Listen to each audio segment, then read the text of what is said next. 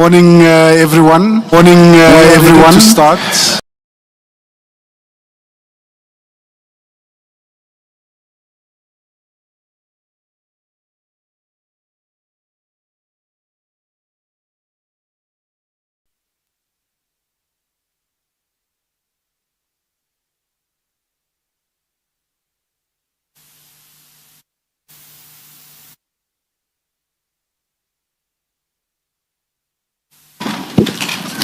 Good morning, Ms. Good morning, Ms. Good morning, Chair. Good morning, Commissioners. Good morning, Chair. Good morning, Commissioners.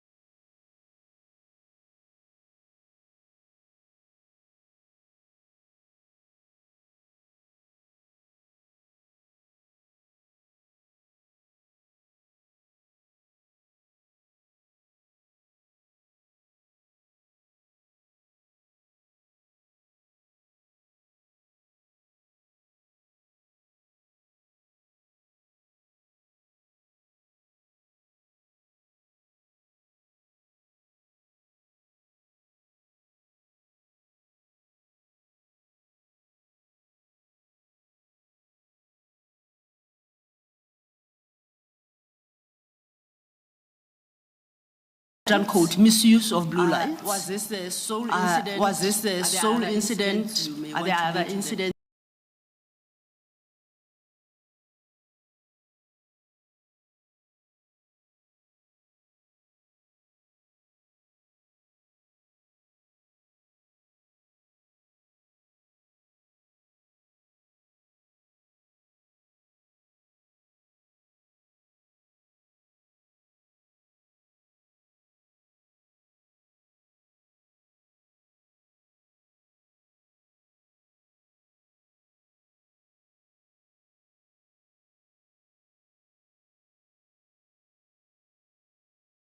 The vehicle was let go, but the vehicle itself belongs to a company with the name of Calvin and Family, which is a private security firm situated in the East Rand.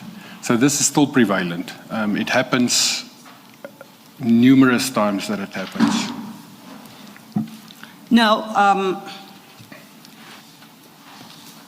that's not part of your written statement. If the Commission were to pursue that, to establish the accuracy of the report you got as regards the N12 incident. Firstly, we would have to file a supplementary statement, but I guess for me, most importantly, how do we go about testing the accuracy of that statement, the report you got? There's a radio control, the radios are monitored, there's logbooks, electronic logbooks and OB occurrence books at the radio control in Ekurhuleni, which will record all of this. And then the officers on the radio itself that heard it and that interacted with it is also be able to testify to the exactness of that. Thank you. Is there any other incident worth noting? Or is that where you end? No, that's where I end 2 weeks ago, okay. Commissioners. Thank you. Ms. Law, will you be arranging that we at least an investigation into those documents? Indeed, Commissioner Baloyi, we intend to. Commissioner Spies now advises that we get in touch with the Ekurhuleni Radio Control. As I understand it, the call would have been logged in the occurrence book. So ours would be to uplift the content of that report in the occurrence book, its detail, and try and locate a witness who can speak to those facts and perhaps shed more light on the incident. Thank you. Thank you. What about the name of a security company was mentioned? Yes, the name of... Contacting that security company and finding out how it came about that they were given permission to use blue lights. My concern with approaching the municipality is that the allegations in this commission are that the municipality has not acted on many of the reports. Yes. And there's even frustration of the investigations within the municipality. So we might end up with a report which is incomplete. Indeed. Whereas if we get confirmation from the security company, at least they will be able to explain who gave them permission and under what circumstances. If indeed it's true that they are using blue lights, because we don't know that. We don't. Thank you. Well, thanks, Commissioner Khumalo. We shall do so. So perhaps, in essence, we will seek to obtain two statements, one from the radio control perspective, Ekurhuleni Radio Control Office perspective, and the other from the very security company that is said to have used the blue lights on the date. So, just a last question on that. Would you have a sense of the date on which this happened? Commissioners, I have it, but then I have to consult my phone to look specifically at the exact date. I think it's a Wednesday or Thursday, and I have got the registration number as it was reported to me. Okay, then I don't think we have to detain the Commission with that, seeing as we will be seeking at least the statements. You will then provide us with that further detail to assist us in establishing the facts around this matter. Thank you. Thank you. Commissioner, then we move on. In our statement, we're at page 7. And at page 7, you have a heading, formal investigation and Brigadier Julius Mkwanazi's involvement. And the involvement, just to locate us in where we're at, his involvement relates to the alleged use of blue lights in a private vehicle, the videos of which you flighted last week. You recall that? So if you can then take your testimony from paragraph 19 at page 7. Thank you. So on this specific day, when I received this query and we answered this back to the media through Colonel Tipa, and I then instructed Colonel Erasmus, he is the head of internal affairs in Ekurhuleni Metro Police. I instructed him formally with a letter to say that he must initiate this misconduct inquiry because of the seriousness of this as well. I also went further to instruct him that he must not delegate it to a lower rank because it's a senior officer that is involved, that we don't have the situation where lower ranks like constables investigate seniors, managers. It could be abused in that manner. This instruction is also, it's done in writing formally. And then during that week,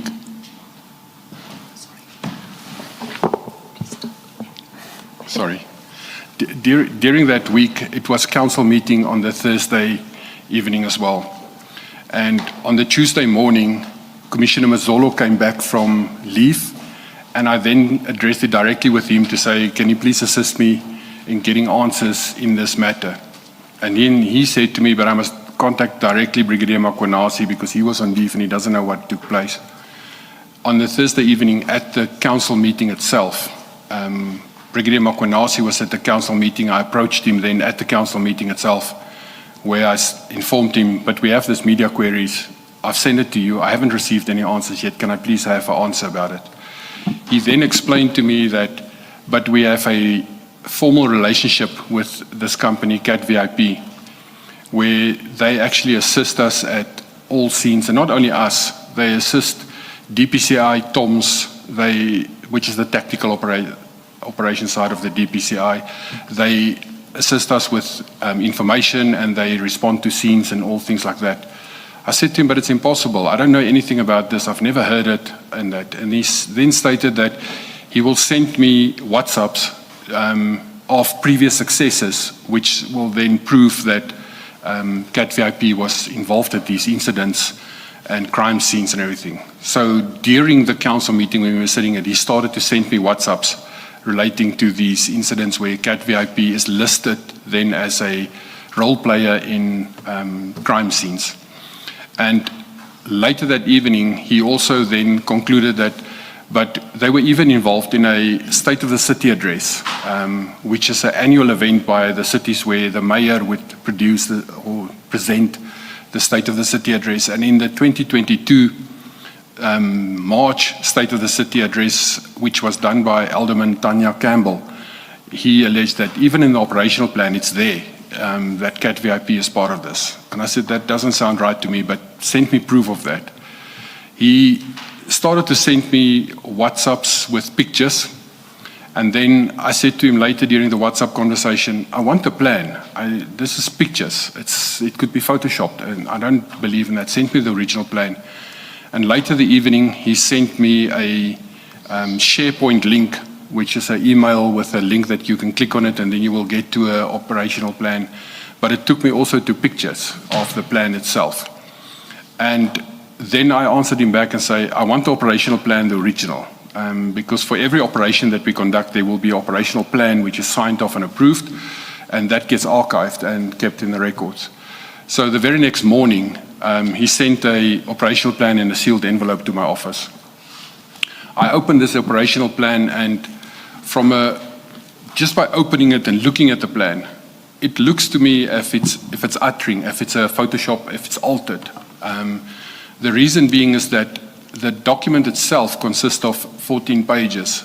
The first 2 to 3 pages had a smudge on the paper as if it was printed on an old cartridge, like makes a faint mark on the papers. Commissioner Spies, if I may, I do apologize. The detail you are providing, in particular on that document, I think would be best served by going to the actual document. So if we could wait, you deal with that further on in your statement. We will wait and get to that annexure, and then you will take the commissioners through the issues you had with that particular operational plan that Mr. Mkhwanazi provided you with. For the moment, though, I would like to refer you to your paragraph 19. You deal there with an annexure RS7. And this, according to your... Just before you do that, I don't know if you were listening, Commissioner, when Chief Mapia was testifying. No, I didn't, Commissioner. Okay. Sorry. I corrected him on the pronunciation of Ulu. He pronounced it Ulu. So I want to correct you as well. You repeatedly talk of Mkhwanazi. There is no A right at the beginning of that first syllable. The A is after the H, so it's Mkhwanazi, not Mkhwanazi. I have to apologize. So I have to be fair in insisting on the correct pronunciation. So I should not correct only Chief Mapia, I should correct you as well. I have to apologize, Commissioner. Mkhwanazi, it's very easy. Yes, easy. Thank you. Thank you, Chair. I'd referred you to Annexure RS7, that's to be found at page 11 in the annexure file. Now, at your paragraph 19, you say this was the letter of instruction you issued to Lieutenant Colonel Erasmus to investigate the matter. Are you at RS7? Correct, Commissioner. Just to confirm a few things, it is dated at the bottom thereof, 2nd of February 2023, and against that date is the name Arspies with a signature. Arspies refers to yourself, and that is your signature, you confirm? That's correct. And directed from, we see from the top of the page, to H.J. Erasmus, Lieutenant Colonel. That's correct. And you indicated that when you issued this letter, as the letter itself states, you were then the acting police commissioner. That's correct, Commissioner. I would like to refer you to midway that page. There are 2 headings. The second is a description of accusation. Could you read the first paragraph into the letter, into the record? It was reported that Brigadier J.D. Mkhwanazi appointed CAT VIP services on an official document. Vehicles was registered on the City of Ekurhuleni name. It was further alleged that Brigadier J.D. Mkhwanazi appointed individuals to work with EMPD. These and other conduct need to be investigated accordingly, including other facts that may be discovered during the investigation, and any other conduct that you may determine during this investigation. And with the issue and service of that letter on Colonel Erasmus?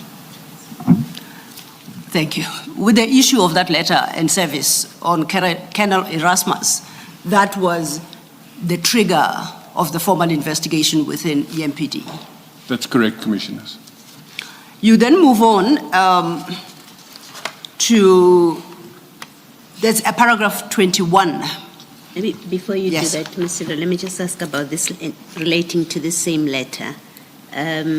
Commissioner, we had evidence from Chief Mapie that at some point he was instructed by the city manager to discontinue disciplinary proceedings now against Brigadier Mkwanazi.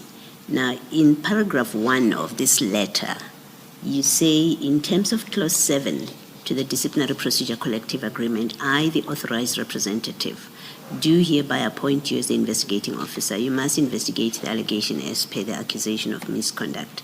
It's that first sentence that I'm interested in, which is, you are the authorized representative in terms of clause 7, to us where the power, in terms of that disciplinary procedure collective agreement, where the power to institute disciplinary processes lies, according to that collective agreement.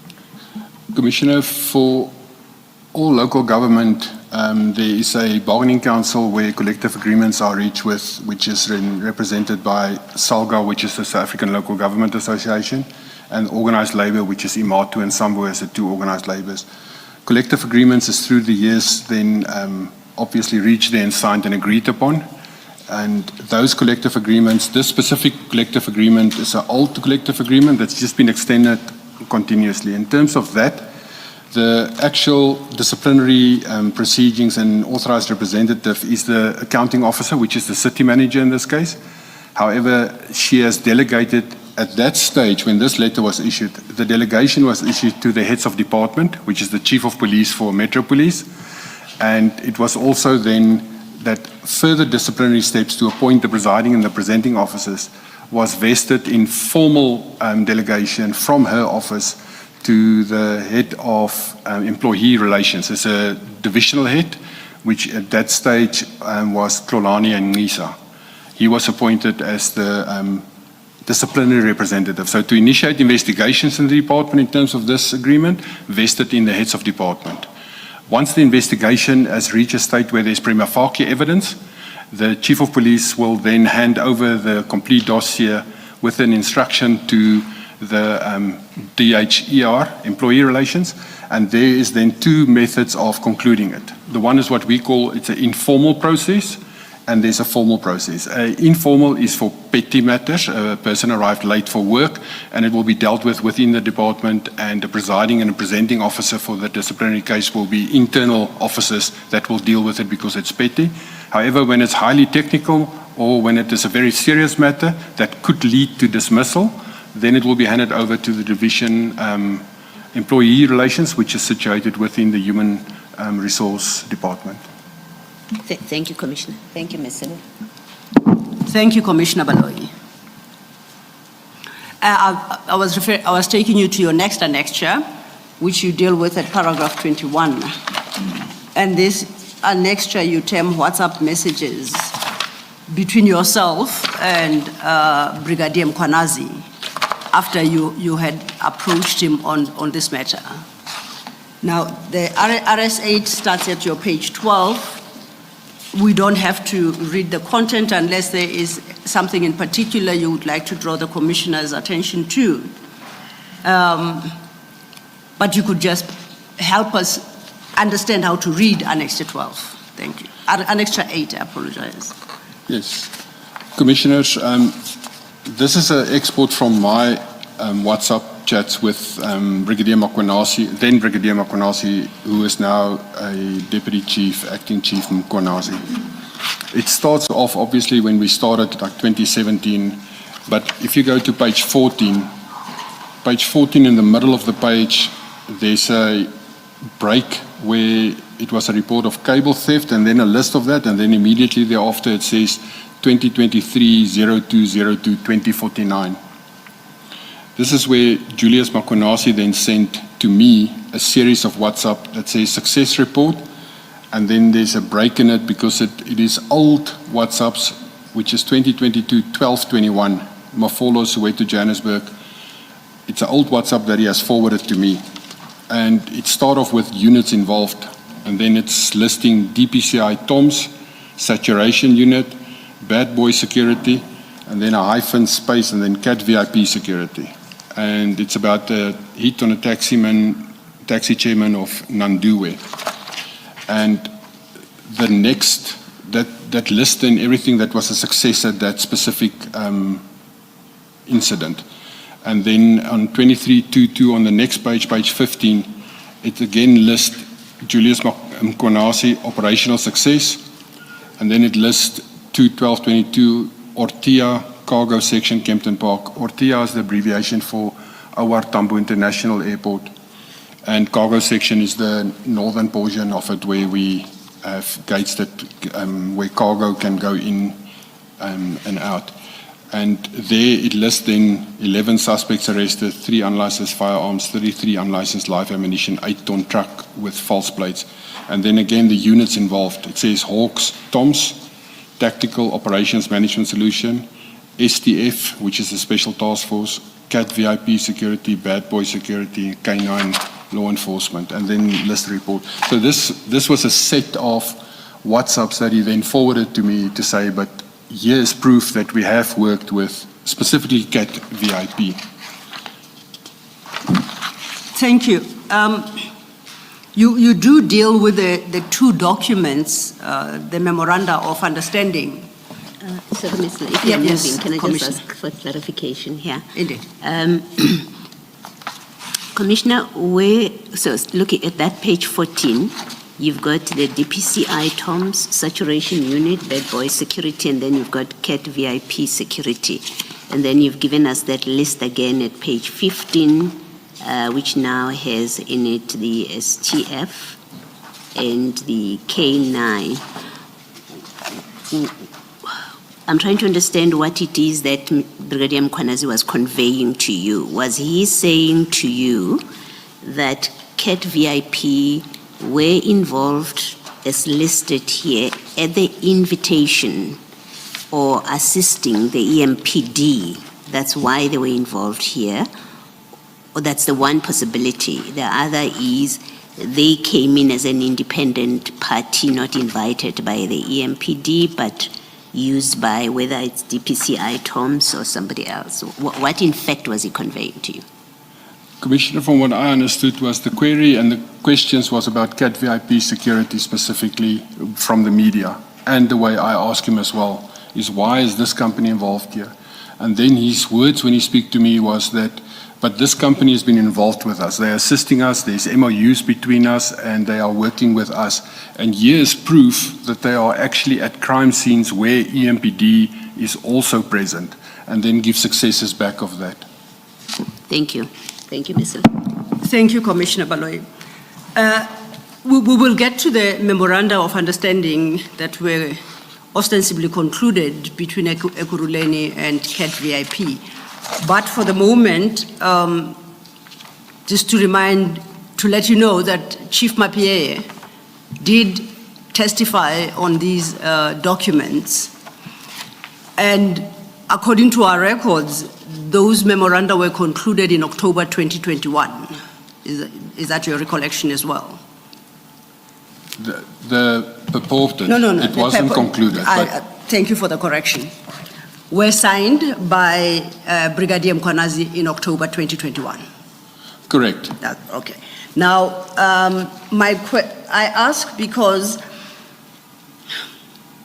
at page 14, what he highlights, and the part that you drew our attention to, as well as page 15, these are incidents that arose in 2023, and both 2023 and in February, where he claims that there have been these deployments of VIP CAT security. The first one that he sent is in 2022, December. The second one is October 2022. And then the third one is February 2023. Okay. Now, Chief Mappieye informed us that Ekurhuleni, EMPD issues public tenders for provision of security services to EMPD facilities. You are aware of that? Correct, it's for security guards to protect council premises. And he drew the commissioner's attention to the fact that in 2020, the EMPD appointed 10 service providers for that purpose and provided a list. And for the record, that will be Chief Mapiea's Annexure JM 13 and JM 14. So there is a list of service providers. Correct, Commissioners. There's in terms of the MFMA, the Finance Management Act, there's every 3 years a tender that is published and then awarded to security companies to protect council premises. And the tender runs in a 3-year cycle. Yes. Looking then at page 14, you are given in details by Brigadier Mkwanazi regarding the engagement of entities such as Bad Boys Security.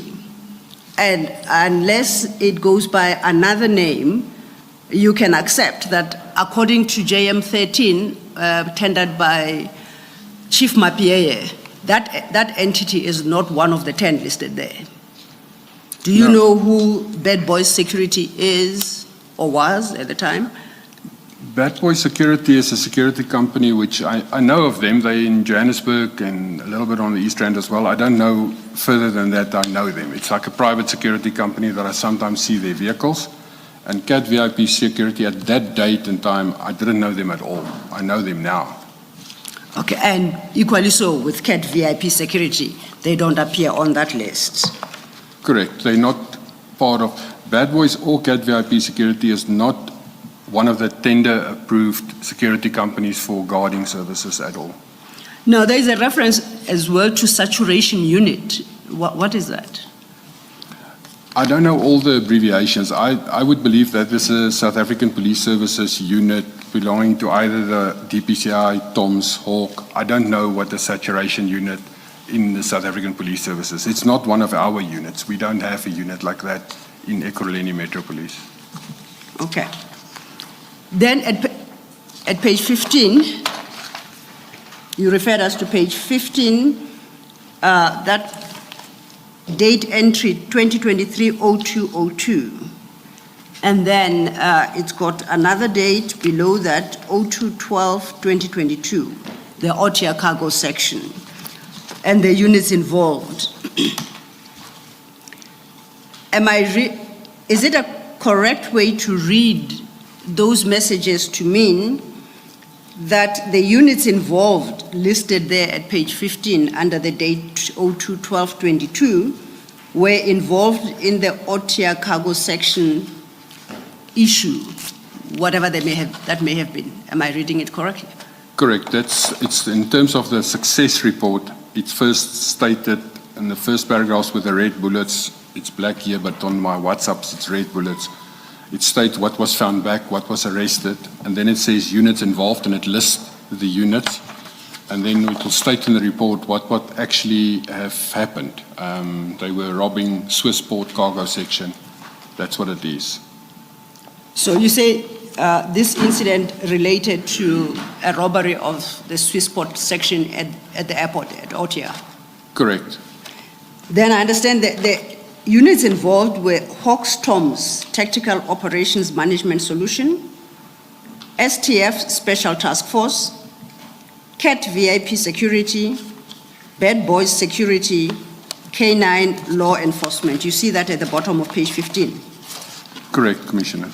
Is it a correct interpretation on my part to say all those units were involved in dealing with that Swissport robbery, resulting in the arrest of 11 suspects, finding 3 firearms, and all that is listed there? So CAT Security was part of that operation.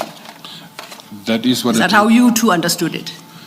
That's how I understood it, and it's sometimes it's even strange to me is that all these units are involved, and it's sent to me from Brigadier Mkwanazi as if it is Ekurhuleni Metro Police that is running the show.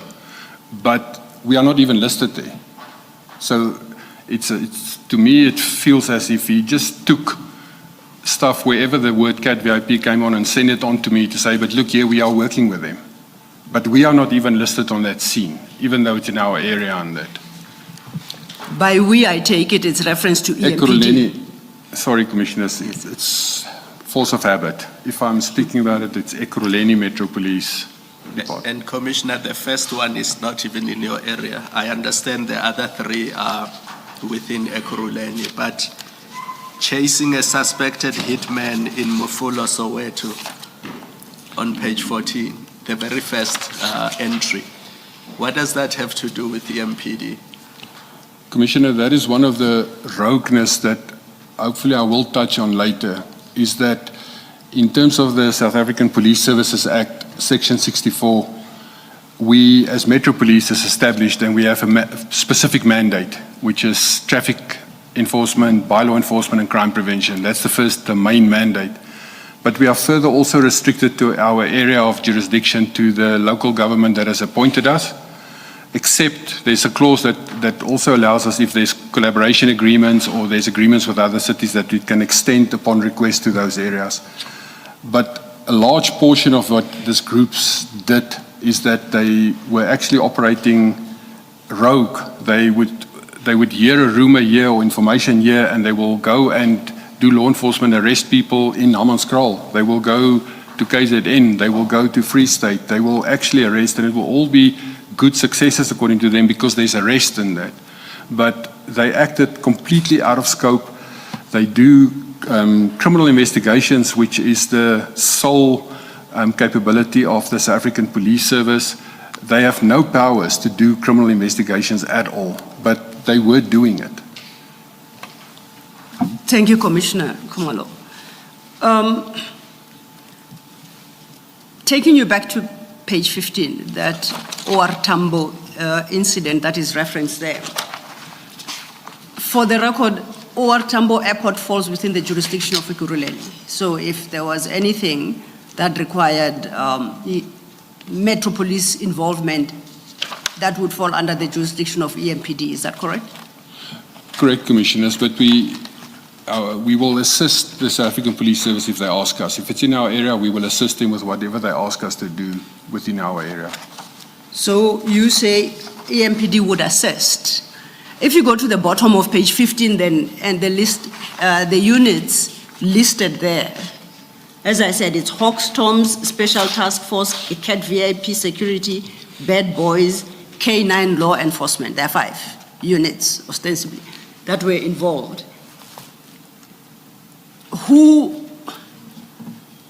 Which police service or force or unit would actually have been responsible or initiated this engagement at Otia? I'm trying to understand because I see 2 Cat VIP, Bad Boys Security, sounds like private companies. I see Hawks, Toms Tactical Operation Management Solution. Then there's the Special Task Force reference and the K9 Law Enforcement referenced. Who, in your understanding, was responsible for that operation? Which of these units, if any? From my understanding, how it works is that the Hawks, the tactical operation, would actually be the one who do the operational plan and manage and control it.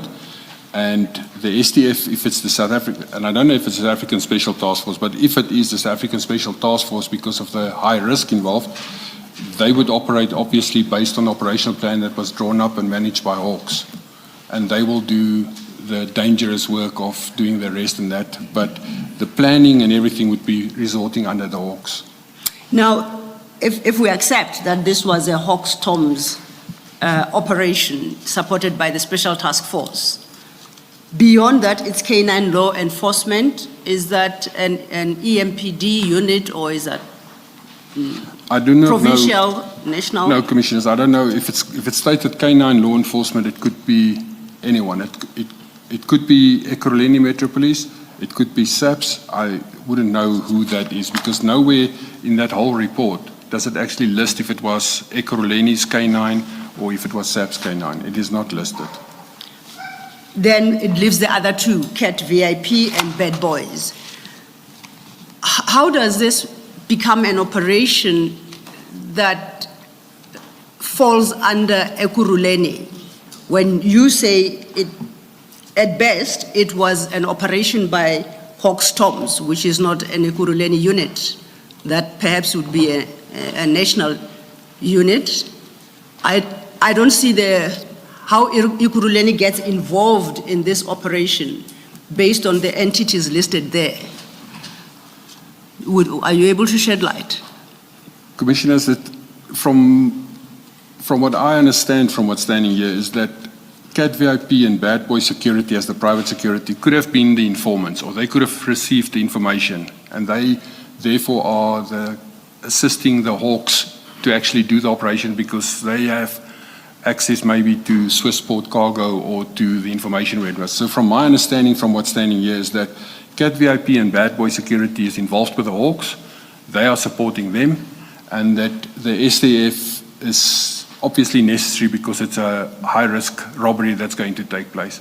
That's my understanding from this. The K9 law enforcement, I wouldn't know who it was. It could be Ekurhuleni. It could also, because it's a year before it even happened, and this was just sent as WhatsApps, which I didn't really even care about it. It was like someone made them up just to send to me to say, yes, here is successes to prove that we do work with Cat VIP. And this is supposed to have happened on the 2nd of December 2022. You were still with EMPD at the time? It's correct, Commissioner. It's 2 December. And at the time, what position did you hold in EMPD again? I was then the Deputy Chief of Police, Auxiliary and Support Services. I was appointed 1 August 2022 in that post, so Deputy Police Commissioner there. Now,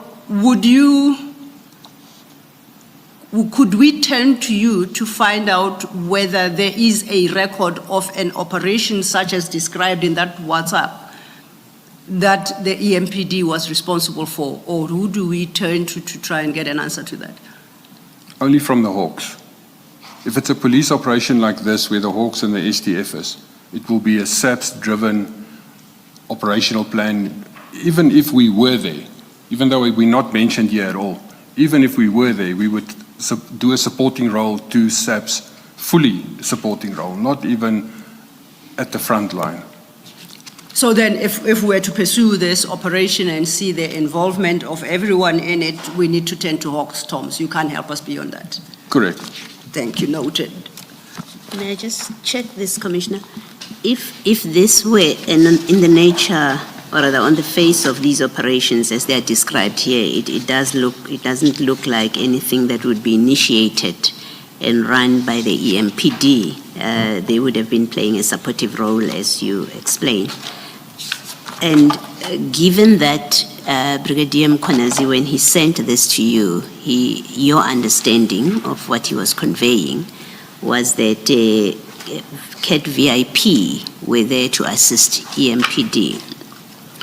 You've testified that the security companies are appointed to secure the property of the municipality. Would it have been proper and open to EMPD to invite Madlanga VIP, CAT VIP security into an operation where the EMPD has been asked by, let's say, the Hawks or SAPS to come and assist them? No, Commissioner, that would be completely out of bounds and out of script. No outsiders get invited into an operation where we are already, even if we are with SAPS, it just leads to leak of information and anything. So we wouldn't invite, if the SAPS and the Hawks is in charge of operation, there's an operational plan which is driven by them. If we are then invited to assist them, we assist them. We cannot carry on and invite more people. It just opens up and it makes a farcical of policing when information is being leaked all over the show to everyone. And we would not, at the bottom end, when we do patrols, we have friendly relationships with the security companies that is in our same areas that we patrol. So it's not that we don't know they are there. We do work together. If they say, for instance, to us, but there's a robbery at one of my clients' house around the corner, we will obviously assist and respond there. Or if they arrest someone and they contact us, we will go and assist them. But we don't have formal approved operations or MOUs with security companies as Ekurhuleni at all. We only have this 10 companies that's annually or every 3 years appointed to protect our guarding and our premises that we have, not to do patrols and provide extra services to us and do anything security related. Thank you, Commissioner. Thanks, Mr. Thank you, Commissioner Baloyi. Thank you for walking us through that annexure, Commissioner Spears. We then move to your paragraph 21. No, we're still at your paragraph 21 because you reference another annexure there. And that annexure, you say that Brigadier Mkwanazi, and I'm reading from your statement, quote, also stated that CAT VIP had provided protection for the mayor and for the proceedings during the State of the City address by Alderman Tanya Campbell in 2022. Do you see where I'm reading? Correct, Commissioner. And for that purpose, you say he sent photos and shared a SharePoint link of the operational plan in respect of that event. You overleaf at paragraph 22, then have a heading analysis of the MOU and operational plan. I would like us to park, you have annexed the operational plan as annexure RS9 capital A. It's in the annexure file. But when you turn over, you start with the MOUs. So we're going to follow the structure of your statement and start with the MOUs, and then we'll come back to annexure RSA 9. Do you understand my logic? Correct, Commissioner. Thank you. Let's turn then to page 8. At page 8, paragraph 22, you highlight what the investigations revealed, and you reference the two documents which you have annexed as RS10 and RS11. Could you take the commissioners through that? Thank you.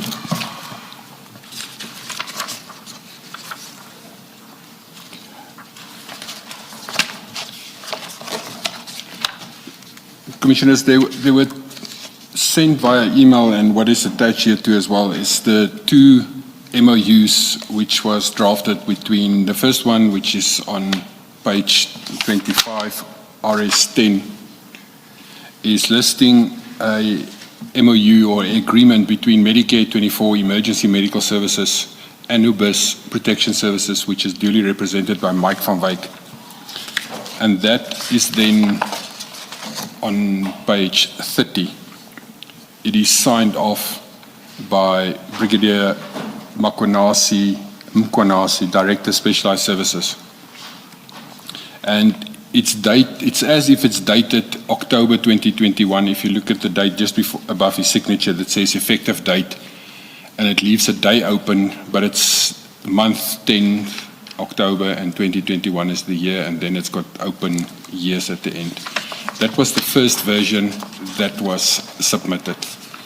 Then the second version is a very similar memorandum of agreement, but this time it is with CAT VIP protection, which is on page 32. And this MOU is then also signed on page 34. It ends the same thing as that, effective date, and then a 10/2021, just fill in a date. It's also under support by JD Mkwanazi, and it's then dated with a date handwritten in as 13 October 2021. Commissioners, please, my apologies. Commissioners, just to orientate you, those are the same documents that Chief Mapie submitted as JM11 and JM12 respectively. Thank you. You may proceed, Commissioner. The one thing that I want to highlight on this first one with Medicare 24 is that if on page 30, and I've actually, maybe Advocate Defensie, if we can just highlight that specific paragraph, because when we start the investigation, this paragraph jumped out at us to say, but yes, vehicles that's being registered onto our name from a private firm or security company that we will use. But this paragraph is completely against any police training, knowledge that I have, is that, and maybe if I can read that into record, is that EMPD will assist with registration of vehicles under EMPD as official vehicles, and we will be permitted to use blue and red lights to respond for and on behalf of EMPD. The cost of this will be for Medicare 24 and Bus Protection Services. That's as if we outsource law enforcement now to a private company, to say you will respond on my behalf, you will actually act as a policeman. That's what this MOU purport to be. And that's why when I read this, it is so wrong that every fiber in my body jumps up to say, but this is wrong. There's something horribly wrong in this matter. And that's why the registration of the vehicles that is on our name actually red flagged. And the investigation initially say, but here is something much deeper and it's very wrong. And that's why we start with the disciplinary inquiry, misconduct investigation. Commissioner, I think what you read has been put up on the screen just for reference point or reference purposes. That is Annexure RS10. And that is the memorandum of agreement allegedly between Ekurhuleni Metropolitan Police Department and Medicare 24. And just to confirm that at our paginated page 30 of the bundle, that is where you read from. There are 5 bullet points on that page. But if you go a step back or a page back at page 29, it would appear it's part of a list of what is termed understandings. Correct, Commissioners. So the part you read is the last bullet point of these quote-unquote understandings as they appear at page 30. That's correct. The page 29 will deal with what Medicare 24 will provide. Yes. And then page 30 deals with what Ekurhuleni Metro Police Department will provide. Thank you. Noted. You may proceed. We have now dealt with RS10. Can I just ask this? Commissioner, that paragraph that you read into the record, it makes reference to red lights. Can you just explain what is this within the EMPD? Commissioner, the lights, as I've stated earlier, in terms of the National Road Traffic Act, specific lights have specific meanings. A blue light is always law enforcement of those entities that may have them, South African Police Service, the SANDF, military police, the traffic and the municipal police. Those are the ones that may use blue lights. Red lights, in terms of the law, must be used by medical practitioners, which is a paramedic or ambulance responding to a scene. That is the use of red lights. Amber lights is then for construction work and that. And green lights is civil defense, when a person responds to a civil defense light for a green light. So red lights in this manner is, we do not have red lights. As Ekurhuleni Metro Police, we do not have. But there is sometimes a municipal police department that combine the use of police and paramedics, for instance, in a city. And then when you have a combined, even South African Police Service, when you have a combined service where there's paramedics in the vehicle plus there's policemen in the vehicle, you will use a combination of blue and red in the vehicles. But if it's purely police, it will be blue. If it's purely ambulance or medical services, it will be red.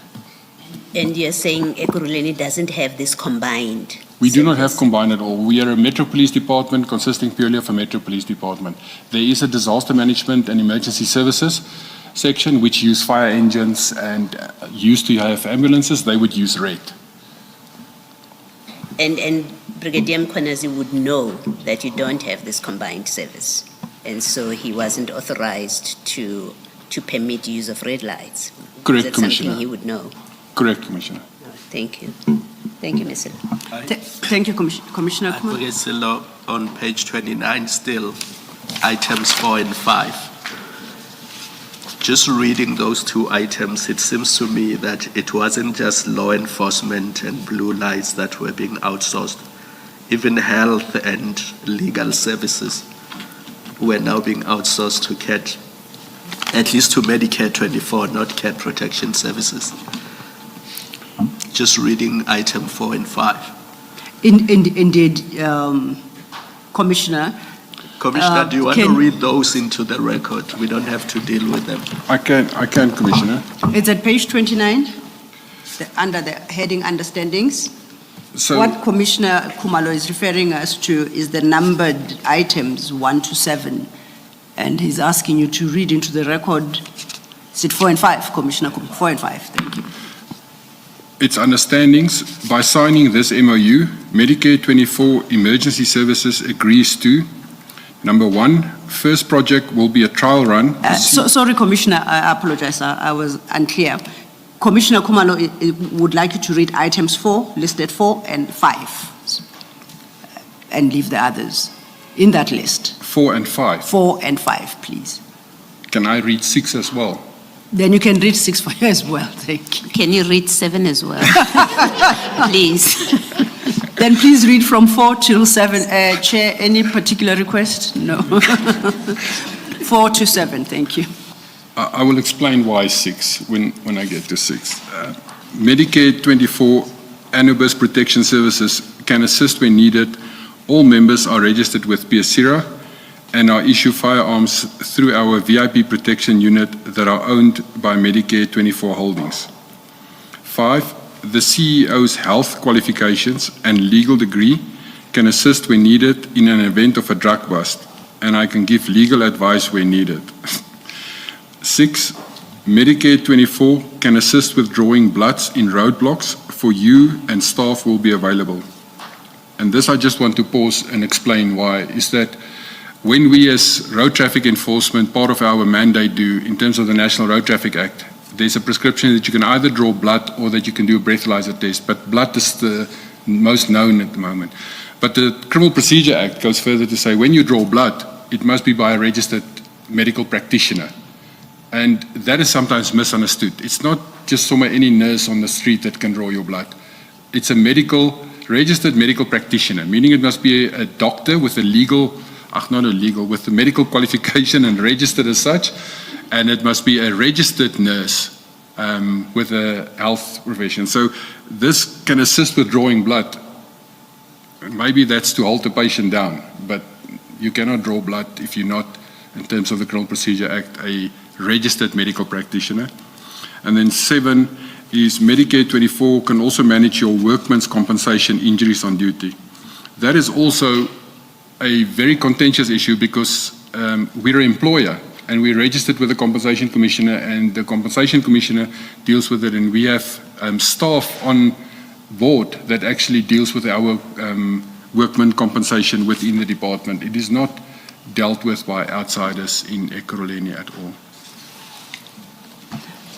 Thank you, Commissioners. So I think it was Commissioner Baloyi who made the point that according to this document, it was Commissioner Khumalo, technically this entity was taking over all the services provided by EMPD and acting for and on behalf of EMPD if they were to be followed. Is that your sense as well? That's only if this was ever approved and signed. This will never pass a proper legal department or through a scrutiny. Did you ever get to establish, and you read this into the record on that list, item 5, I understand that the CEO, and we're talking here of Medicare 24 Emergency Services, has got health qualifications and legal degree, and was offering to assist when required in an event of a drug bust, and she can give legal advice where needed. Did you get to know, firstly, what legal advice during a drug bust did you understand this to mean that he could provide help on? This is a laughing matter if I actually read this, and I'm looking at it from a police perspective. We are a formal city with a formal legal department, and even in terms of policies and procedures within a council, any employee, if you need legal advice, or any department, if you need legal advice, it will go through your legal department, and that legal department will give legal advice.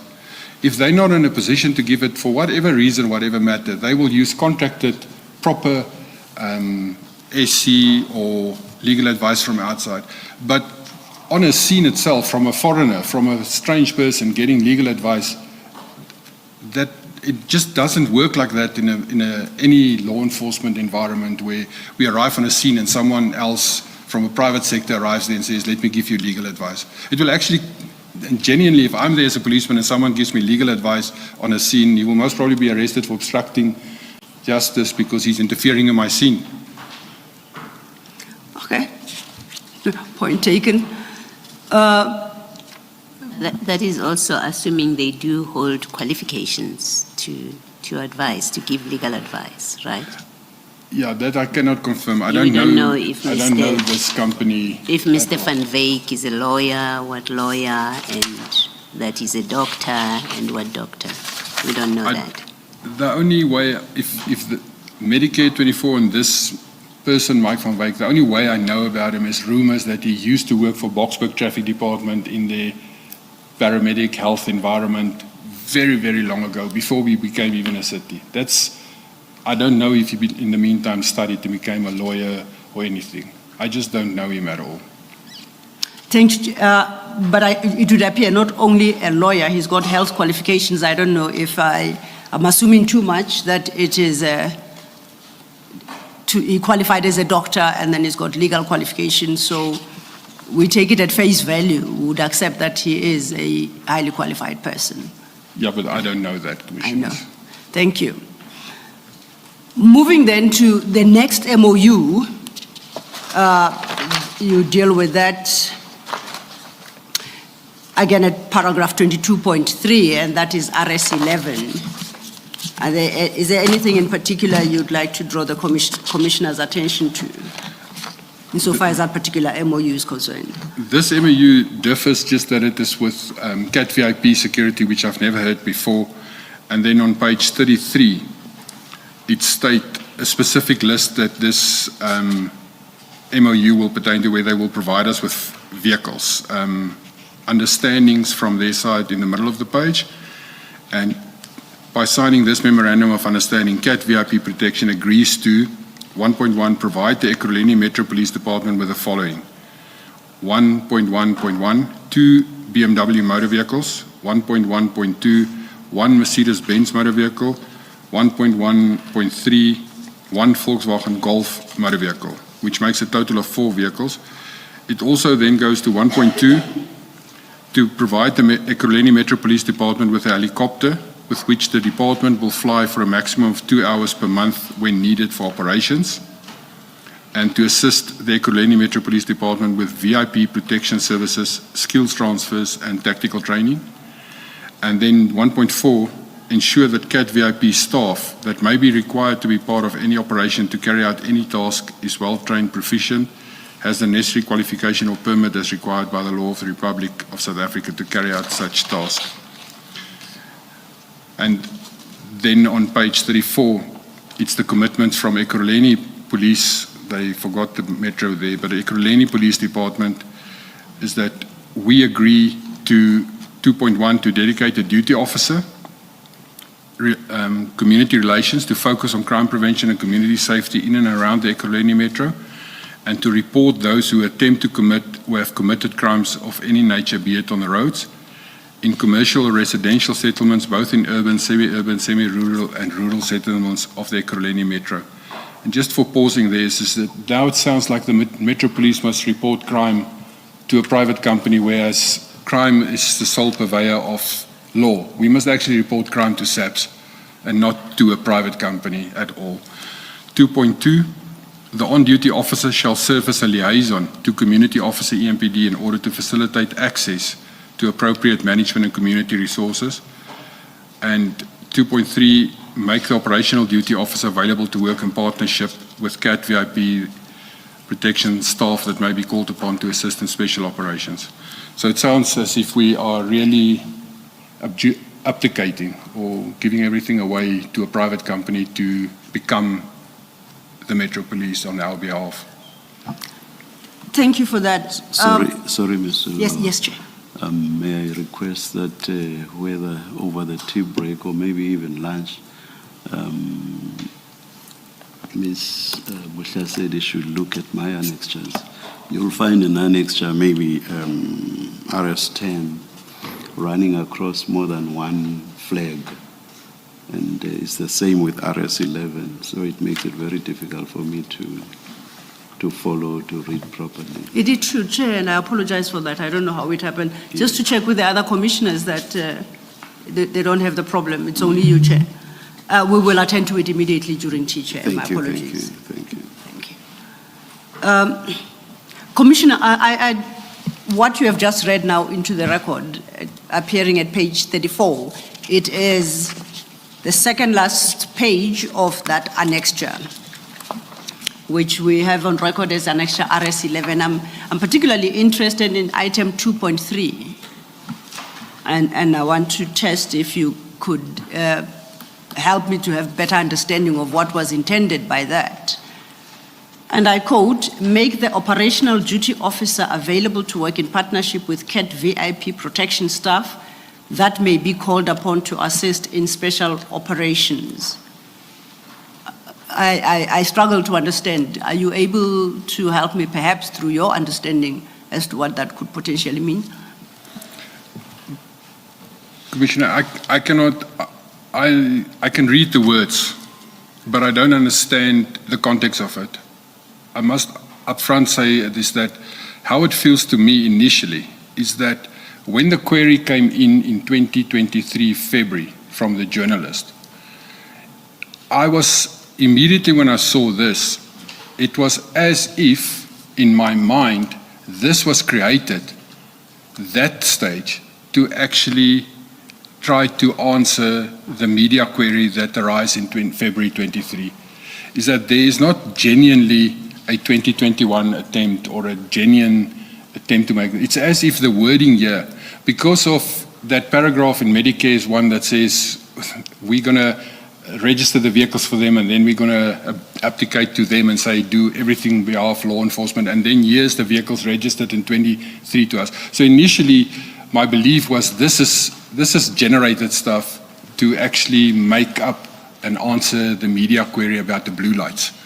But obviously in hindsight I've also seen, but there have been, these MOUs have been in existence for a long period before the time, but it has been drafted and drawn up by, in my mind, and it's, sometimes I shouldn't say it, but it's illiterate people that doesn't know how to type MOUs. It's completely wrong. Everything in here, the wording, the intention, based even from the letter when you started to say endless working relationship. This is all as if it is children drafting stuff and we're going to get to adults that can actually look at it and make it better.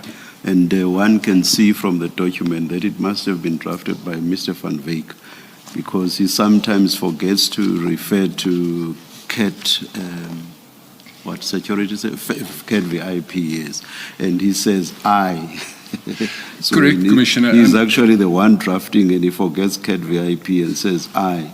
There's also, and this is something that I haven't yet fully understand, there's also CAT VIP and Medicare wasn't friends at this date. If you look at 2021, from my understanding is that CAT VIP only obtained Medicare 24 in 2022 when the police tender started. At this stage, they weren't yet holdings and friends with one another. They were still separate entities. But here they already speak as if it's one in 2021. Thank you, Chair. On that annexure, at page 33, under the heading Understandings, just before that, thank you, Chair. Yes, right at the end where the evidence leader, Ms. Sillo, referred you, that is 2.3. There's reference to an operational duty officer. What is that? I looked, there is a definition section at the beginning of the document, but that is not defined. What is that? Commissioner, we don't have something like operational duty officer in that context at all. But in paragraph 2.1, it states that we agree to dedicate a duty officer community relations to focus on crime prevention. So it's as if this MOU is saying that we're going to dedicate a duty officer for them to report stuff to them and to report So the it's, crime. it's a creation of the so-called MOU. Yes. Thank you, Chair. I'd referred you, Commissioner Spies, to page 33, same document. Under the heading Understandings, Item 1, the main body of the paragraph starts with, by signing this Memorandum of Understanding, CAT VIP protection agrees to. Now, I would like to draw your attention to paragraph 1.2. Provide the Ekurhuleni Metro Police Department with a helicopter with which the department will fly for a maximum of 2 hours per month when needed for operations. Based on your experience, what value would such a resource, a helicopter that you could only fly for 2 hours in a month, what value would that add to your efforts as EMPD? It won't add. 2 hours is nothing in helicopter time. It's also, real money-wise, it's maybe about 25,000 Rand worth, 2 hours, because we don't have a helicopter. So we will have, it's a rented helicopter. I don't know exactly how much it costs per hour, but we have a pilot that can be used, who's got a private pilot license that can be used. But it's about 25,000 Rand worth. But 2 hours, in the sense of a crime scene, that is nothing. It cannot do law enforcement. Helicopters is a critical tool to be used, but you need more hours if you really want to fly properly for crime prevention, and you have to attend to scenes. It's a very, whoever made that, the city doesn't get anything from it if you give me 2 hours per helicopter. It's expensive for us as a city to rent because it's about 25,000 Rand, my opinion. I'm not a pilot, so I wouldn't know, but it's where I think it is approximately. It is not 2 hours per helicopter as I read it. It's 2 hours per month. Correct, per helicopters So you may split it into 15 minutes per investigation to stay in the air for 15 minutes so that you effectively use up that 2 hours over the course of the month. There are so many crimes that take place that 15 minutes, it's from the start. Helicopters measured from the moment it starts. And the flight time is maybe 10, 15 minutes to a scene. And then it's still going back, land again, and switch off. So your 2 hours it's everything. It's not the actual flight time that is counted. When you say you rent a helicopter for 2 hours, it's right from the moment you actually pull it out of the hangar and start it, right up to when it goes back into that hangar and it's switched off. So even if it's just one scene, it sounds like it's a 10, 15 minute flight time. It's a much longer payment time, effectively. Thank you.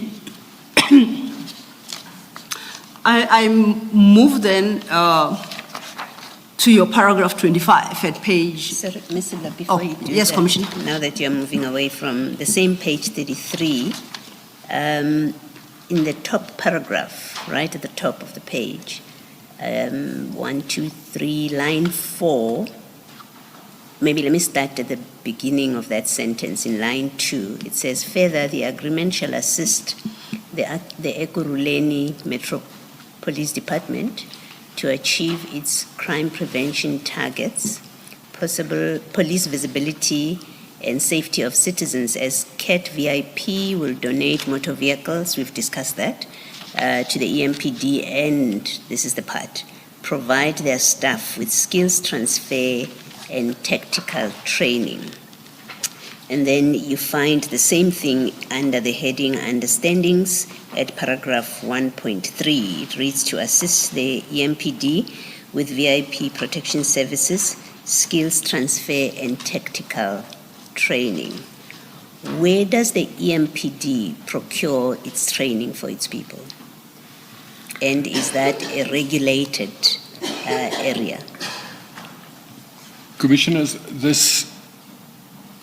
firstly, this sounds like donations. And donations, in terms of legislation, there's legislation and policy within the City of Ekurhuleni. The City of Ekurhuleni has got a gifts and donation policy, how it must be dealt with, and the National Treasury has also issued instructions, and the MFMA makes provision for donations. There's a complete process that a city has to go through when accepting donations. It must first be submitted to the city manager as a full motivation. Then it must be looked at and analysed if there is not a hold that will effectively be created on the city for that. And council must then accept the donation and it becomes then assetized. When it deals with training, as an example, during 2020, during the COVID disaster, we had received numerous donations from, for instance, the Church of Scientology, who cleansed and sprayed our buildings for free. Because they did that as a service as a church then.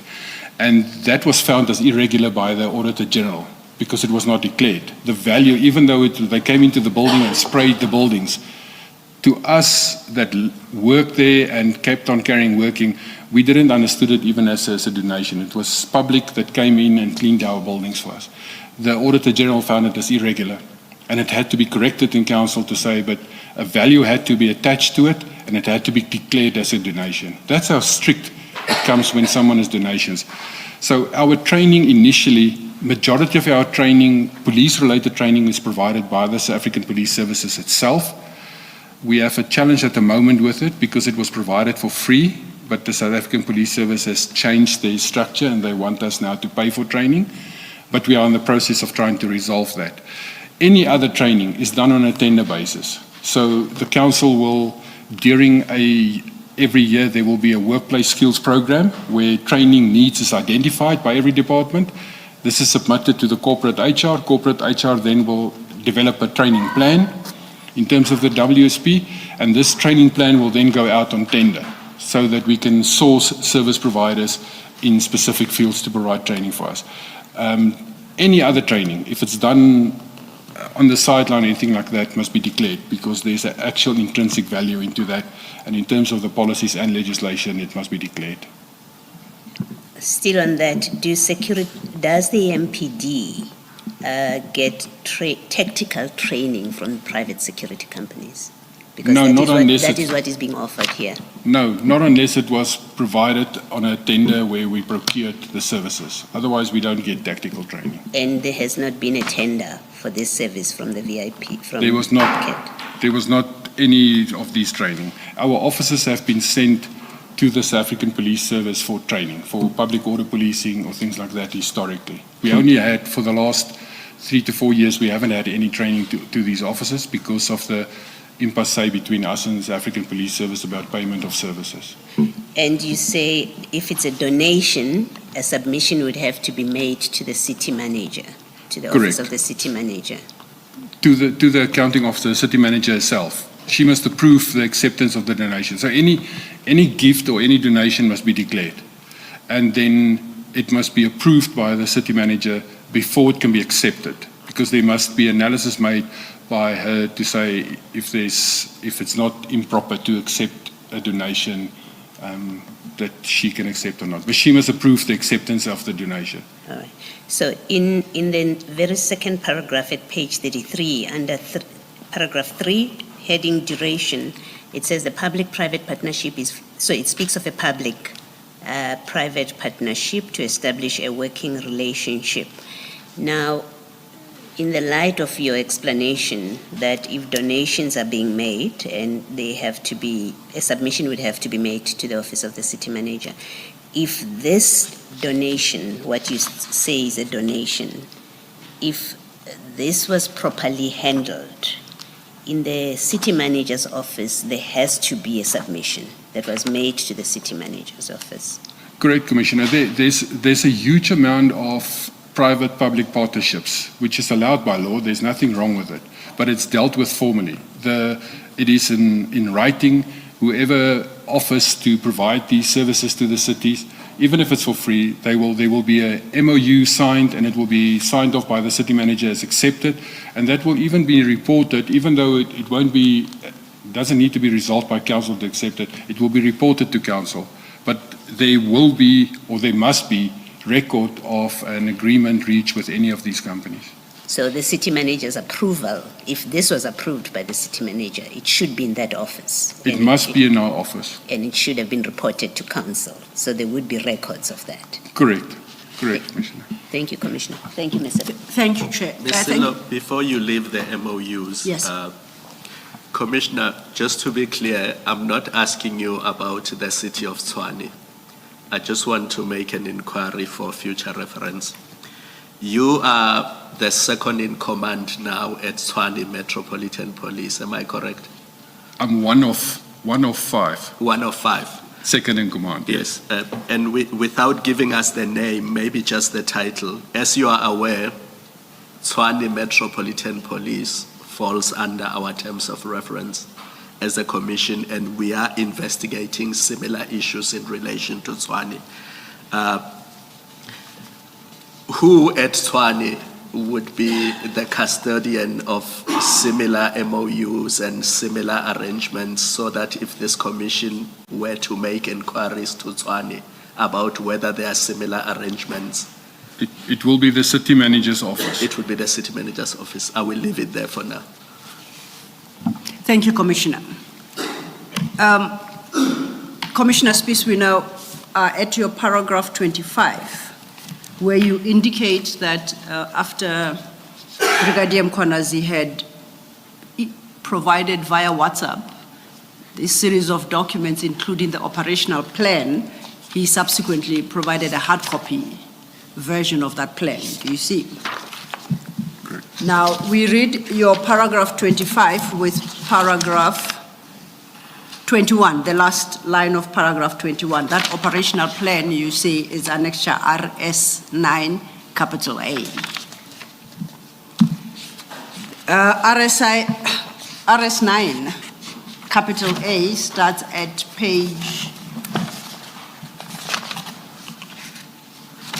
24.1, and it will run to 24.14.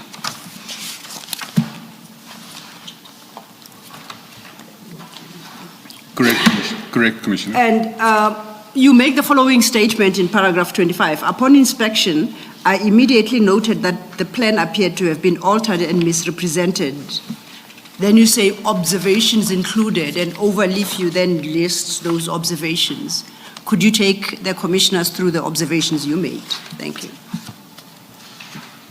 Commissioners, so from the original, this is obviously now a copy of a copy of a copy eventually, but the original is still in the dossier, which is kept at Bihari's office, hopefully in the City of Ekurhuleni Legal Department. On that original, the page 1 and page 2 and page 3 had, on the right-hand side, they had smudges from a printer cartridge, like if you print on a dot matrix, not a dot matrix, a inkjet printer. The cartridge has got a filthy roller that actually smudge and makes smudge marks there. And then the middle pages up to page 9 had a clean pages with no smudges whatsoever. And then the following pages again had smudges on that page. So it's as if someone has inserted and replaced the middle portion of the operational plan. Then, Commissioner, may I request that perhaps you take us issue by issue, the smudges. Please refer us to a specific page, and you talk to the smudges and where they are to be located. Yes. Thank you. And Commissioner, when you say page 1, page 9, and so on, are you referring to the pages that say 1 of 14, 9 of 14? Or correct, Commissioner. Please refer to the page numbers at the top. So page 1 of 14 of the document, but indicated in the record as 24.1. Thank you. And then 2 of 14 indicated as 24.2, and 3 of 14, 24.3, had smudges at the bottom side of it that indicate that this has been printed on a printer that is, you can see on the right-hand side, there's like a faint line some of the copies that still stick out there. Then Please refer us to a specific page and then we look at it and we on work. page 3, Okay, that would be 24.3. paginated 24.3. on the complete right-hand side at the top part of it, there's a black line that runs there. The black line running across the page. From not the down top to the page. bottom. So where the number, to the bottom. the block that's got 58 in it, on the right-hand side of that, there is a black line that runs there. So the frame around the document itself, they have created a frame around it. That frame, if you look at where 24.3 is, and then this black block 58 and the square around it, that touches on the left-hand side the frame of the document. But to the right-hand side of that 58, there is a faint black line running to about the middle of the page. Yes. That is a scratch mark or a faint ink mark that stems from the printer that caused it.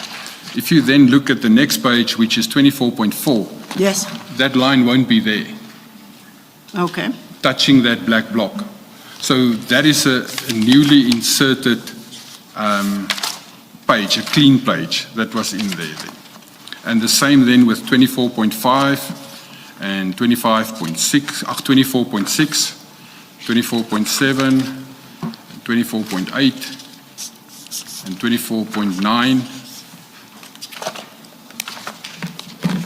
So there's no more lines on that right-hand side. So that's why it feels like it's only when you get back to the signature page again that there's a difference in the page itself. At the bottom right-hand corner, there's like dirty dots. So page 24.14, at the bottom right-hand side, just to the right of that frame around the document, there's dirty dots at the bottom. It's about 2 centimeters below the last signature on the page.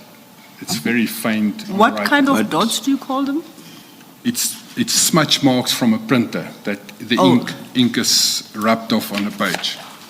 What must we make of that, Commissioner? All the things that Commissioner, you've what- noted. Yeah. On the original, it's much clearer. So when I looked at it and I started to open it and I paged through it, it's the very first thing I saw when I paged through it to say, but here's a document consisting of 14 pages, but the middle portion of it has got brand spanking new pages in, where the first pages was printed on a printer that's got a cartridge that's old and makes smudge marks on it. And then the last few pages from page 10 onwards have also smudge marks on them. So it's as if what I immediately thought what happened is that someone changed the middle of the document and printed it on a new printer and inserted it. Because when you go to my second observation that I made, is that the fonts and the pitch size of the fonts and the spacing between paragraphs have changed, where initially it was like, it's as if it's a 12th pitch, a normal font that you can read. But as soon as you get to page 3 or page 4 of the document, By page 3 and page 4, you mean 24.4. paginated 24.3 and 24.4? so up to 24.3, which is page 3 of 14, it's as if the spacing and the typing is normal. It's not suddenly not. But then if you go to page 24.4, which is 4 of 14, Yes. suddenly there, the wording when it gets to intentions and mission, it's as if when it's bullets, there's no more spacing between it. It's as if it has been shifted and the space has been removed. To my mind, it was to add something into it so that you don't jump too much in the document. So there was stuff added into the document. Could that not have been a function of sloppiness with the typing? It could be, Commissioner, but I'm looking at it with about 5 or 6 different points. So the first one is these smudge marks. Then I'm looking at the fonts that is being changed. The next one, which is... Without sounding facetious, can I take you to page 35 of your statement? The very last page of your statement.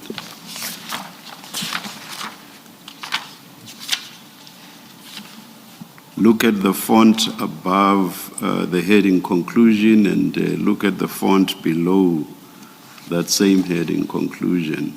Do you see that? I don't know whether it's the font size or probably it is. Do you see? What can you attribute that to? See, I'm drawing your attention to your own statement, and your statement also seems to have some of the Commissioner. The issues you raise about this document. Correct. But there the spacing stays the same. But the font does change there. So it could be sloppiness on my side, which I will accept on that. But in total, when you look at everything that I'm mentioning about this operational plan, this is not the only thing that I based it on, Yes. what I'm saying, why I feel something was changed. The final... Before you do the final, can I, at paragraph 25.3, you make the point that on the second to last page, the auto-numbering of items was inconsistent. In parentheses, item 17 was followed by 18, which was then repeated on the next page. Yes. And your item 17, please refer to page 24.13. Is that the item 17 with the heading debriefing that you reference? Correct, Commissioner. So Can you deal with that aspect? if you go to page 24.13, which is page 13 or 14, and this added to the fact that I'm saying something has been removed and the spacing has been removed, because point 17, debriefing, and then a bullet that says the debriefing will take place immediately after the operation by the operational commanders, full stop. On the next page, page 14.14, the very top of that heading ends with operational commander, full stop. And if you then go back to the previous page, it says 18, administration and logistics, and a bullet, proper record of all accidents to be safely kept. And you go back to the signature page, point 18 is again the same.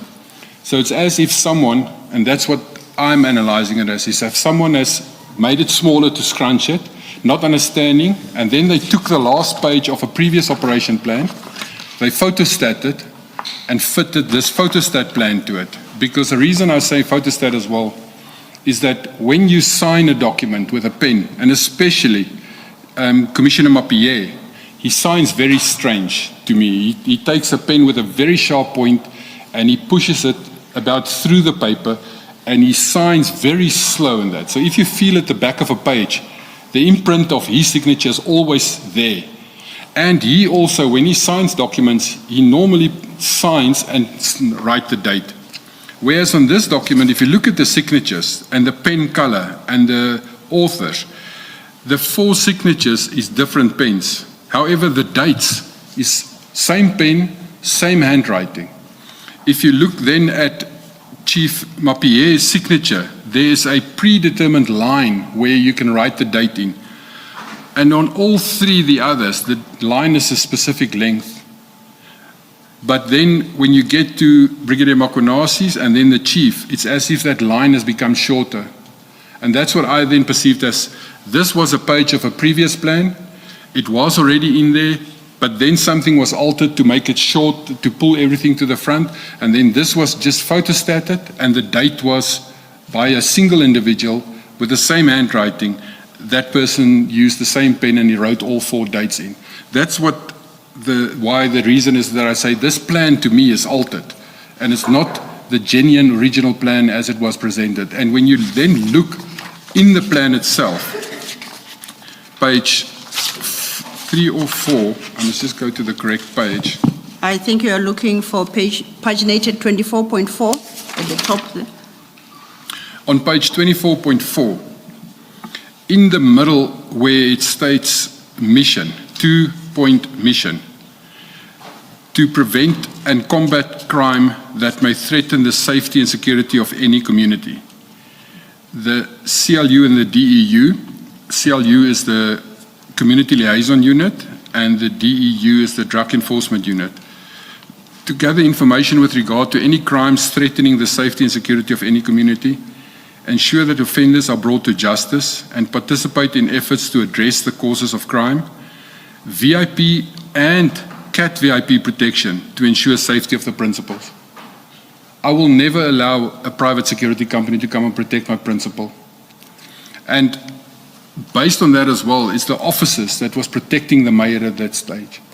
Even they, much later, the one officer has actually emigrated to Australia. That officer has sent WhatsApp this year to us, wherein he stated that when he arrived on the scene to pick up the mayor, there was 2 vehicles at that scene waiting already. And when he asked them who they are, they said they are Special Task Force. So you make an assumption that it's from South African Police Service. However, while they were driving, he did the inquiry and he verified them. And the one vehicle came out on Cat VIP and the other vehicle on a private individual. And he complained about that. Apparently, that's what he says. But he's now in Australia, so I cannot. I'm just saying with the WhatsApps that I received from him. So the Cat VIP portion in there, it's just not happened. If you look at the next sentence, EMPD Security and Kailami Security Services, that's one of the contracted security for guarding. So EMPD Security, we've got a security in Ekurhuleni Metro Police, there's a security division, security and loss control, and Kailami Security Services is one of the 10 companies that was contracted to protect council premises. That makes sense. However, in the line just above it where you say VIP and Cat VIP protection to ensure the safety of principals, it's as if that was now added in there. And then Before you move off that point, my reading is technically, according to this document, the safety of principals was left to VIP and Cat VIP protection, and EMPD was reduced to protecting the property and access control. Is that Correct. Am I understanding it correctly? correct. Let us leave it at that. Please hold your thought, Mr. Law. I shall. Thank you, Chair. Let's resume at 11:15. Let's adjourn.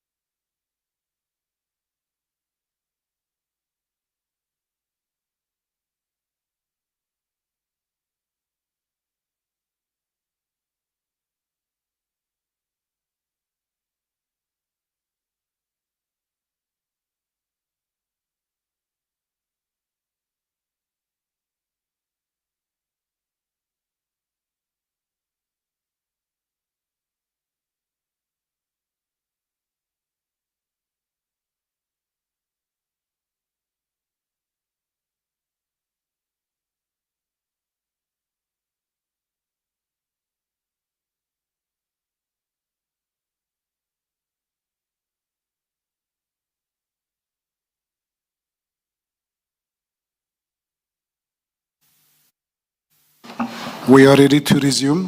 Thank you.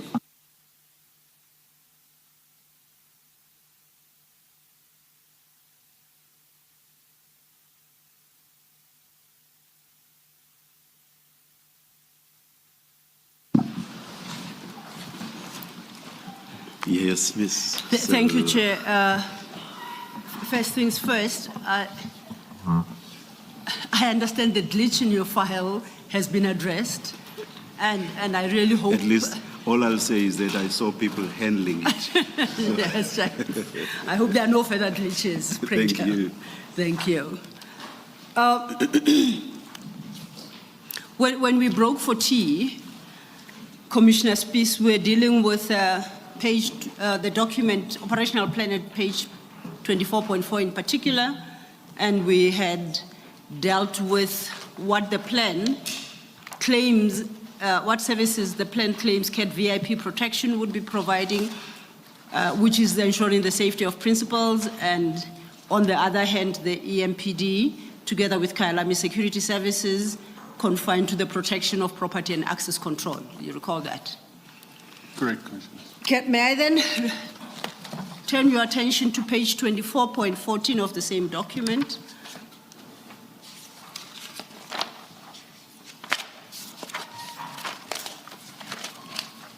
And I am interested in item 19 under the heading financial implication. Do you see that? Correct, Commissioners. And I note there that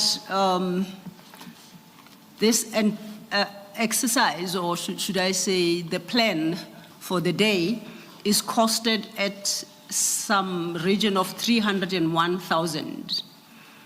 It strikes me that that total appears to be a part of it, different from the rest of the other amounts. Is there something to be made of that, or am I making too much of nothing?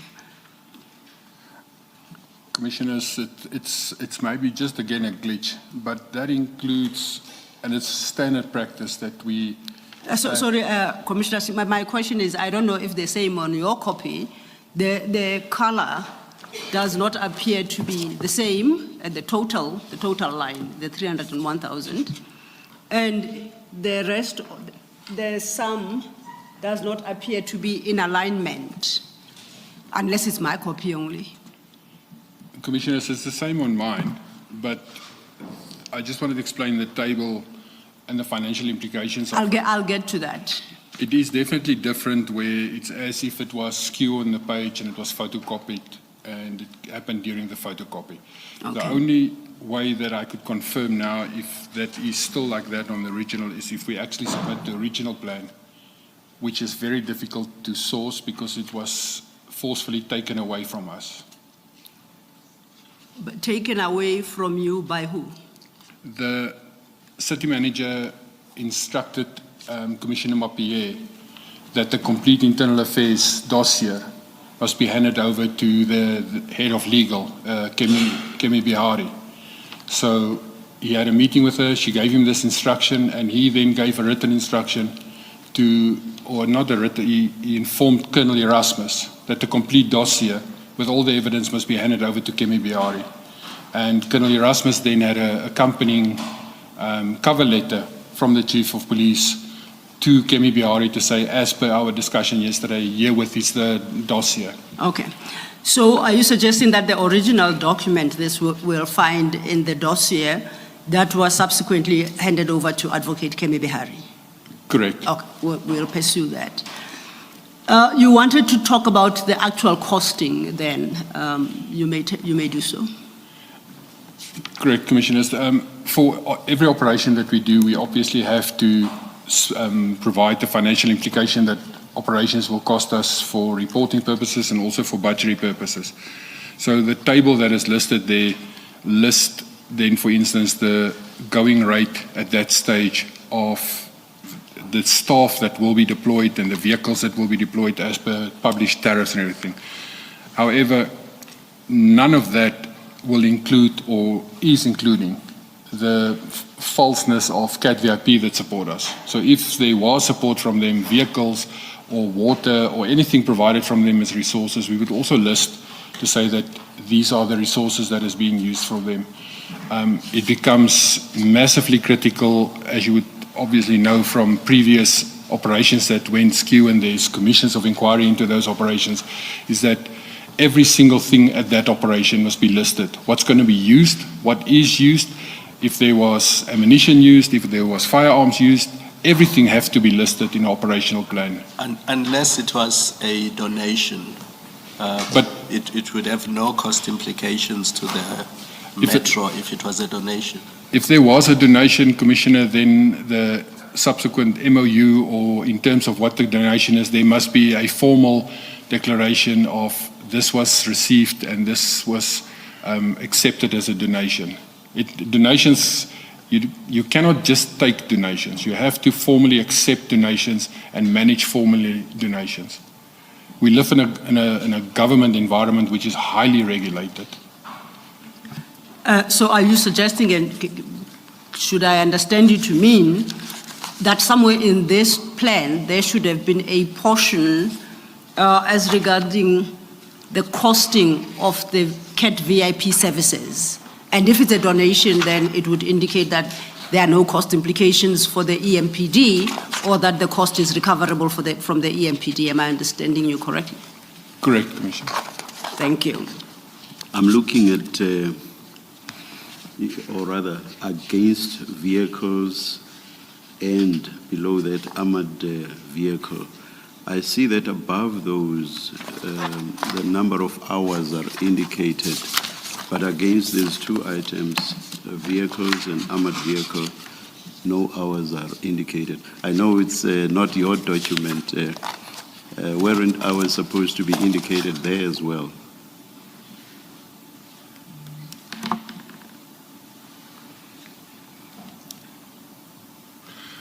In fact,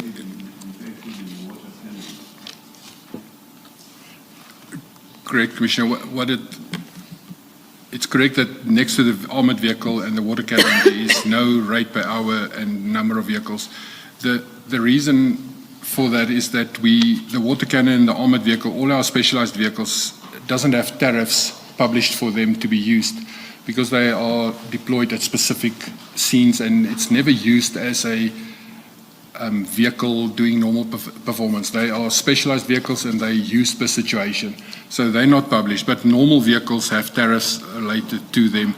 And it comes closer to when the public, for instance, wants to make use of our services, for instance, an escort for a funeral or a sports event where we will provide traffic control.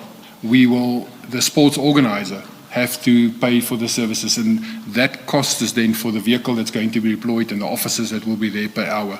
However, the specialized services, the armored troop carriers or the water cannon, that is not costed, because we do not rent that out for services to the public that we provide to them. can you explain then how the three figures in respect of those three vehicles are arrived at? The 36,850 rand, the 1,100 rand, the 550 rand. If you don't have, for example, an hourly rate, how do you get to those figures on the extreme right? The 550 is the rate per normal hour. So they most probably, they're sloppy or doesn't know how to type it, but it is 67 vehicles with timed 550. And I really hope that would come to 36,850. My math is not that quick. All right, thank you. Thank you, Commissioner. Thank you, Chair.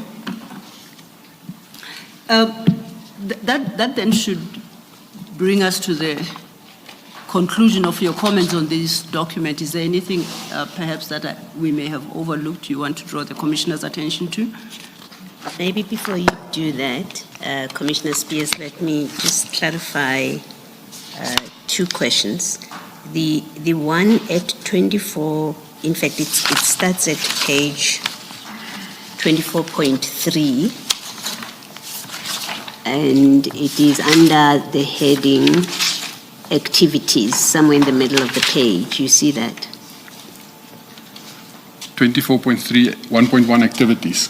Yeah. Correct, Commissioner. Yes, and then it's a repeated 1.1. The first 1.1 is orientation in capital letters, and then there's another 1.1, which is activities.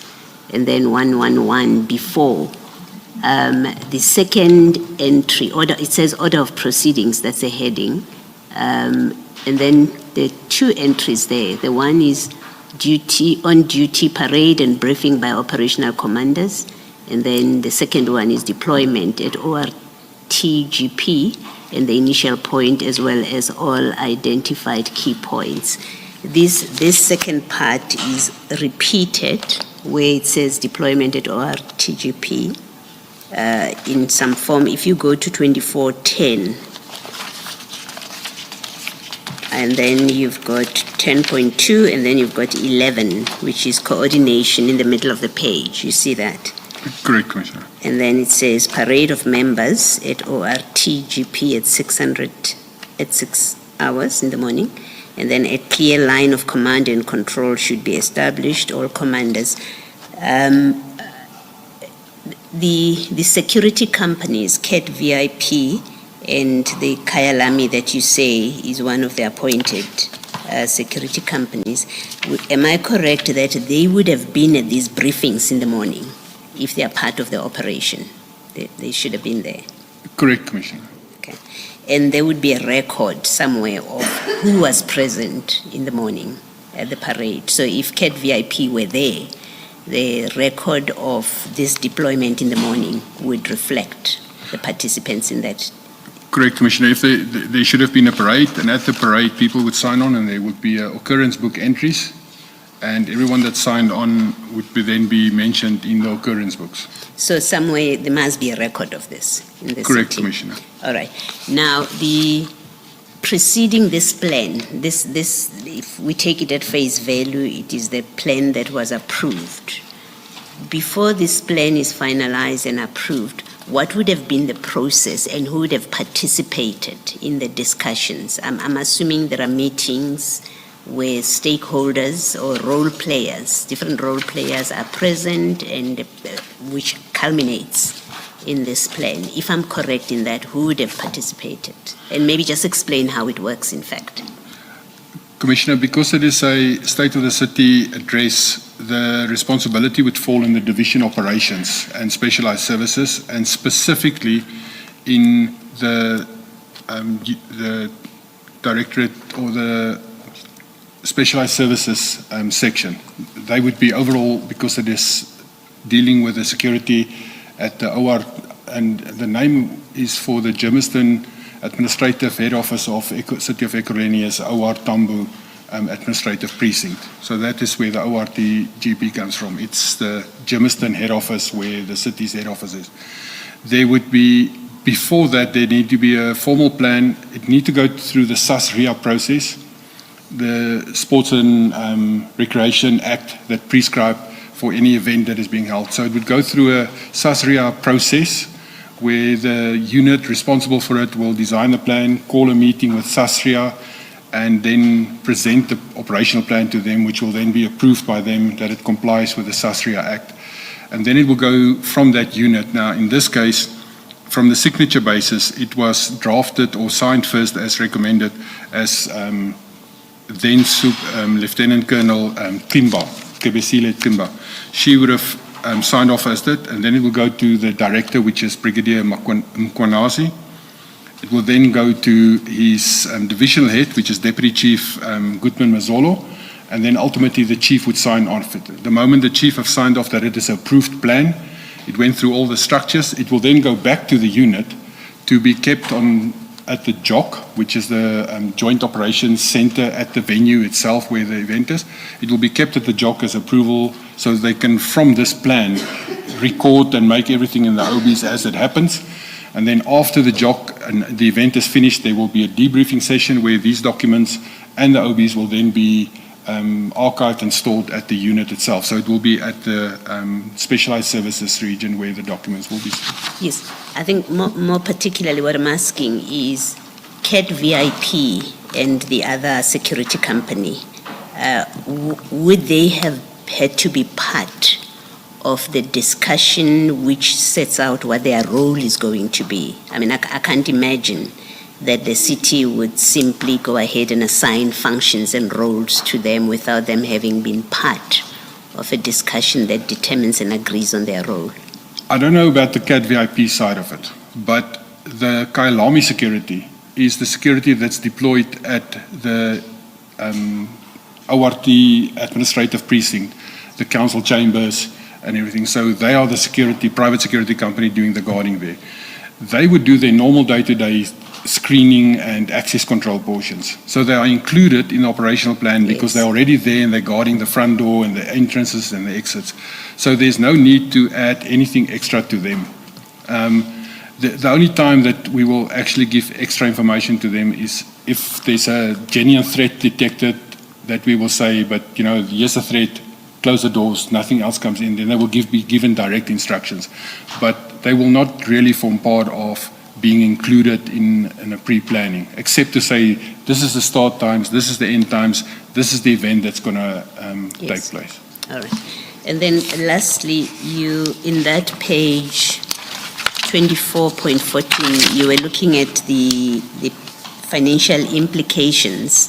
There doesn't seem, and please correct me if I'm wrong, there doesn't seem to be any financial implication that is attributed to CAT VIP. No, Commissioner, there's nothing there. That is purely our own. It's as if no one else was with us that day. That is our cost as the city of Ekurhuleni. And if CAT VIP were present on that day, then it would mean, because they're not reflected here, it would mean it was a donation. Correct, Commissioner. And you're saying the city manager would have had to have approved it. Correct, Commissioner. All right, thank you. Thank you, Ms. Thank you, Commissioner. Commissioner Spies, we now, this then takes us to your paragraph 26. You have indicated that that's what you did, where you reflect that you contacted Lieutenant Colonel Erasmus and you provided him with the operational plan and instructed him to place it in an envelope to preserve any potential forensic detail. Correct, Commissioner. That then will bring us to your next main chapter, which you had referral to the Independent Police Investigative Directorate, IPID. You deal with these matters from your paragraph 27. May I request you to take the commissioners from paragraph 27 to paragraph 33 in the best manner you deem appropriate, whether it is to summarize or read what's stated there, or both summary and direct reading from the statement. Okay. Obviously, this matter has now been investigated by Colonel Erasmus, and a lot of the evidence and everything was concluded. The Chief of Police, Commissioner Mapie, has already submitted a letter. He was already back at work then, because I was only the acting chief till the 5th of February. And he submitted a request and the dossier portion that we had at that stage to Kolani and Ngisa, who was the divisional head employer relations, so that the request was that Brigadier Mkonasi must be suspended because he could still interfere with all the evidence that is at work. And then in the beginning of March, Chief Mapie instructed me where he has had a meeting with IPID, the executive director of IPID, Mrs. Jennifer Nklaseng, and there was a meeting set up between IPID and us at the Roodepoort Police Station boardroom in Florida on the 6th of March, which we then attended that meeting, obviously from my side as instruction from my Chief of Police.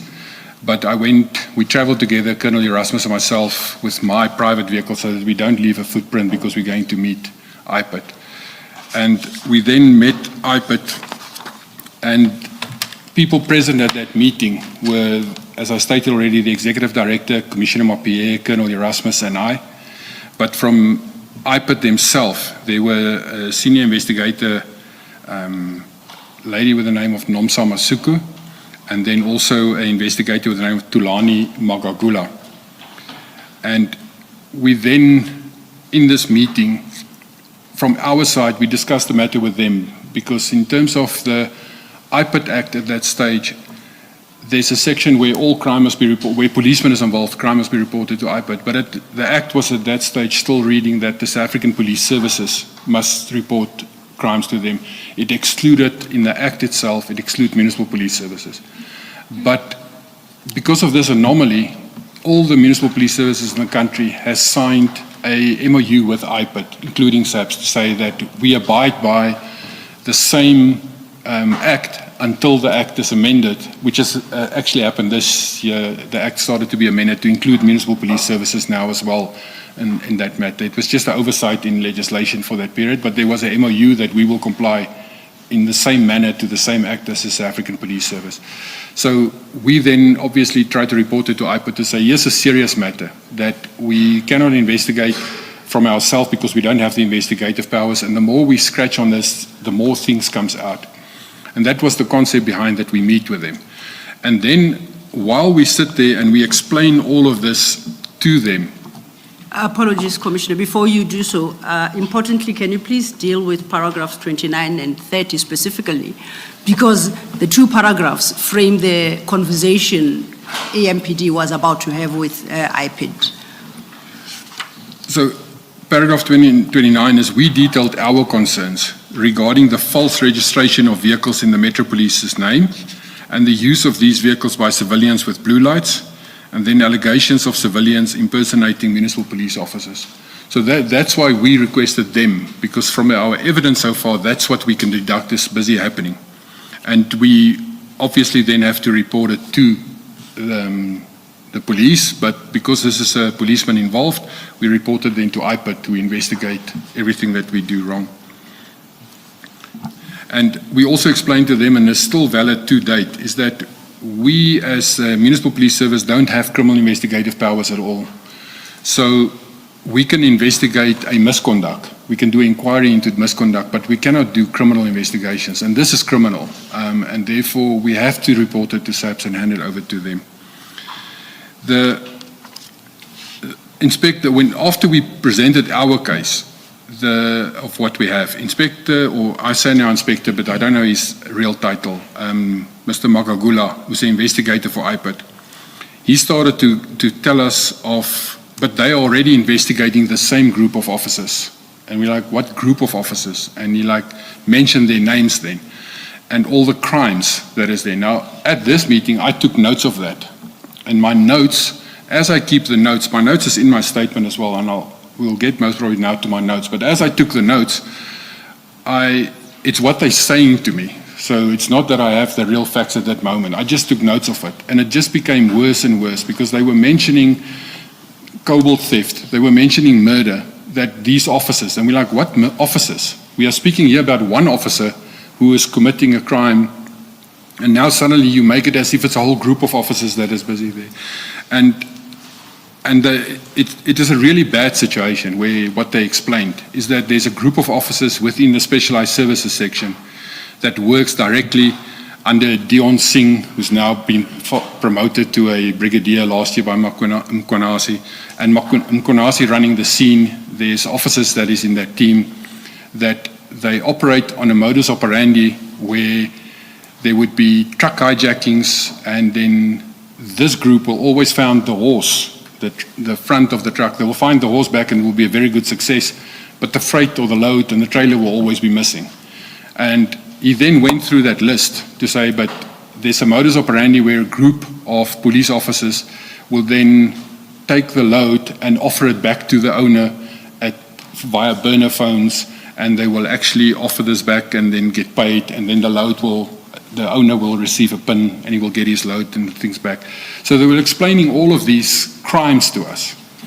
And then at the end of this meeting, when all the crimes has been explained to us, we were instructed by the executive director, Ma'am Jennifer Klatsing, to say that the very next day we must hand over all our evidence that we have in our internal dossiers about any of these matters, if it touch on that.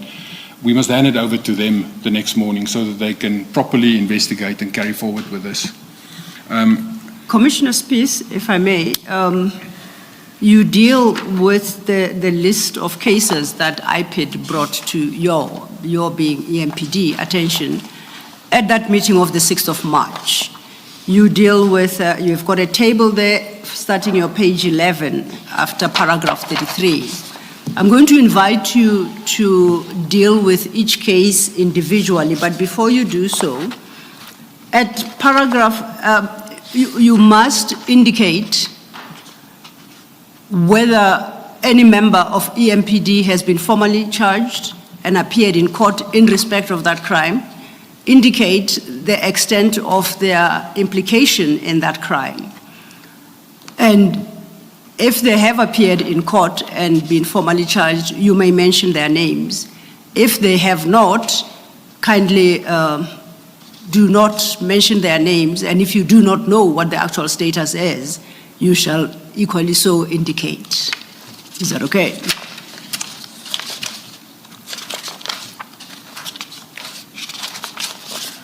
So then if we start at the table, appearing at page 11, starting with under the heading case, what your table, perhaps to describe the table, you have numbered them, all of them, from 1 till 7 in that table. And then your second column is headed case, and this is where you identify the case. The third column is the details regarding the case number under which that case is registered.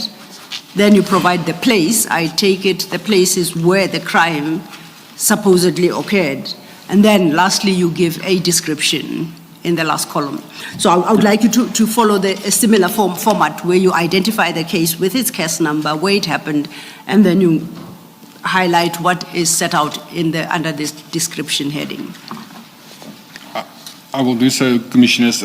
It's just that my list is, as I list them here, it's not anymore in the order as they were presented by Magagula. It's a list that is made, and it's a living list in the sense that right up to now, every time I get anything new from any informant or anyone, I just add to that list to say, but this is new. One of the cases, I only got an update, for instance, this past Friday, but I will deal with that when I got the information. Thank you. The very first case that they mentioned was a incident that took place in Pitfontein. It's a truck with theft under false pretenses. The case number, it's a criminal archive system of SAPs that they're using. The case number is 86 of 2/2023, and it's a Pitfontein SAPs case, and IPIT is obviously investigating it, this Inspector Mr. Magagula. It happened on a plot in Marigold Street in Pitfontein. These officers arrived at the scene 11 o'clock the evening, and they contacted their supervisor, who arranged the driver for them, who only arrived the next morning. So during the whole night, they kept the truck and the owner very similar to, close to kidnapping, but they kept him in detention, which they're not allowed to do, but they were stationary with the truck and not allow anything to happen with the truck. The next morning, they actually, when the driver arrived that they've arranged, they took the truck and they drove off the plot with the pretense that the truck is not licensed and it doesn't have paperwork or anything, and they're going to impound the truck. And they follow a route, and in my head, obviously I know the area very well, but it's, if you're in Pitfontein area in Benoni, there's, from the plots, you go past the police station, Pitfontein. And then if you carry on with that, you eventually get to the N12. Just off the N12 is the police vehicle impoundment. So you can either impound at Pitfontein, or you can impound at the vehicle theft unit pound. But they kept on driving past onto the N12 all the way towards Galulis. The owner of this truck, and this is what Mr. Magagula informs us, the owner of this truck is following them with a dash cam all the way to Galulis. At Galulis, the officers switch on their blue lights and sirens, and they push in peak hour traffic through Galulis, and the truck owner got stuck behind them. He couldn't go and follow them through Galulis, and obviously he lost them. So that happened 11 o'clock the previous night to 8 o'clock the next morning, and then the truck is now gone. The very next day at 4 o'clock in the morning, the horse of this truck is handed in at Boksburg EMPD pound, found by this specific officer, recovered as a stolen recovered vehicle. The truck is driven into the pound, meaning that it's operational, the engine, everything is working, but there's no load. So that no trailers whatsoever. The truck alone, the horse is driven in. And it's parked and booked into the pound legally as found back. However, the owner is then contacted to say, your truck's been found back, come look at it. And when you get there, the owner indicates that, but this truck can't drive as it is now because the gearbox controller has been removed. So the owner then alleged that the reason for that is that this is a brand new type of truck, that if you can reconstruct the movements from the gearbox controller if you are the owner or the manufacturer of the vehicle. But now the truck cannot move and drive at all. The controller of the truck was moved. But that's where that matter stopped. We provided the proof to IPIT the very next day of, here's the occurrence book, here's the pound register where the vehicle was booked in. You can see which officer signed in, you can see which officer actually found the vehicle back, which correlates directly back to the officer that was on the scene that reported the initial scene. And that case is to date not concluded that we know of at all. Can I just inquire from you? You do indicate in your statement that certain members of EMPD are implicated in that crime. Do you know, one, whether any have been arrested, firstly, and secondly, if they have, whether they have appeared in court and been formally charged? No, Commissioner. From this specific case, I do not know if any of them have been arrested or anything has been concluded on that matter at all. This already took place in February 2023. It was right then when we had the meeting, it was mentioned to us immediately as this is a new valid case that's running at the moment. Thank you. Your next matter... The next matter, this occurred, it wasn't presented at that meeting to us immediately, but it was because we then the next day had a meeting with Mr. Makagula where we hand over information and that. This came in that same month still, this complaint, and it came from him as well to inform us that there's an incident which took place in the Hillbrow, Kensington, Johannesburg area. But this is followed up at that moment in time. It was just informed from Mr. Makagula that this incident took place. We call it just the precious stones. But at a later stage, we received a notification from a lawyer firm that they intend to sue the city in a civil claim for the loss of this. And everything that Mr. Makagula told us is contained in this claim against the city for the loss of this. I think it is 45 million rand that was stolen. The complaint and from the claim itself, that claim was received. The sheriff of the court tried to serve it on me. And I then indicated to my office in Kempton Park, and I then indicated to the sheriff, but I'm not the correct person to serve documents on. You must serve it on either the chief of police or you must serve it on the city's head office in Germiston. And I redirected him then to where the chief of police office is. And he went and served it on the chief of police office. That I know has happened. And this is one of the matters where the chief of police took this claim and he went to the city manager. And this has been reported to the chief to me. When he took it to the city manager to say to her, here's a civil claim where the same group of officers are involved again, the city manager made it off as if the chief of police is directly going after Brigadier Makwenazi. And she lambasted him. That's what he informed me. She lambasted him and we should step out of this matter and not get involved into it at all. But from the claim itself, what I can deduce from that is that in the claim is that it was precious stones, and at that stage in my life I only know that diamonds is precious stones, but this is sugolite, which looks like dirty rocks to me, but it's apparently a very expensive precious stone as well. And the owner of these rocks or precious stones was, what I understand, was in the process of exporting it out of the country, and he already had approval for that. And then our officers arrived on scene in uniform. What they did is, they went before that to the South African Police Service police station in the area. They signed on in the SAPS OB, and then from there, they took SAPS forms, a yellow form of how evidence get disposed of that have been impounded.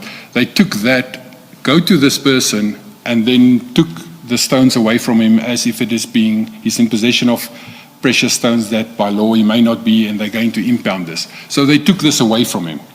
And then they gave him this form to say, but, yes, your receipt and proof that we took it away.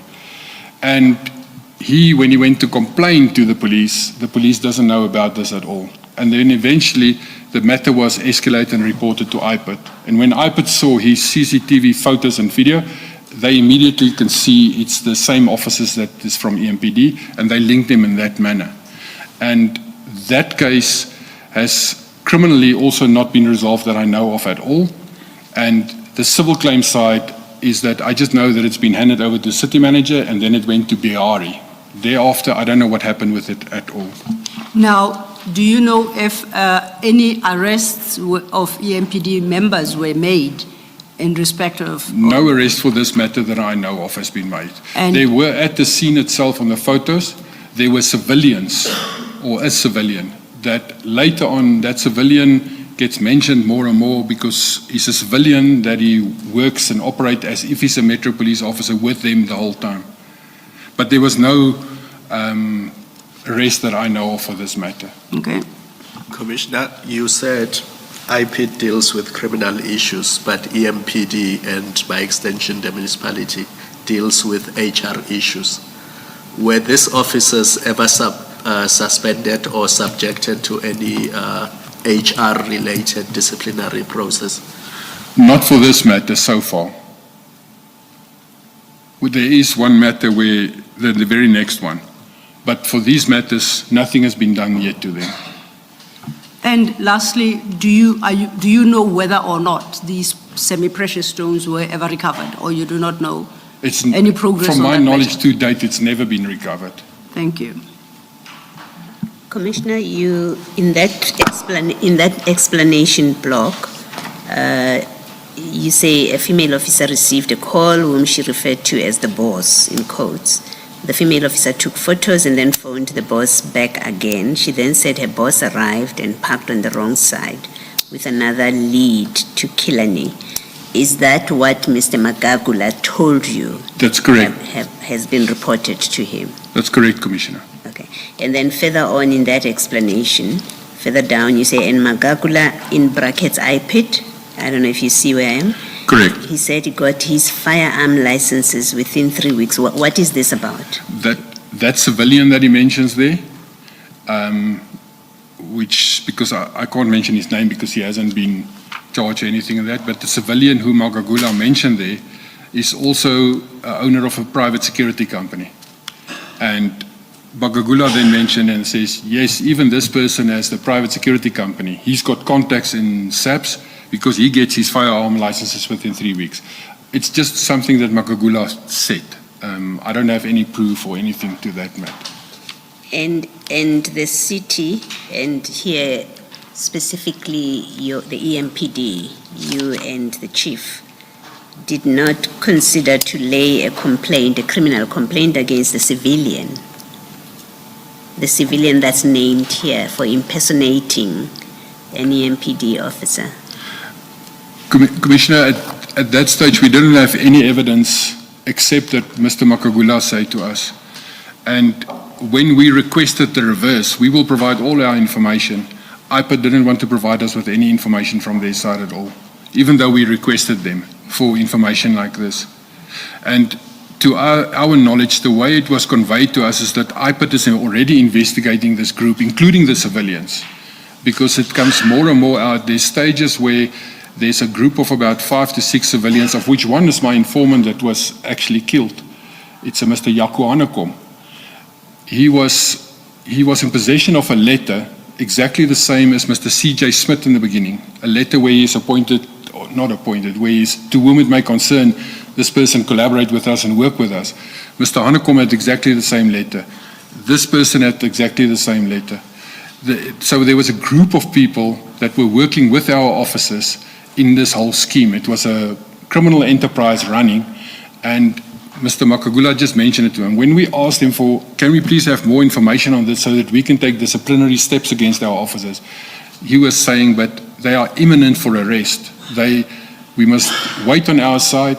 We cannot, because we will damage their criminal cases that they're busy investigating against them. So we then had to hold back. That even include Brigadier Makwanasi's case, which he was suspended, he was supposed to be disciplined steps. He was in the process already. The presiding and presenting officer was already appointed when we then said, but the next moment is that Mr. Makagula and them say, but here's a serious murder case where he's implicated as an accessory after the fact. And he helped clean up the scene in that matter as well. So we were holding back under the impression that it's a murder that already took place in 15 April 22. We were under the impression this is going to take place any moment now, because they would already have a lot of information if they can tell me that there's a murder case. And that's why IPA didn't want to give us really any physical information or anything back to us. They were investigating the docket, which we then had to obviously respect because they are the investigating officers in this matter. Thank you, Commissioner. Thank you, Ms. Thank you, Commissioner Baloyi. That then brings us to the third matter on your table. If you could deal with that. And once again, indicating whether or not there have been arrests and appearances in court and the like, because that determines whether or not you may disclose their identities. Thank you. Commissioners, if I can just make sure, they were arrested, they did appear, they were out on bail. The case came many times, but last week, Thursday, I received notification that the matter has been provisionally withdrawn You are running ahead of us, Commissioner. I just want to make sure before I mention their names that I don't get into trouble. I think to the Chair, what you want to mention is they were arrested, specific members of the EMPD. They did appear in court, formally charged, and they were released on bail. And your question to the Chair is, in those circumstances, are you entitled to identify them? Correct. The answer is yes. Okay. So it's an incident that happened in Benoni, and the business name is Smoke King Supermarket, where they were formally charged or criminally charged with theft, kidnapping, extortion, defeating the ends of justice. The case number was Benoni 215-07-2022. This dossier was initially investigated by the local detective, Sergeant Ben from Benoni. The docket was completed by her. It was already presented to the control prosecutor. Because policeman is involved, that the control prosecutor makes a determination if they must be arrested or not and notify the DPP. However, Mr. Makagula went to the control prosecutor and he took the docket away from the control prosecutor so that I could take the whole matter over.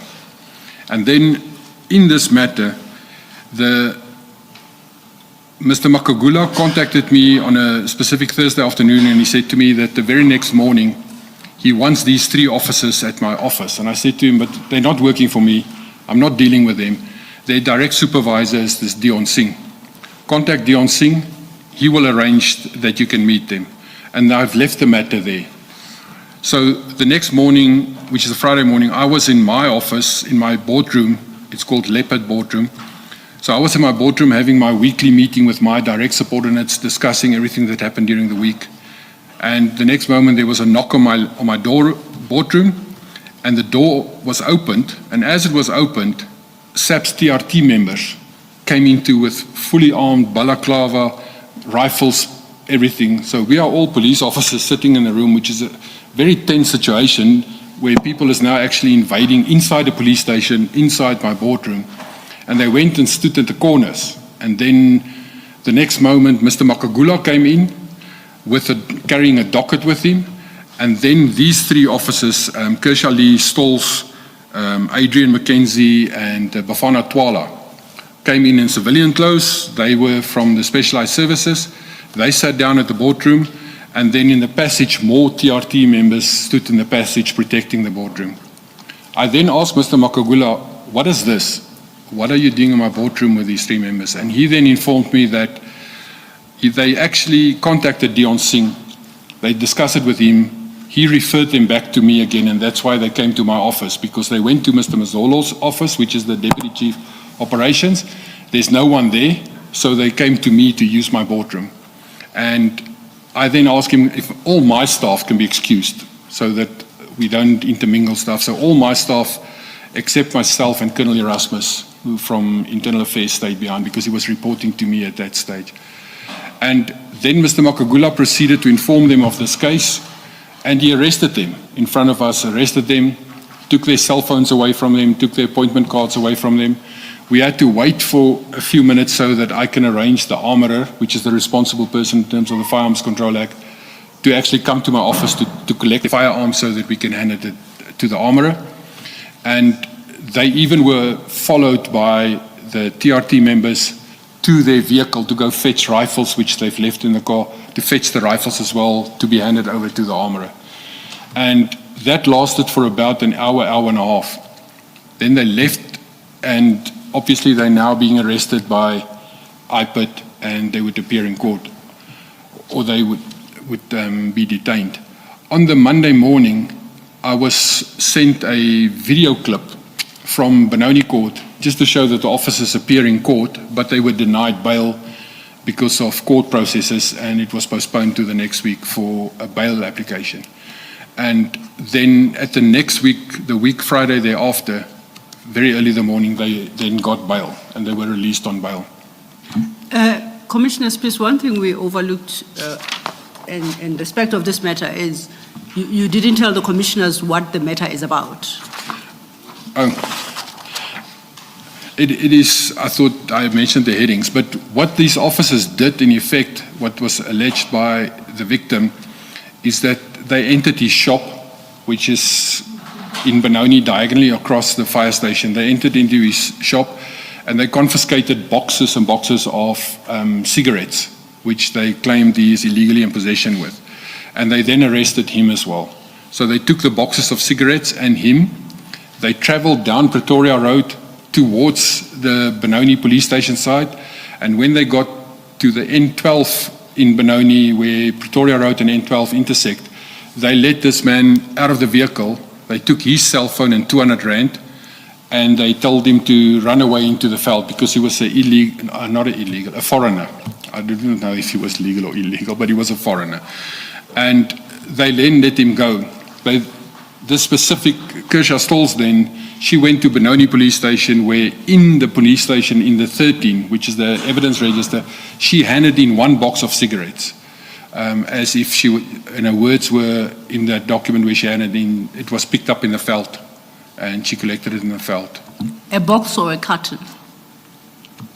One box of cigarettes or a carton? A carton. All right. Thank you. And you say they were then arrested. Do you know the status of that matter? So, as I stated earlier, this matter, last week Thursday, I was informed that initially it was the person who informed me initially thought that the matter was completely withdrawn against them. But when I queried specifically with the control prosecutor, it's a matter of where it was numerous times postponed, and the last time the magistrate stated that he's going to withdraw the matter if it is not dealt with, and then the state prosecutor or the public prosecutor provisionally withdraw the matter because they couldn't find the victim and the complainant in the matter for the whole case matter. So it's as if the complainant is now either dead or gone or missing, and he can't be found. So the matter was provisionally withdrawn by the prosecutor in April this year. And this is after the matter was remanded how many times, do you recall, based on the knowledge you received from the prosecutor? I can say numerous times. It's more than 10. There's a list of dates on the side of the charge sheet that you can see every time that it was postponed. There's a huge amount of dates that it was postponed every time. You indicate that you acquired this information last week Thursday. Correct. Which was a preparation for your testimony here before the commission. Is there anything that was shared with you to substantiate what you are saying that you may want to share with the commission, any documentary evidence? It was, I can share it. But it's obviously, I haven't printed it out. It's on my WhatsApps. It is a charge sheet that is attached to it. I think it's a J15, which is the official court document. It's the J14. And then for every charge that was like the kidnapping and the theft and the extortion, there was an annexure that lists, normally when it's presented to court, it's what the prosecutor would present when they are found guilty so that the magistrate can just sign it. It is the actual charges. And the versions I received is copies that was certified as true copies by the clerk of the court that made them. And then on the J14, which is normally the previous convictions of a person that would be read into court. On that J14, on the right-hand side, it states that provisionally withdrawn by the public prosecutor, and it is signed off by the clerk of the court as true copies of it. I have that. Could you make that available to us, and commissioners will attach it to the statement? We will sort out the annexure numbering for its purpose, as it's a late submission, but we will update your statements and the files accordingly. Do you have a date? Do you recall the date on which the matter was withdrawn eventually? It's April this year. April I don't have the 25. exact date, but it is listed on the charge sheet itself on the right-hand side. The last date is mentioned. Okay. Are you moving? Yes, Commissioner. Are you moving to the next one? I was about to. Okay. On this one still, you, in your explanation column, the very last column, you've used the word, then they kidnapped the manager. And when you're testifying now, you said they arrested him. Is there a difference, and what's the significance of the difference? Commissioner, when you do a legal arrest within the realms of the law, and you go and you arrest by law, and we cannot detain, we can arrest. So if we arrest, we must immediately hand over to SAPS as soon as possible, and SAPS will then detain. If the process is legal, then it is an arrest. If I act outside my scope of mandated and my powers and my functions, the member of the public will think he's being arrested, but I actually kidnap him in law because I'm acting illegally. Then it's not an arrest anymore. So when we speak between us, it was because he was illegally arrested. There was no reason to arrest him. He was then taken from his store where he's under the impression he's being arrested. From the other side, it is actually, and then they get to the highway and then they let him run away because he's a foreigner. That action is actually kidnapping. So the difference between is when you do it correctly and legally and you hand him over to SAPS and it goes through the papers, it is a legal arrest. However, when you take a person and he's under the impression he's being arrested and you do something to him, that is kidnapping, in my knowledge. And then secondly, the arrest that happened in your boardroom by iPad, when was this? Do you have a recollection? When about, even if it's not exact? It's in March. Let me just see when Hanekom was. It's 2 weeks before Hanekom was killed.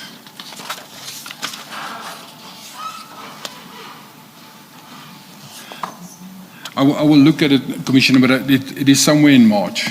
March 20? 23. Okay. And after that arrest, what happened with these officers in the workplace? Did they remain at work?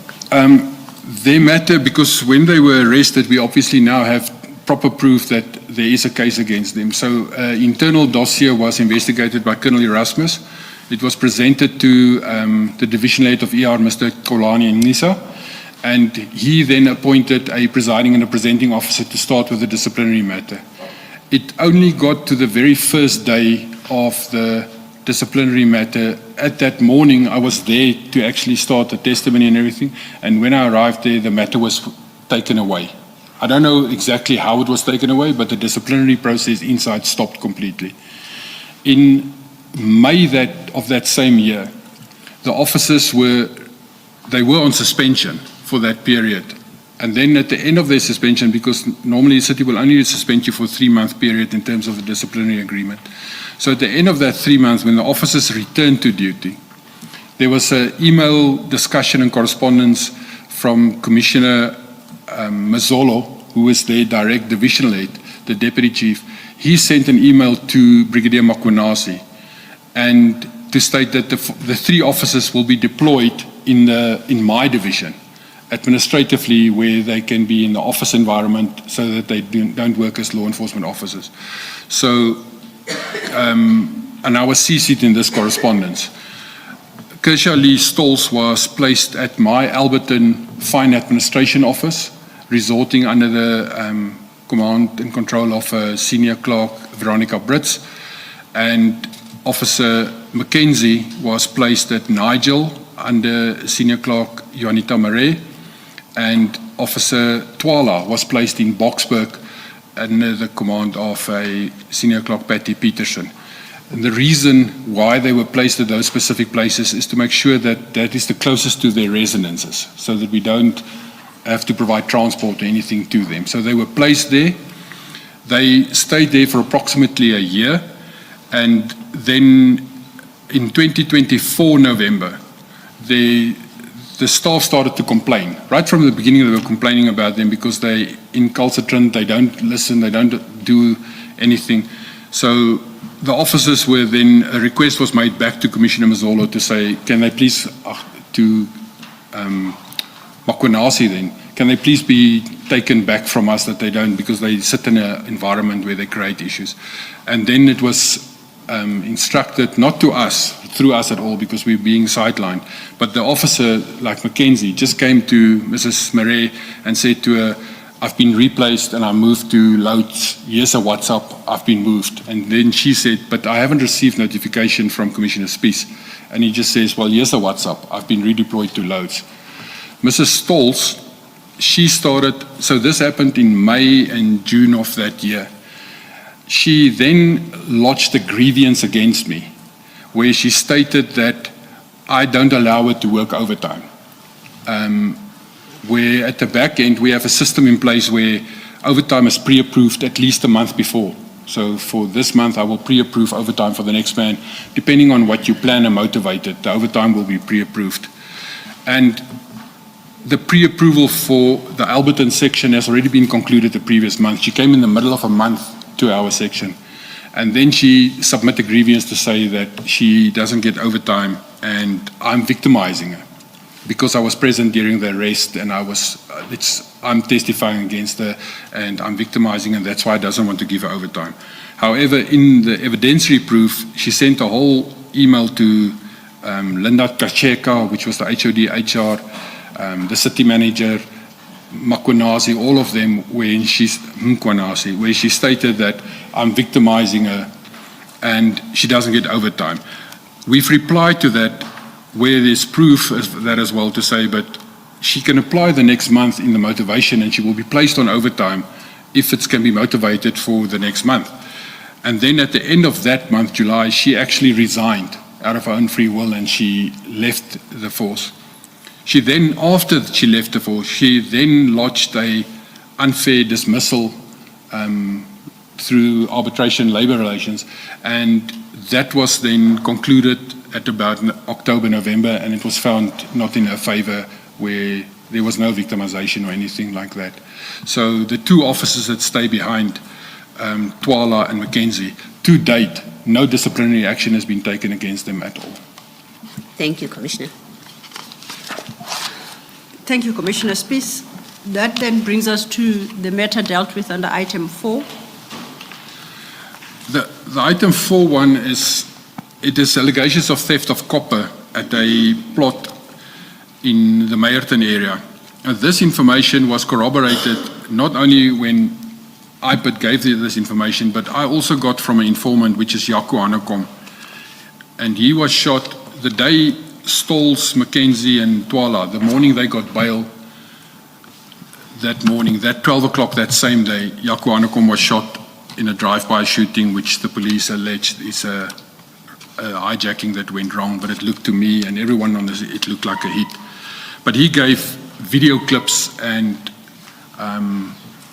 of what happened and took place. And there's a person with the name of Oom Willem, that's a complainant close to the R29 in Meyerton.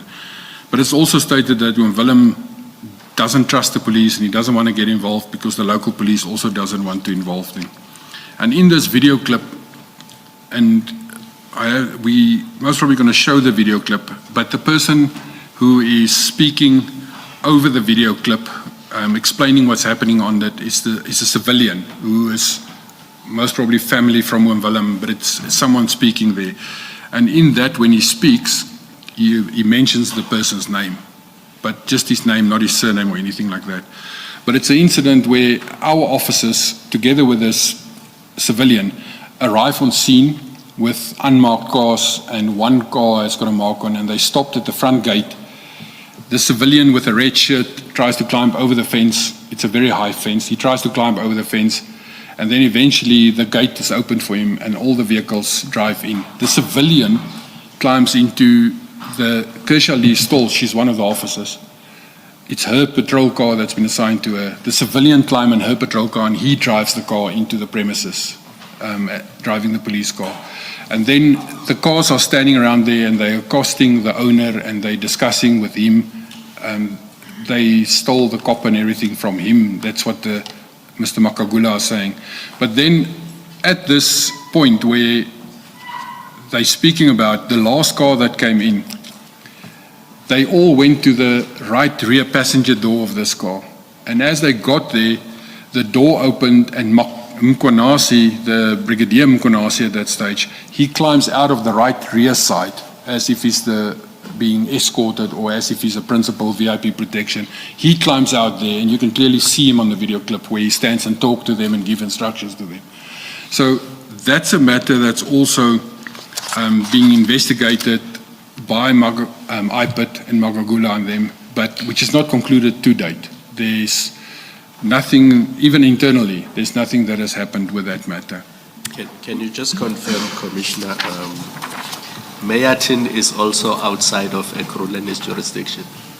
That's correct, Commissioner. My understanding is that in Midvaal, is it? Correct, Commissioner. And then your reference to R29, is it 29 or 59? It's what I wrote there, it's R29 is as Mr. Makagula said it to me and I write it down. I don't know the exact address at all, but it is definitely in Meyerton and R29 was mentioned. I know the R59 goes through them on the side, but I don't know if it's the correct address or not. But my issue remains that apart from the criminal activity, if you have EMPD police officers using EMPD vehicles, driving outside of the jurisdiction of EMPD, apart from criminal issues, I mean, isn't that misconduct that should result in them being subjected to discipline? Correct, Commissioner.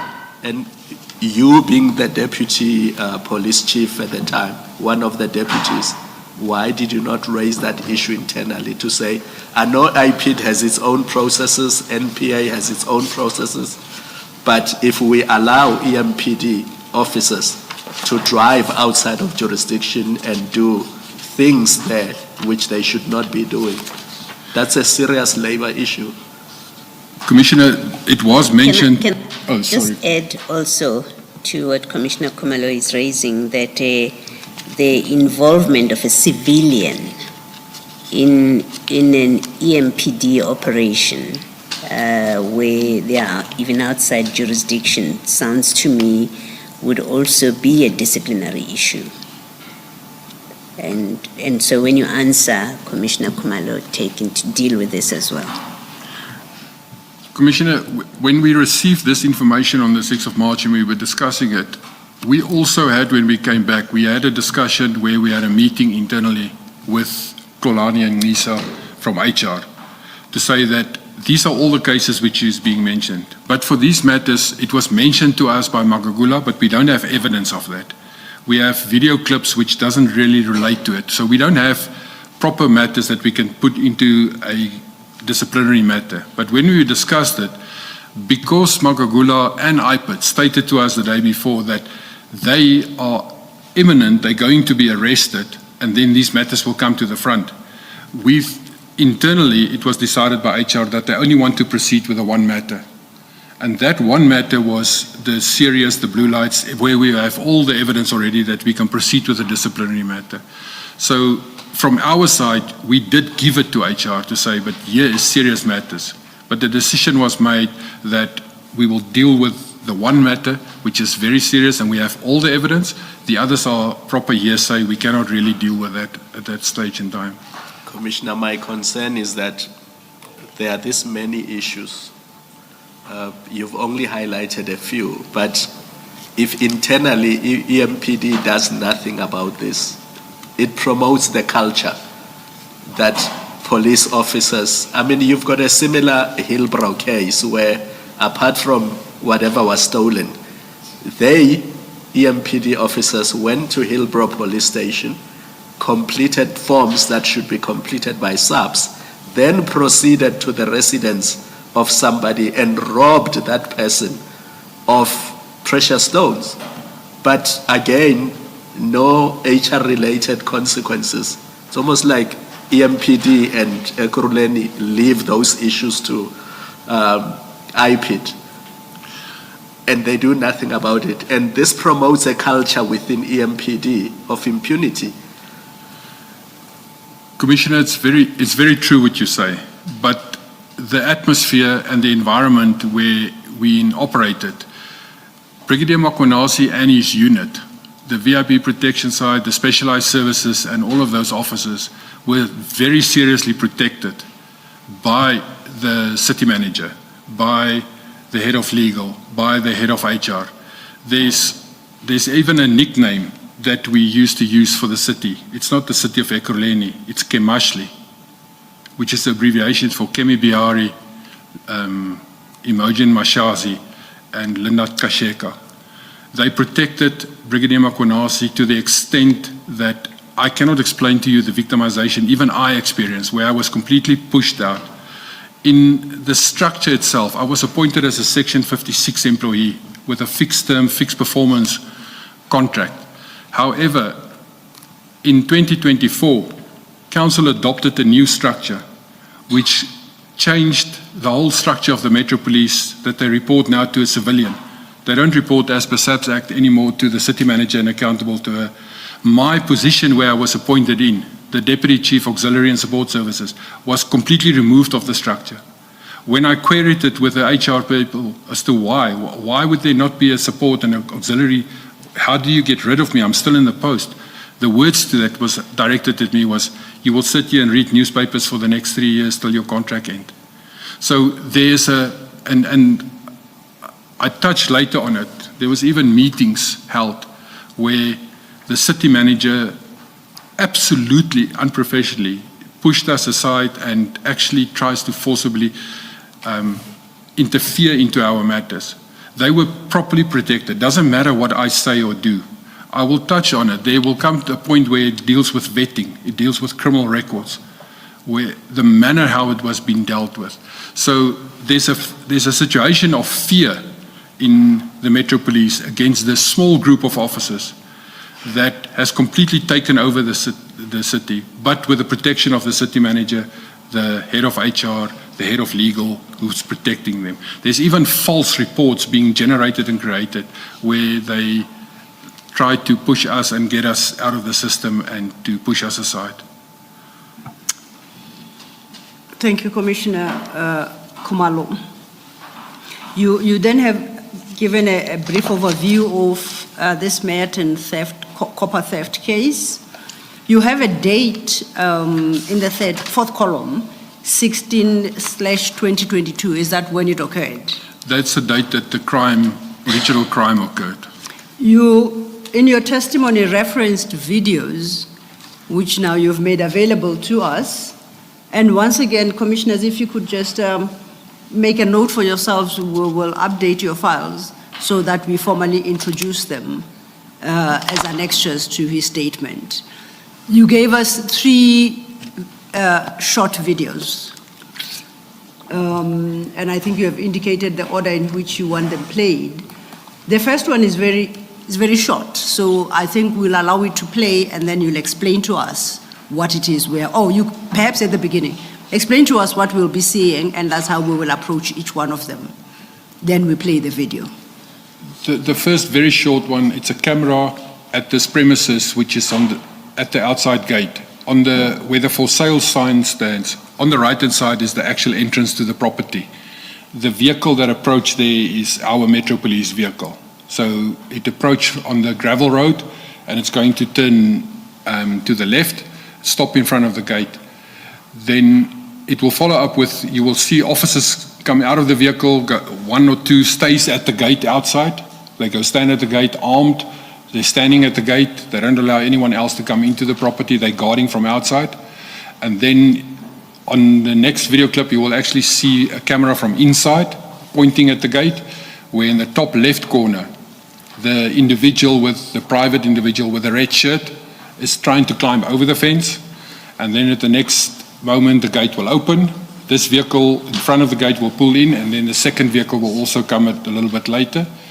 And the female officer, Kershaw Lee Stolz, she's the one speaking to the owner then, this Oom Willem. And then it will go to the actual vehicle at the back, where Mkwanazi climbs out of the back of the vehicle, and then they stand in a group and speak. And as we go through it and you need us to stop, please indicate so that you can assess to the extent that it's possible to identify the people that we are seeing in any particular video. Okay, we're playing the first one.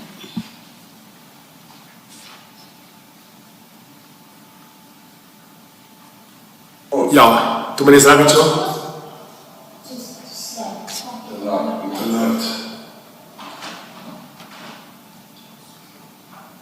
Okay, we're going to try and slow it down. It seemed to... But it is only 7 seconds, Commissioner. It is 7 It's just seconds. that portion where the car approached and it stops in front of the gate then. And you confirm that this is, firstly, an EMPD vehicle? Correct. And secondly, the clip, what we are seeing on that clip is the approach of that vehicle onto the complainant's property. Okay, then you can play the next.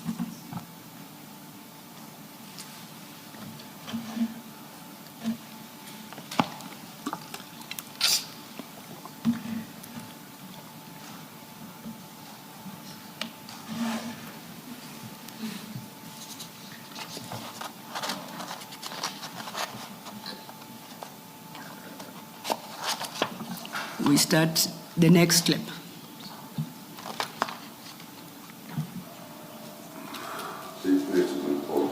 Hier zo bij die. Nou, Nog een beetje. Oké. Ja, net recht gitu. Oké, we komen op play. Kom net zo los. Dit was 11:54.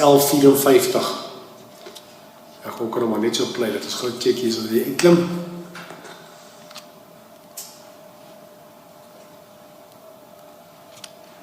That Ja, is nou, het lukt Etienne. niet. That's the Etienne person, the civilian climbing out of the passenger. And you say that's an unmarked EMPD car So that is coming out both of. vehicles is unmarked EMPD vehicles, and that civilian is the one that they will refer to as Etienne the whole time. Thank you. Thank you. Als Kershaw. Ja, dit is Kershaw. The officer on the bottom right-hand corner with the black hair, female officer, that's Kershaw Lee Stolz. And then the officer, I don't know the other officers by name, but they are from the specialized services. The one with the denim on the left-hand side, I don't know his name, but he also works for us. And you know that you don't know his name, you know he works for you. How? Have you seen him? Because it's been confirmed by everyone that looks at this video. They know, the officers on the ground knows them. I just know that they say, this is our officer, this is our officer, and some you can see in uniform, it is our officer as well. This one in the red shirt is the only civilian one that we know that doesn't work for us. Thank you.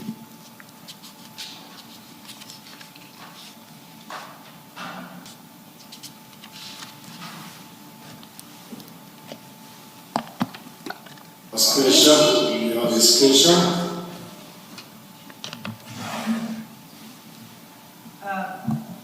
I don't know if we saw, you mentioned a lady. Is she the one closest to the gate in front of the gentleman in red? Correct, Commissioner. She walks towards the camera, right next to the gate, but you will see a better angle of her when they go to the inside Okay. camera. All right, thank you.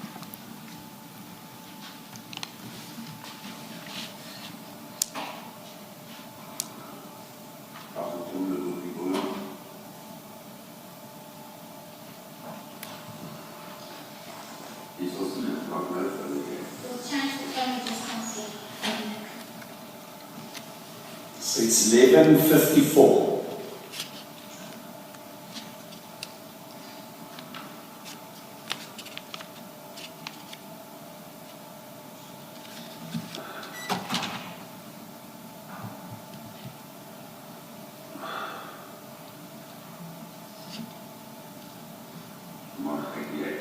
As jy nou gereed oop.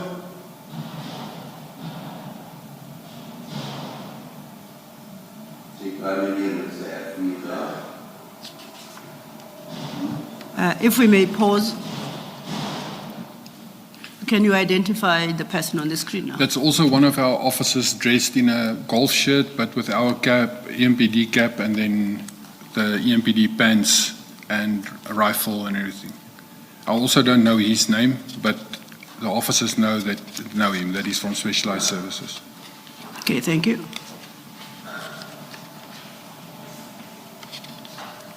That officer stay the whole side, the whole period. He stays at that corner of the gate, protecting in and out. This particular... That particular officer, he doesn't Okay. come into the premises. He stays at that gate, guarding the gate. Okay. Before we proceed, the visuals, the facial visuals here of this officer in particular, is not very clear, but from what you have viewed, and you say he's identified as one of your officers, are his facial features clear enough to see who it is?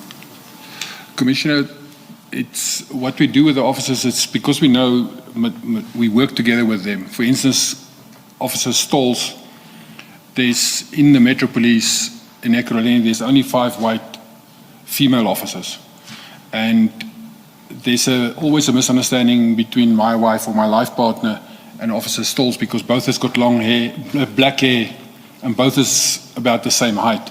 So there's always confusion about that, and therefore I can immediately, when I see them, I know the difference between my wife and We hope.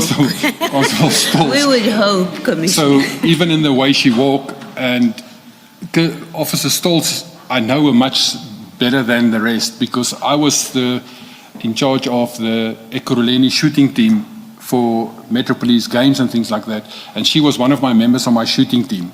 So I know her better than what I would know all the other officers that is in Specialized Services because she was on my shooting team for close to 4 or 5 years. And then the resemblance to my wife where she gets confused. The only difference really when you see quickly is that people will confuse them, but we won't because she's got tattoos from her, tribal tattoos all over her arms and her face, where my wife doesn't have tribal tattoos. And this officer here, your people were able to identify him. Yes. And put a name to him and where he's... Yes, Commissioner, from the team, they can immediately say, but this is an officer that worked together with him, and based on his demeanor, his walk, and the way he looks and his face, we can identify officers because we work together with him. But I cannot because I'm at the management level and I very seldom see the operational officers in that manner. I understand. Thank you, Commissioner. Thank you, Commissioner Baloy. We continue with the tape. Nou die ander ene wat heel eers die afgestaan het was hy gesê hy sien er gedien. Okay.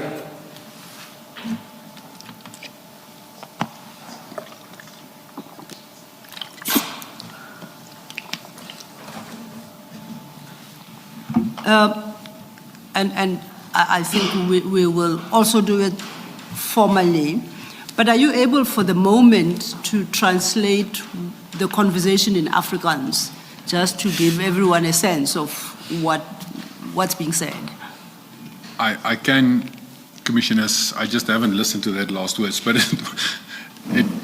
No, but just generally what the conversation is about and from your understanding between who? The person that's doing the speaking here is asking someone else, is this the brigadier? And his answer was, no, you will see him later, he's in another car. That's the gist of what's happening here. Okay. And do you know who's speaking? You don't? No, I don't know who's speaking. I received this video clips from Jaco Hanekom. I don't know who is speaking. From the discussion, when Jaco Hanekom discussed it with me, when he introduced this evidence to me and he says, this is what he has seen, he stated that they actually came back to remove the evidence. But when Willem's son or someone has actually took out the hard drive, put in a brand new hard drive, and they came and fetched the brand new hard drive. So it was a joke actually how they operated, because this incident took place, but when it was reported by Oom Willem, and this comes from Jaco Hanekom now, is that when it was reported by Oom Willem to the police, this group came back the next week to retrieve the hard drive from him. But they retrieved the wrong hard drive. And so the people who's speaking, I don't know. I know that one is Oom Willem, because you can hear that he's asking the person who is this and what happened, and then the Oom or the uncle is busy explaining back to them who it is. Thank you. Just to be clear, Commissioner, the voices that we are hearing, that you're being asked about, these are not people on the scene at the time. No, Commissioner. Okay. It's people who's narrating what happens afterwards. Okay, thank you.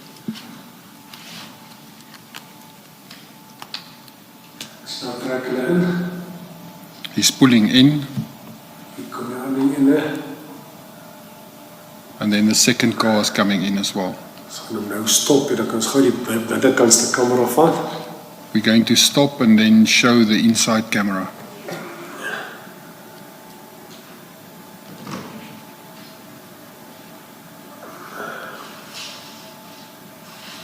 Nou die oogie toe, doen my oogie dan. Yes, he's closing on our directive walked out and I told him to put the board in front. He doesn't have to stay there. So daar sal hulle klaar binne.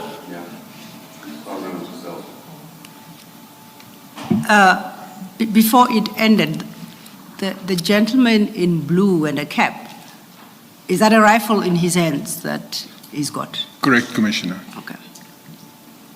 Yes, there it is. Okay?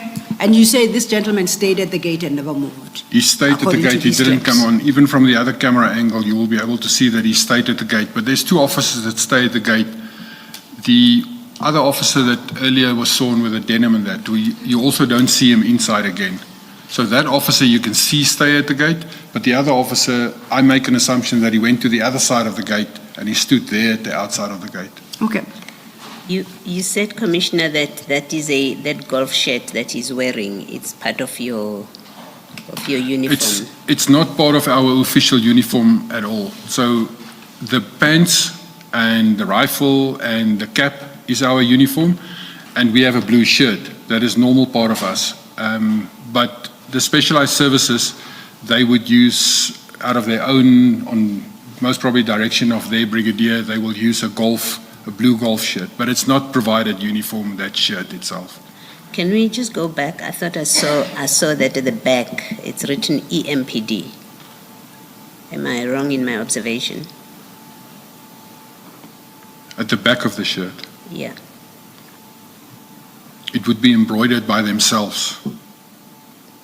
Okay. I think you can stop. I think it's much.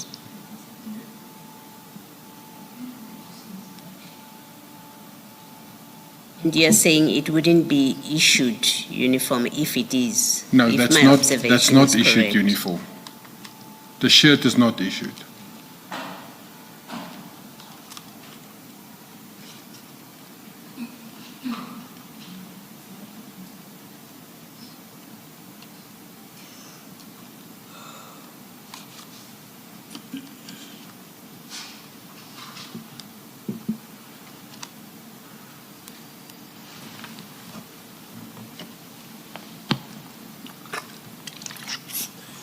If you would pause.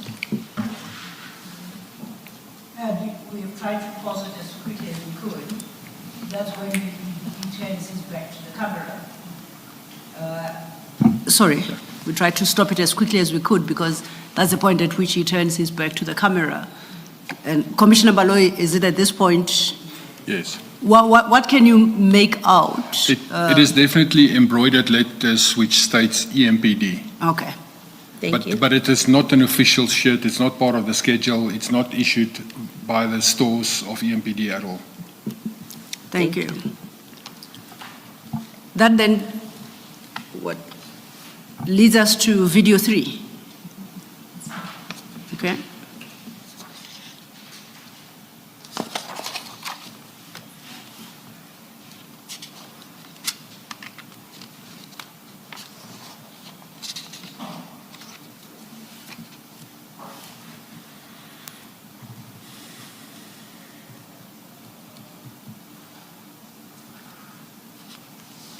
So it starts off with the person in Etienne at the wall itself trying to climb over the wall.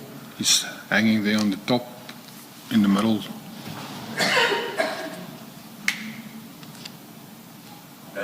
Daar klim jy op die muur, op die ding daarso.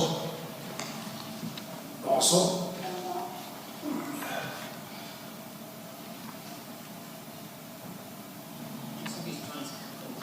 Daar gaan die hek op.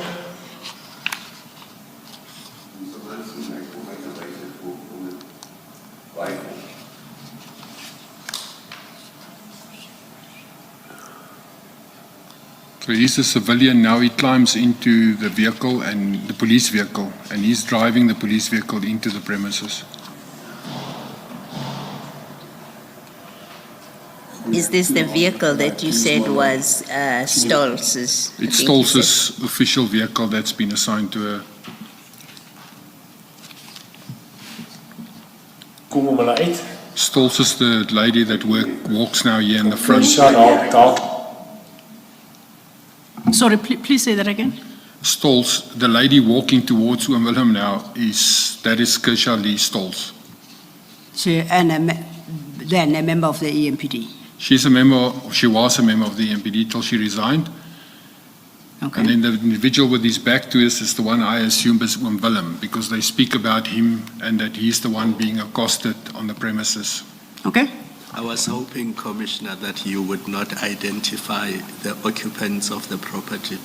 Sorry, Because in your statement, you mentioned that the person, the whistleblower that provided you the tape, was killed shortly after these officers were granted bail.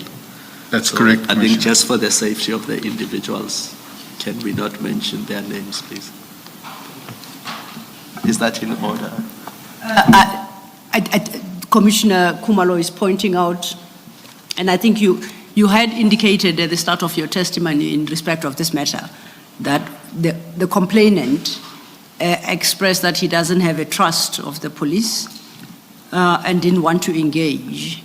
And in light of your testimony that your informant, Hanekom, was killed shortly after they were granted bail, that perhaps it might be best not to say as little as possible about the identity of the people affected by this operation. Sorry, Commissioner. Thank you.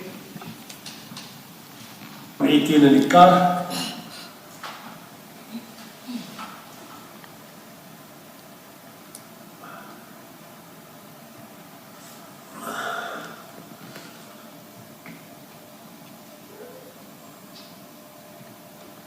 Daar vra sy vir die warehouse, haar wys oor vir hom in die warehouse toe. She asked, where's the warehouse? And then the person showed her towards where the warehouse is.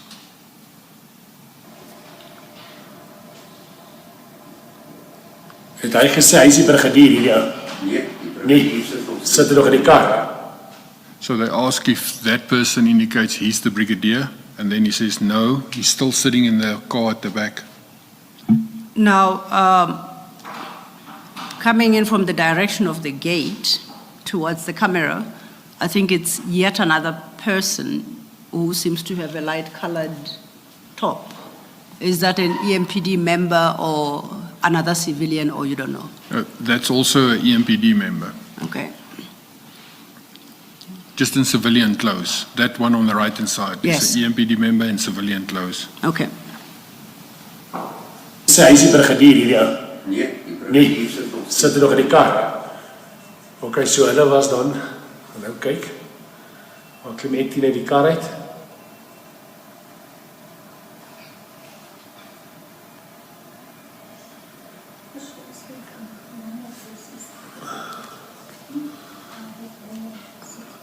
Hoe lank het jy al daar gestaan nou?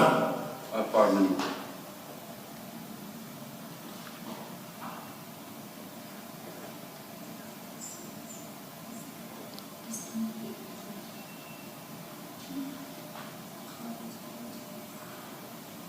There they speak to the passenger in the back of the car.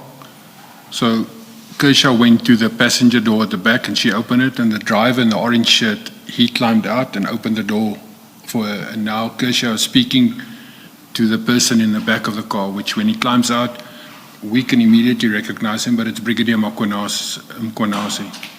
Now, the driver in the orange top that you just referenced, He's also a member. also a member of the MPD, thank you. And have you been able to identify this vehicle, who it's allocated to? The vehicle is also it's allocated to the specialized services, but we can identify them. Who the driver was? Yes. Thank you.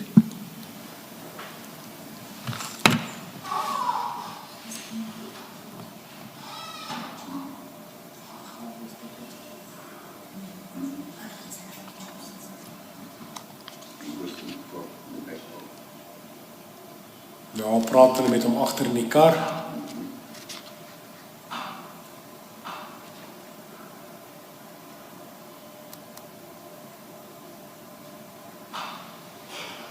So hulle was 3 in die kar. So the person that now climbed, you can see from the head and the side profile that we know him it's Brigadier Mkwanasi. Okay.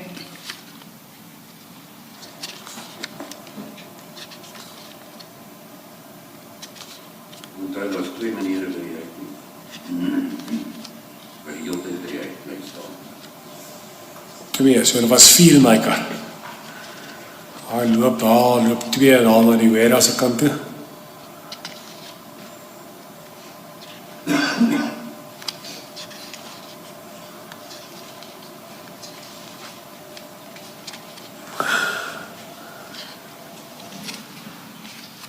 That's the end of tape 3.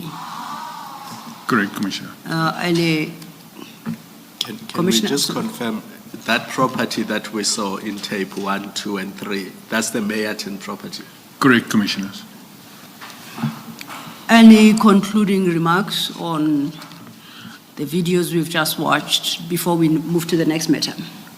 No, it's Maybe just that before you do your conclusion, an operation such as this, you would expect, am I correct to assume or to expect that there would be a record of it? If it's a proper operation, there would be a record of it in the municipality or in the EMPD, in fact, let me say.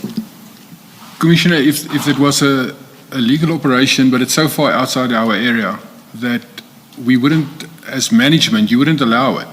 If an officer comes to you and say, I have information of a crime going to take place in Soweto or in Mayerton, the first instructions will be take your information, hand it over to SAPS so that the SAPS can actually do a proper operation in that area.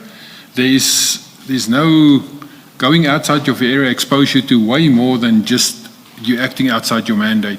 If you are injured there, your injury on duty doesn't cover anything. If anything happens there. So it should be, if there's an operation, there should be records of it, but this whole operation is irregular. And therefore, I don't think there's any proof in the city itself that there's records that this actually took place.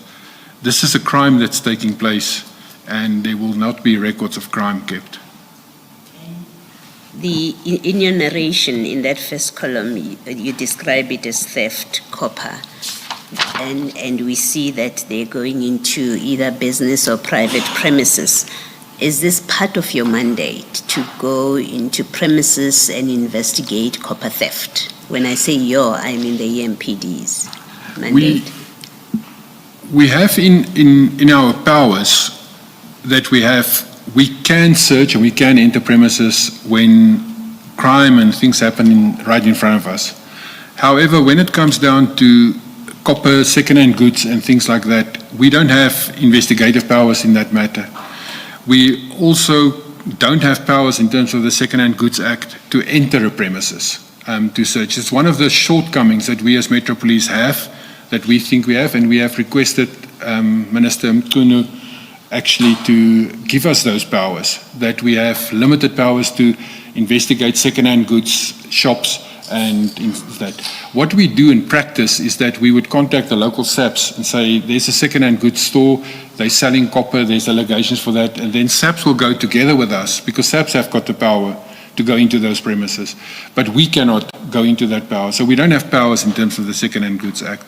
And if anything, if we receive information like that, the proper procedure would be that we ask the local SAPs to accompany us. So we just have a police officer there as well when we then search the property for copper and infrastructure or thefts related to Second-Hand Goods Act. And what about the involvement of civilians in your operations, assuming this was a proper operation? Civilians will not, it's so strange. Civilians will not be allowed into operations, even as informants, because you protect your informants. You don't expose your informant. If it's a genuine case of theft of copper that you now illegally investigate because you have this false perception that you can investigate them, even if you enter that premises, then why would you take your civilian informant with you? Because you will expose him. So civilians, and we as police don't bring civilians together on our operations. It's unheard of that we actually do that. And what about civilian use of your property, such as we see Mr.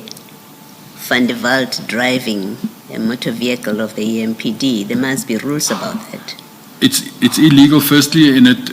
The very short answer is that's impersonation of a police officer. You're using resources belonging to the state, and that's seconds or moments while you're driving the car. You're driving a police car, so you're actually impersonating a police officer.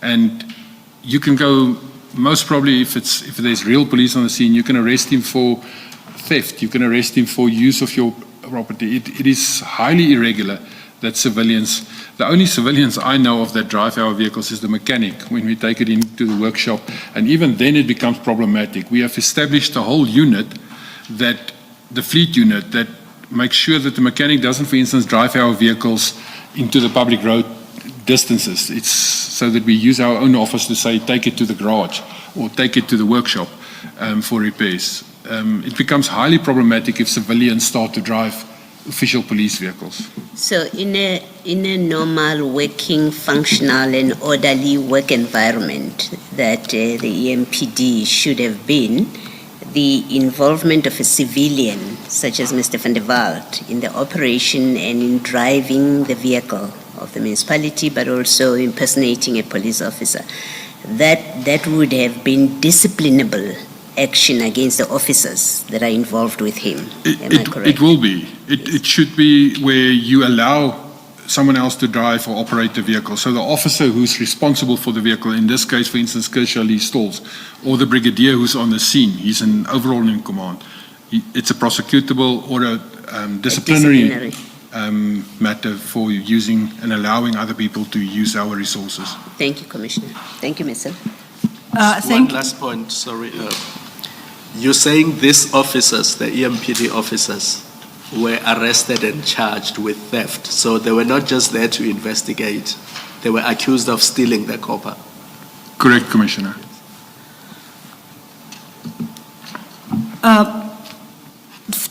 As a follow-up to the answer you gave to one of Commissioner Baloyi's questions, this is the information you received from Mr. Magagula, the IPT investigator, at the meeting of the 6th of March, 2023?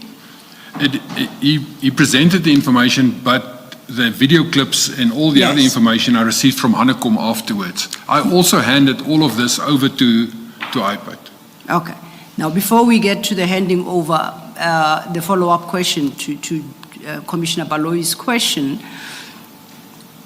having been informed of this particular case, or any of these cases, did you investigate whether or not there are records within the EMPD of an operation such as, and I say operation in inverted commas, of course, such as what we have just watched on the screens? It was investigated and we couldn't find anything related to this matter. Okay.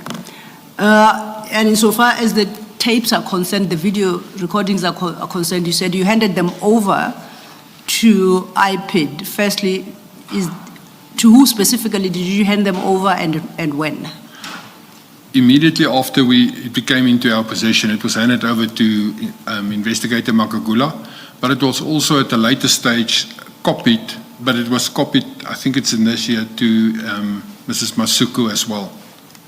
Now you say immediately after you came into possession, perhaps then let's backtrack. When did you come into possession of these tapes? I don't know the exact, it's in my emails. I will, during lunchtime, I can look at my emails, the exact date I received it, and then I will give the correct date. Okay, that would assist greatly. Thank you.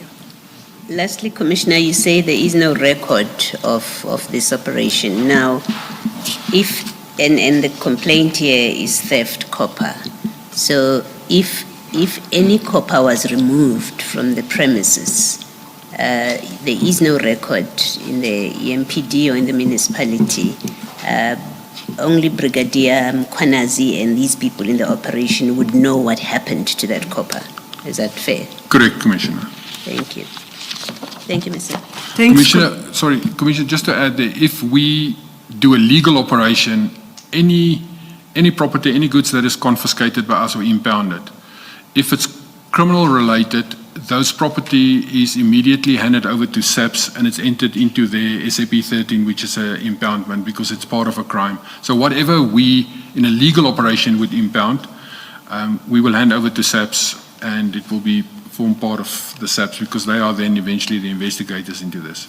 But we don't have a impoundment of copper or anything like that. The only time that we will impound things is in terms of our bylaws, which is fruits or vegetables or things that is left next to the road, which is a bylaw related matter.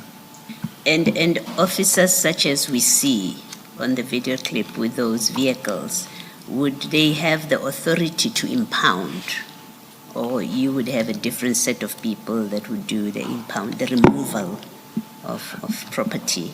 They wouldn't have the power to impound. If it is a genuine crime and you catch someone, let's say it's a vehicle found with copper on the back of the vehicle, and during my normal patrols I found this vehicle.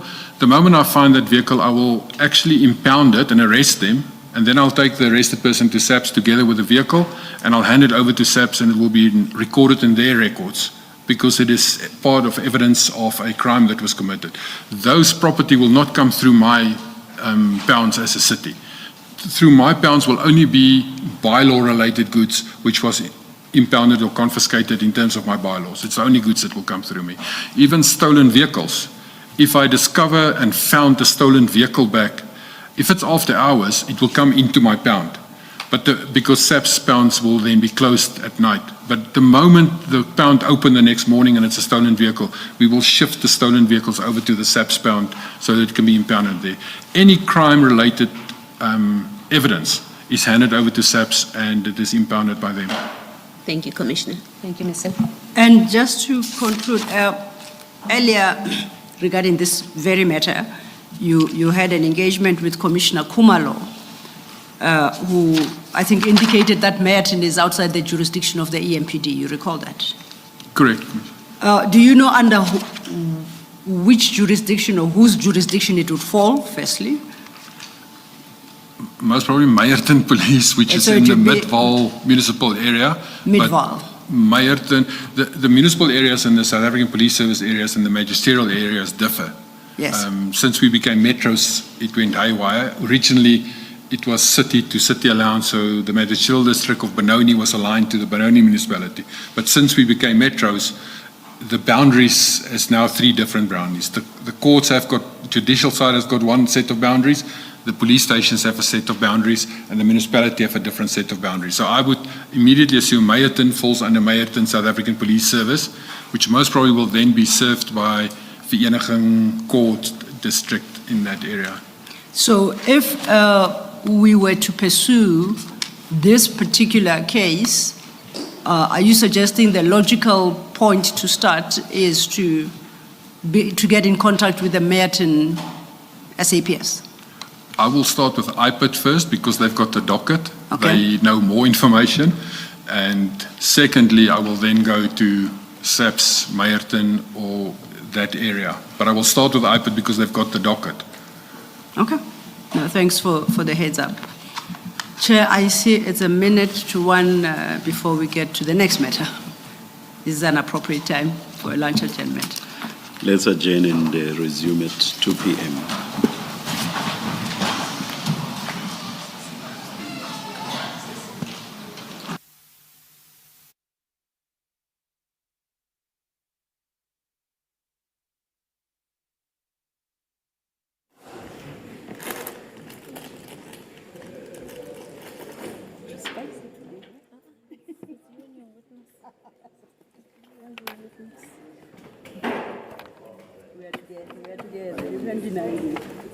I'll take the guest. I'll take the guest.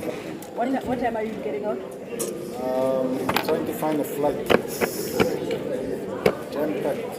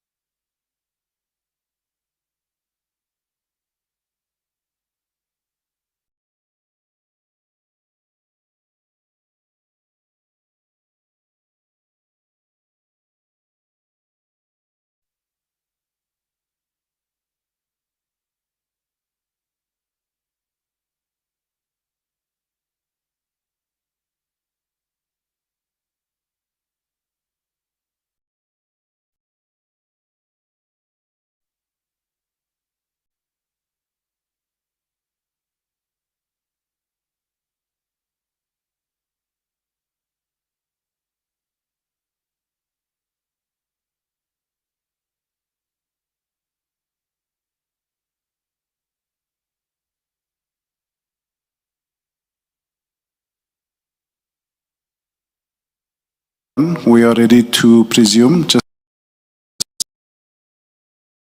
thank you.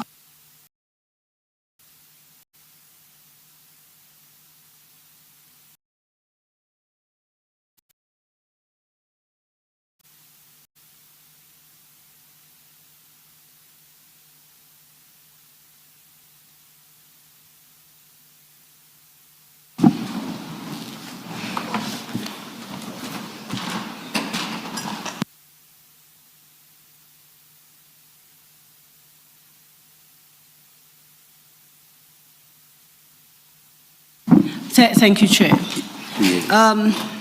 Commissioner Spies, before we broke for lunch, you had indicated that the video clips we watched, you handed them over to investigator Magagula, correct? And you undertook to look through your WhatsApp messages to determine when you had received the clips and when you handed them over to IPID. You confirmed that you now have that. So perhaps if you could just work us through that detail, you will then provide us with those WhatsApp messages and the details, and we will factor them into your statement at the relevant portion. Thank you, Commissioners. Jaco Hanekom sent me the original video clips, which I saw here, on 14 August 2022 via email. We had a meeting the day before, and he then sent me these video clips on 14 August 2022. On the 6th of March, we had a meeting with IPID where we were instructed to submit to them all evidence and anything that we have on our side related to this group of officers. And on the 7th of March, I've sent these video clips plus all the emails from Jaco Hanekom. I forwarded to NOMSA at IPID itself, NOMSA Masuku. I forwarded to her via email. It was discussed the previous afternoon as well in the meeting with IPID, and that's why I said I will forward all the information I have received as well, which was forwarded then the next morning on the 7th of March. And you indicated that thereafter you still informed IPID of the killing of your informant, Mr. Correct. Hanekom, yeah. Correct, Commissioner. On the 17th of March, Mr. Hanekom was killed the afternoon, approximately 12 o'clock. At 12:43, I've sent an email to NOMSA to say to her that the informant, have you seen that the informant has just been killed? And she answered me back via email later that evening to say that yes, it's hard sore because she was in court the whole day, but she's also know that it happened and it took place. So it's 2023, 17 March. Just to be precise, your communication with NOMSA regarding the assassination of Hanekom, was your communication by WhatsApp or email? The 17 March was via email to NOMSA. Okay.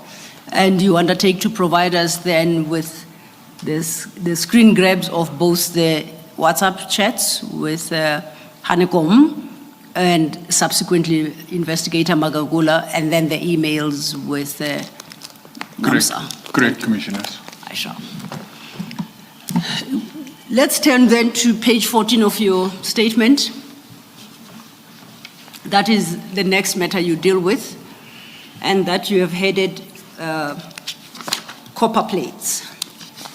The copper plates case, I don't have a lot of information. It was just mentioned, and then I was called in by the acting Brakpan station commander, who informed me that this incident took place. It was where trucks with a manned tow truck and was on the R22 with a trailer, and it was close to the Carnival Mall. The people involved on the incident itself, when they actually found it back, was a SAPS reservist warrant officer, Adar Security, Ray Springs, in a Pakistani warehouse, and it happened at the Monster truck stop, Pomona. This Brakpan station commander then, he told me that the information that they are finding, it's from Kershaw Stalls, who posted it of herself on Instagram. So he called me in, we had a discussion about it because he wanted to have more information from me, And I then stated I don't do social media, so I don't have things like Instagram, and I don't have any information about this matter at all. Then the next matter was again mentioned where we call it the Cobalt case because it is a truck or a few trucks that were hijacked that were conveying cobalt. The investigating officer in that matter was then Warrant Officer Roots from Springs, and his telephone number was given. And Hanekom is the main informant in this matter. So what Hanekom informed us about this matter is that Etienne arrived with a helicopter. They were flown by a person impersonating SAPS, where he said he's Captain Smith, and they arrived on the scene in the Delmas area. But May I just, sorry to interrupt, you just said Etienne. When we were watching one of the videos, you identified one person, I think they had a red top on as Etienne. Is that the same person or is this a different Etienne? Hanekom stating it's the same person. Etienne van der Walt, the same person mentioned in the one Etienne, and this one is the same person that Hanekom said he and the Smith was flying the helicopter, and Etienne was a passenger in the helicopter. And they arrived at the scene in Delmas, where when they arrived, there's already SAPS present. Now, I don't know that you will see in my question, I made in my statement a question mark, because on the scene itself, there was a female captain, Carla Hartley, who chased them away from the scene because they wanted to take the scene over from her, and she chased them away to say she's in charge of the scene, they must get off her scene. And so the helicopter landed, and then the helicopter flew out again because she chased them away. And then very shortly thereafter, this Stolz and McKenzie, they arrived on the same scene with marked vehicles. Stolz even posted pictures of this on Instagram of herself. And then Magagula said to us, and then this is what they discussed, is that they use this modus operandi of stealing the load or the freight, and then they will offer the load back to the owner at a 10% cost release via burner phones and pin drops so that the owner can collect his own goods. That matter itself, we don't have more than what Hanekom has told us, is to say that they arrive on the scene in this, but obviously if it's Captain Harley, Delmas, it's easy to be confirmed or verified with the South African Police Service. And this is where the problem lies with us, is that we cannot do criminal investigations. So we receive all of these snippets of information from everyone, and we then hand it over to our SAPS contacts, and it's way outside our area. So it becomes highly problematic for us if we don't have a little bit of investigation capabilities. One of them where I want to touch on is that our officers, municipal police officers, when they commit crimes, doesn't matter what crime it is, if it is now bribery or corruption, which is known officers do when they issue fines or drunken driving or things like that, is that the victim, the member of the public, will always come and complain to us because it's our officer involved, it's our vehicles. He will then complain to us, and we will take his statement and deal with it in a misconduct disciplinary inquiry manner. And we will then inform the victim. Please go to the SAPS station, this is the area, this is where it is, and lay a formal criminal complaint so that SAPS can investigate it. We cannot ourselves investigate it. And what then happened, and this is where the slight problem arises with this, is that we know our area, for instance, and I want to make it specifically to the Benoni Boksburg area, because and it's most probably between us and Joburg as well, the magisterial boundaries and the police station boundaries between Benoni and Boksburg is Atlas Road, running from north to south.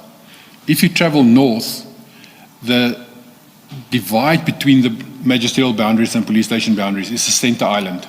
So the 2 lanes going north is in the Boksburg magisterial areas. The 2 lanes going south is in the Benoni magisterial area.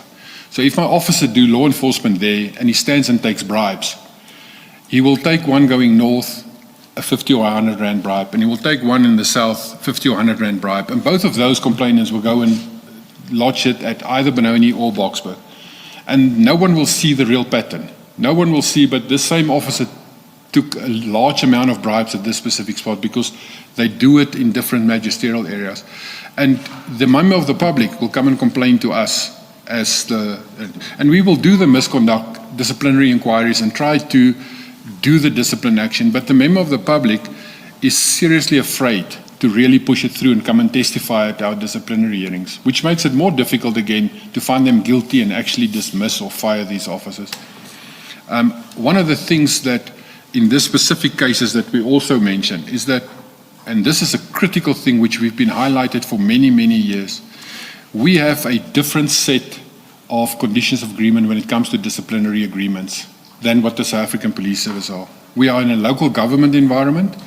Our disciplinary agreement that's already been touched on, it deals with all municipal employees in exactly the same manner, irrespective if you're a plumber or an admin clerk or a police officer. We are dealt with in terms of that disciplinary agreement in that manner. You get suspended, if you do get suspended for 3 months with full pay, you must be treated within that conditions of service. However, the South African Police Service has a different dispensation between police and civilians. And we have requested at very high levels, SALGA, everyone to intervene so that we can have a separate set of disciplinary agreements for municipal police officers, even though they're in local government. But to date, we've been denied that. So a municipal police officer is treated, doesn't matter what crimes he committed, he is treated as if he's a normal council employee, and he's not treated as if he's a police officer, which can intimidate witnesses, and and therefore the public doesn't want to come and testify in our disciplinary cases. Very few public do. And if they do testify, then we obviously dismiss and fire officers. But that's one of the problems that we have in this environment where we're dealing with officers. Okay. We then, on your list, I think, turn to the last case you discussed with, EMPD discussed with IPID on the 7th of March, and that's your item 7. Could you turn to deal with that one? Maybe before you do that. Yes, Commissioner. Commissioner, let me just check this. In that item 6, the cobalt matter, you say in your explanation to the extreme right, then Stolz Mackenzie arrived on the scene with EMPD vehicles. How does it work? And I ask that because in the preceding paragraph, you say the SAPs were already on the scene. So to have the EMPD come in, how does it work? Is it by invitation? Would there have been a call? Does there necessarily have to be a call for support from the SAPs, or EMPD is free to just attend any crime scene within its jurisdiction? Commissioner, normally if we're operating in the same area, we can arrive at the same time or just after SAPs is on the scene. We can also arrive at the same scene because of our patrols and the way that we react to scenes. It could be that there's a crime reported on the radio and officers from all over respond to the scene. And whoever arrives first on scene, there's a national standing, a national standard for municipal police services of first responder to scene. So if we are the first responder to a crime scene, our function on the scene is to stop the crime and preserve the scene until we can hand over to SAPS, who is then the lead on that scene, forensics and whoever from the detectives and that. However, if SAPS is first on scene, they do exactly the same. They will preserve the scene, and we will not be allowed to enter into a scene if it is there. And I think that's what happened here. This Captain Carla Hartley, it was her scene, and she chased the officers away. So you don't belong into my scene. And it's also outside our area. It's Delmas is closer to our area, to the border, but it's also outside our area. And we will not respond because everything reported in Ekurhuleni, everything in there, when we respond to scenes, we will respond within Ekurhuleni. If it is outside our jurisdiction, then the city of Johannesburg or the city of Tshwane would invite us formally to say, please come and help this operation, or we're going to have an intergovernmental relationship roadblock. We need extra manpower, please send people, and then there's a full operation plan and approval before we actually deal with these scenes. Thank you, Commissioner. Thank you, Mr. Thank you, Commissioner Baloyi. I had invited you, Commissioner, to then deal with your last item on this table, item number 7. This was the most serious remark, and when Mr. Makagula start to mention this. He spoke the most, and Nomsa's added a little bit to it. They immediately stated that there's threats against their lives because of this. There's a very serious investigation that they're doing into a murder case. This murder took place on 15 April 2022 in the Brakpan area, and it's being investigated by IPAT already, where it traced back to a body was found in a dam. So initially it was said to us it's Nigel Merivale Dam in the Brakpan area. Don't know the exact dam, but this was traced back to the same group of officers who was there together with civilians. It's not one of the civilians yet mentioned. So there was a civilians on the site as well. And what was alleged is that they tortured this person on the scene, where they used a method called tubing, which is a piece of rubber that you pulled over a person's face and you suffocate the person. So they tubed this person, and at a stage, the actual the person who he has actually turned state witness. He submitted a 204 application and statement as well. He said that the person who they were torturing and in questioning or interrogating, he actually had said to them, but he's got money in the house, 500,000 rand, he'll pay that if he could lose him. And then the next moment, this person, they killed him. And from the scene, they called Brigadier Makwanasi after it took place now. And Brigadier Makwanasi arrived on the scene in a white Golf. And he then proceeded to direct them how to clean the scene. And they placed the body of the victim on this civilian person's bakkie. And they instructed him to go dump the body, which he then duly did. And then when it came out, and IPAT's investigating it, this person who did it, he turned state witness, according to him. He contacted me about 2 weeks ago again to say that he is a state witness. He gave a Section 204 statement to turn state witness, and he's committing everything.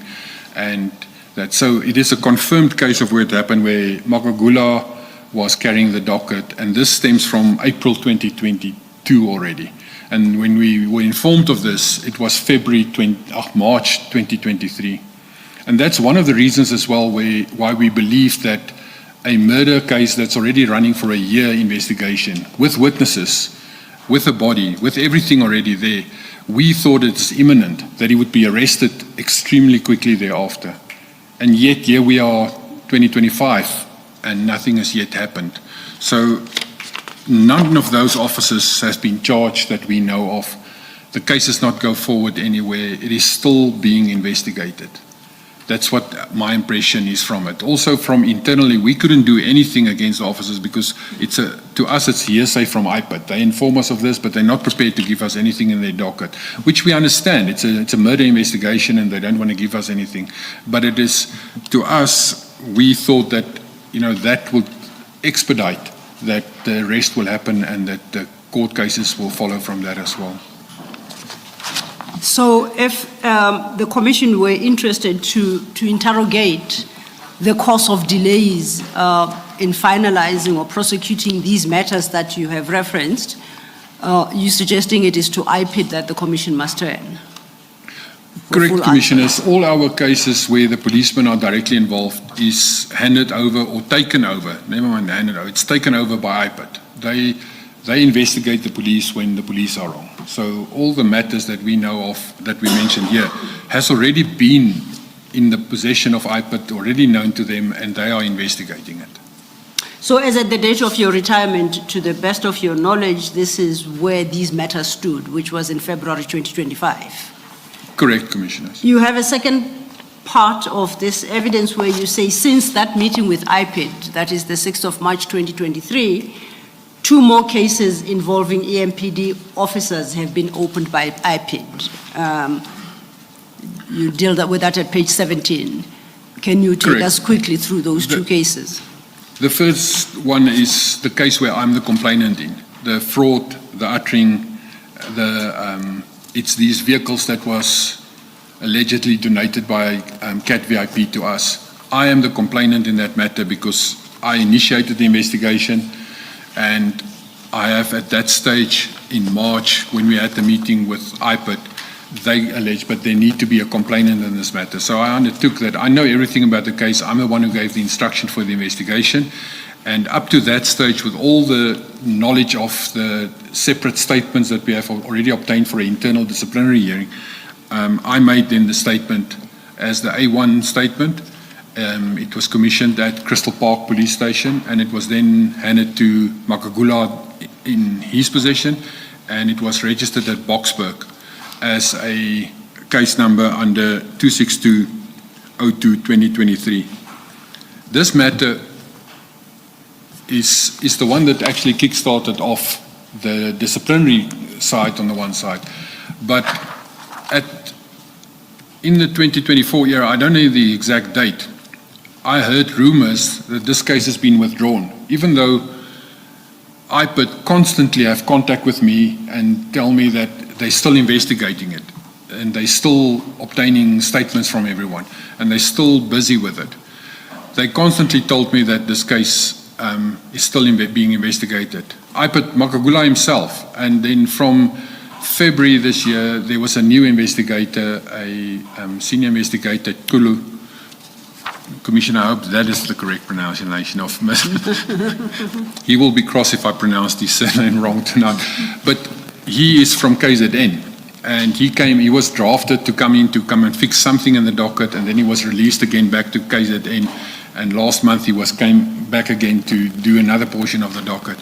But when with a friend of mine then in the South African Police Service, when they look on the CAS system itself, where the case number is registered, that case has been withdrawn on the CAS system by a local South African police officer, a lieutenant colonel, at Boksburg itself in September 23 already. So even though IPID is alleging that they still investigated, they still contact me, they still have dealings where they say they're waiting for this or they're waiting for that. Up to now, on the CAS system, the case has actually been withdrawn as onopgespoor, which is undetected. And this happened in 2023 already on the CAS system. Before you deal with the next matter, I think you may want to consider a correction to your statement. Perhaps before that, have you, Commissioner, have you ever made inquiries as to why IPID is giving you to understand that investigations are ongoing when in fact the docket was closed as far back as 2023? Commissioner, I have, and I've queried it with IPID themselves as well, and they have told me that they will investigate that as well. With the senior investigator, Kulu, he took a supplementary affidavit from me about 3 weeks ago as well. I asked him specifically as well and say, what's happened with this? And he says, no, he showed me, he's actually had the docket with him. He says, I'm now temporarily the investigator again because there's something else that I need to obtain in this docket directed from the DPP. The reason for it was that the docket was originally registered at Boksburg. And the query came up is that why is it not at Germiston? Because the vehicles were registered in Wadeville. That's where the crime occurred. And my answer to that was it started in Boksburg. Brigadier Makonasi's office, where his police office where he works from, is situated in Boksburg. And it happened all over. So it happened in Boksburg, it happened in Germiston where the vehicle fleet section is. It happened at Wadeville where the registrations was done on Natus, and then when the vehicles were deregistered again from our names, it happened in Silverton in Tshwane.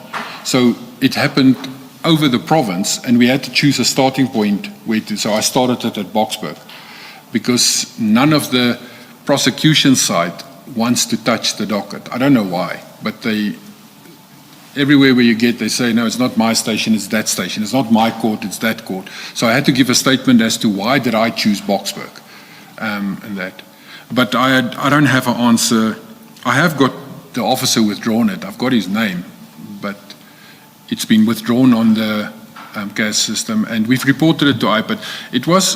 it was mentioned and it's been escalated to a national level in the South African Police Service, where we as municipal police have requested at a national level to Commissioner, the National Police Commissioner, where we have requested that a national task team be established to investigate corruption and crime within municipal police departments.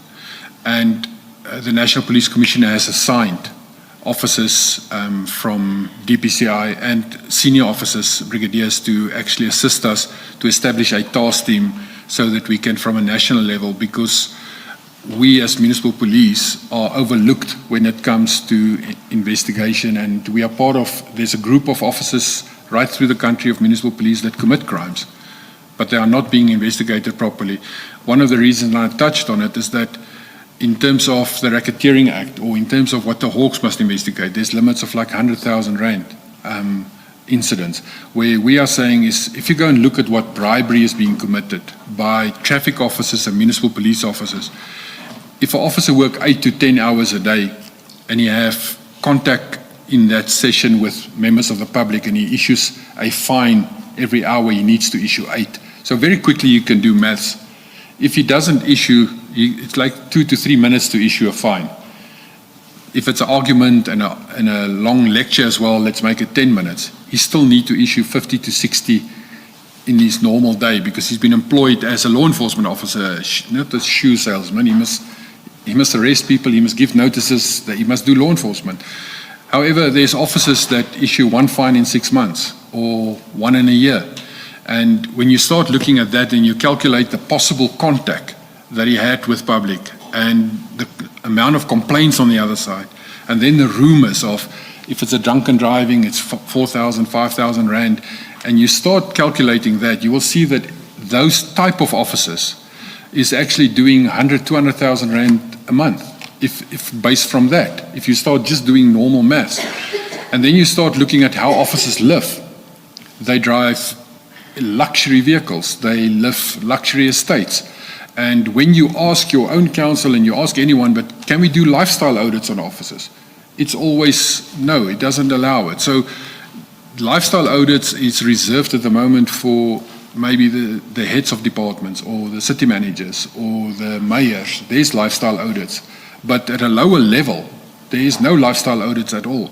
That's something that need to be, according to me, made compulsory, is that you cannot be a law enforcement officer and not be vetted to do your work. Thank you. Thank you, Chair. I wanted to draw your attention perhaps to something that might require correction. The case you just discussed at page 17, you cite as a Boxback CAS 2620223. If you turn to page 19, paragraph 36, third line from the bottom, you refer to a case number 262032023. It's correct, Commissioner. It's March. It's 262 of March. Okay. So under this, in this table, we should correct the 02 to 03. For Correct. the correct CAS number. Thank you. That then leads us to your second case that you have since lent off since your last meeting with IPID on the 6th of March 2023. Thanks. Correct. In the very first week, this matter already took place in 2024, but in the very first week of my retirement, as I finished, not everyone, a lot of people that used to work with me still sent me information. And a lot of people, private people, didn't know that I retired. So they will still send me as if I'm the deputy chief at Ekurhuleni. They will still send me information and tell me stuff that happened. And this is publicly in the news as well, where 6 officers from the drug enforcement unit was arrested because they extorted plus minus 80,000 rand from a foreigner. These officers were arrested, detained, they were released on bail, and those officers have to date not been disciplined. Not even a disciplinary matter started against them. And they are reporting directly to Dion Singh, the brigadier that was suddenly promoted last year by Mkwanasi as well. He reported directly to him. It's a drug enforcement unit.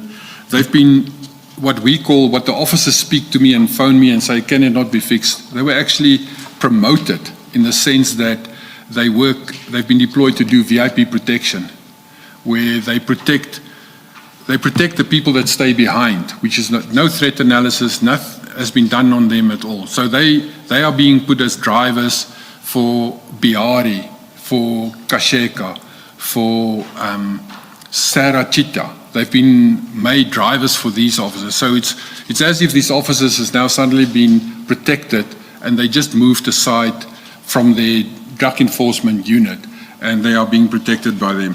But this happened after I left already. So it's information that's constantly being sent to me about this arrest that took place. And I saw it in the news as well, that it happened. But the incident took place in 2024 as well. And it's also investigated by IPID, and IPID did the arrest when they were detained.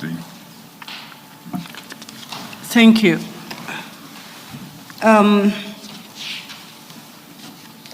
Are you moving off the table? I was going to. Okay. In the first item, the blue lights one, right at the end of your explanation, you say you were informed, that very last sentence, you say you were informed by IPID of direct links between CAT VIP and Ekurhuleni politicians. Do you care to explain a little bit more there, if you're able to? What happened there is that the same journalist who queried initially, Mr. Jeff Wicks, he had, at that same time, he was busy running an expose in News 24 where every day or every week he would release a snippet of information. And the information he released was more aimed at the Tembisa Hospital finance scandal where the whistleblower Babita Dukaran was murdered. So the angle that he approached was from that side. And he attached that then to the Brigadier Mkwanasi, as the newspapers called him, Blue Light Blesser. So in that situation, these links were made, is that this hospital scandal linked is to politicians based in Ekurhuleni, plus it is linked to this Blue Light Blesser then who assists them as a policeman to get all their functions performed in there. That is how that came up. It's part of the newspaper article expose that Mr. Wicks did. Okay, and then lastly, I mean, we've gone through the list of the criminal conduct that, or the alleged criminal conduct that you discussed with Mr. Magagula, and some of it it has been raised by commissioners as matters for disciplinary action, and you've explained why. Is it a case of, because of the environment, those who had the authority to request disciplinary or to even authorize disciplinary action, such as yourself and the chief, simply gave up on it? And I ask because we, at least in the case of the blue lights, we have a request from the chief for a tribunal, disciplinary tribunal to be set up. So we know there's a process which the senior people like yourselves could instigate, and yet we don't have anything done in respect of the others, the many cases that you've referred to. Is it fair to say you simply gave up on initiating disciplinary processes? No, Commissioner. The thing is that we, as the deputy chiefs, we give that to the chief, and it goes through the chief's office to the HR to actually deal with it, to appoint the presiding and the presenting officers, and to make sure that the disciplinary proceeding is happening. However, Chief Mapiye was sidelined completely, and he was victimized, and he was suspended, and he was placed on special leave. And every time when he was placed on special leave or anything like this happened, the then Deputy Chief Mkwanasi was the acting chief, and he failed to forward it to the correct HR processes. So it is not that we didn't try to do anything. I was even accosted that we are trying to push the matter on a criminal side, and I was threatened by the city manager in the same manner as what the chief was. So even though we tried to go to the corporate HR staff, and at that stage Polani and Nisa, who was eventually dismissed during this period that we tried to inform them and say, carry on with this matter, what is the challenges and the problems? But then the chief would be placed on special leave, or we would be suspended. And then Makunasi was acting, and nothing happened then with these matters. When you say you were threatened by the city manager, I mean, if it's still coming, if it's something that you're still going to deal with, It is still coming, is it still? Commissioner. Okay, all right, that's fine, I'll leave it then. Thank you, Mr. Thank you, Commissioner Baloyi. That leads us then to paragraphs 36 and 37 of your statement, Commissioner, and you deal with 3 annexures in a row, RS 13, RS 14, and RS 15. And the 3 annexures relate to the quote-unquote blue lights issue. Am I correct in your paragraphs 36 and 37? Correct, Commissioners. RS 13 is my original affidavit, which was commissioned at the Crystal Park Police Station and signed related to the registration of the vehicle, false registration of the vehicles in the city's name, and the operational plan that was falsified, the uttering that took place. So RS 13 is my original affidavit. And we have dealt, I believe, quite extensively with the issues from your perspective relating to this matter. And this affidavit more or less reiterates what you've already told the commissioners. Is there anything out of this affidavit that perhaps you believe we may not have brought to the commissioner's attention that you would want to do so now? It would appear that we have covered everything. No, it's correct. Everything up to now is covered actually in my affidavit. Okay. The next one then is your RS 14. And this you describe, appearing at page 41 of the annexures file, this you describe as a picture of the docket in respect of the case registered by Mr. Magawul. Correct. When you do an affidavit and you are the A1 complainant in a police docket, which is the SAPS 3, there's an annexure in the front of that statement, which is the 3M statement portion, which then state the date and the time and the station where it's registered, and then the CAS number that is there. It goes part of your A1 affidavit. This gets put on front to lead that, which is then registered with SAPS in a normal docket. And lastly, at paragraph 37, you've got your RS 15. And lastly, at your paragraph 37, you've got an extra RS 15. You had, I think, briefly touched on this in explaining the fate of the criminal case you had caused to be opened regarding this blue lights issue. And can you deal then with Correct. an extra RS 15, which you say is proof that the matter was withdrawn? This is a screen print of the CAS system that the South African Police Services use, listing this CAS number in the top right corner, 26203 of 2023.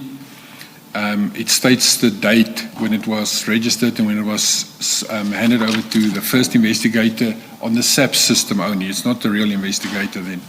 But then at the last date at the bottom, it's 2023 10/12, which is 12 October 2023 at 16:27. It states the investigating officer. I don't know if I can mention his name or should mention his name. He's a public official. It was Lieutenant Colonel Mike Whiskey Ntswana, and it was then, and this is Afrikaans version, it was closed as onopgespoor, which means undetected. What does undetected mean? It's when you don't have any evidence in any docket and you cannot do anything further, then it's undetected. It's if I, for instance, let's say there's a break-in at my house tonight and my motorcycle is stolen and the detectives come out, investigate everything, there's no fingerprints, there's nothing, they cannot find anything, there's no CCTV footage, then it will be very close to say, but they can't find any evidence on the scene, the docket is undetected and the docket will be closed as undetected. How do you reconcile that conclusion with the IPID report we looked at, we worked through on Friday, in terms of which IPID made certain specific findings of fraud and corruption in respect of these very activities and recommended that Brigadier Mkhwanazi be disciplined? How do I reconcile that IPID finding in the human resource environment with this undetected finding now in the criminal case arising from the same facts? I cannot answer that, Commissioner. That's why I say this is very strange that a local police station at a station is actually closing the docket as if it's undetected and it's archived and stored in the archive and not being further investigated. This, while IPID is still investigating, they actually released a negative recommendation that there must be discipline steps taken, and the docket is still being, according to them, to me, it's still being investigated in a criminal matter, criminal investigation. It was already a few times thereafter presented to the DPP to actually make further recommendations, and it's still, as I stated, 2-3 weeks ago, senior investigator Kulu actually still took a supplementary affidavit from me. So on the one side, there's this IPID is carrying the docket, they're investigating it according to them, but on the other side, I have this proof from the CAS system that says the docket is closed as undetected at the local police station. So if you do inquiry now and you're searching anything on the SAP system, this will not reflect as an open case anymore. Which leads me to ask you perhaps a fairly stupid question. Is the matter open or closed? Where are we at? I really don't know, Commissioners. Okay. To me, IPID says it's open, SAP says, or the SAP station says it's closed. But I don't know the status of it genuinely because it's a detective busy investigating the case. I don't know what the status of the docket is. Okay. I think Commissioner Baloyi has got it. I don't have an answer to your question. You know, a question of your own, Commissioner. Let me ask my question. Is it not perhaps, and I think I want to ask more a practical question, that your evidence is that the IPID have the docket, as I understand you? Yes, Commissioner. Practically, what does it mean? What's remaining at the SAPS then, if IPID has the docket? And I'm asking the question to try and suggest, is it not possible that the local station has only a cover, that as you have given us here, and there's nothing inside it because the docket is with the IPID, and because he knows nothing about the IPID involvement and progress in the matter, he then, because he's left only with a shell of a docket, he then considers it to be closed. Is it not Commissioner, possible? normally, what will, in other cases that I have knowledge about what happened, is that if IPID takes a docket at a police station, it gets transferred to them electronically. So the docket is actually maybe a manual, practical hard copy that IPID takes, but on the CAS system itself, the docket is transferred to say whoever the detective is at IPID, so that the South African Police Service can trace their dockets where it actually is on the system. So the correct procedure that I've seen in other matters is that the IPID detective will actually sign for the docket, and on the CAS system it will be transferred into their name. And then once they finish with the docket and it goes to court, it will be they who take the docket to the court. So in terms of the South African Police Service practicality rules, that's how it would normally work.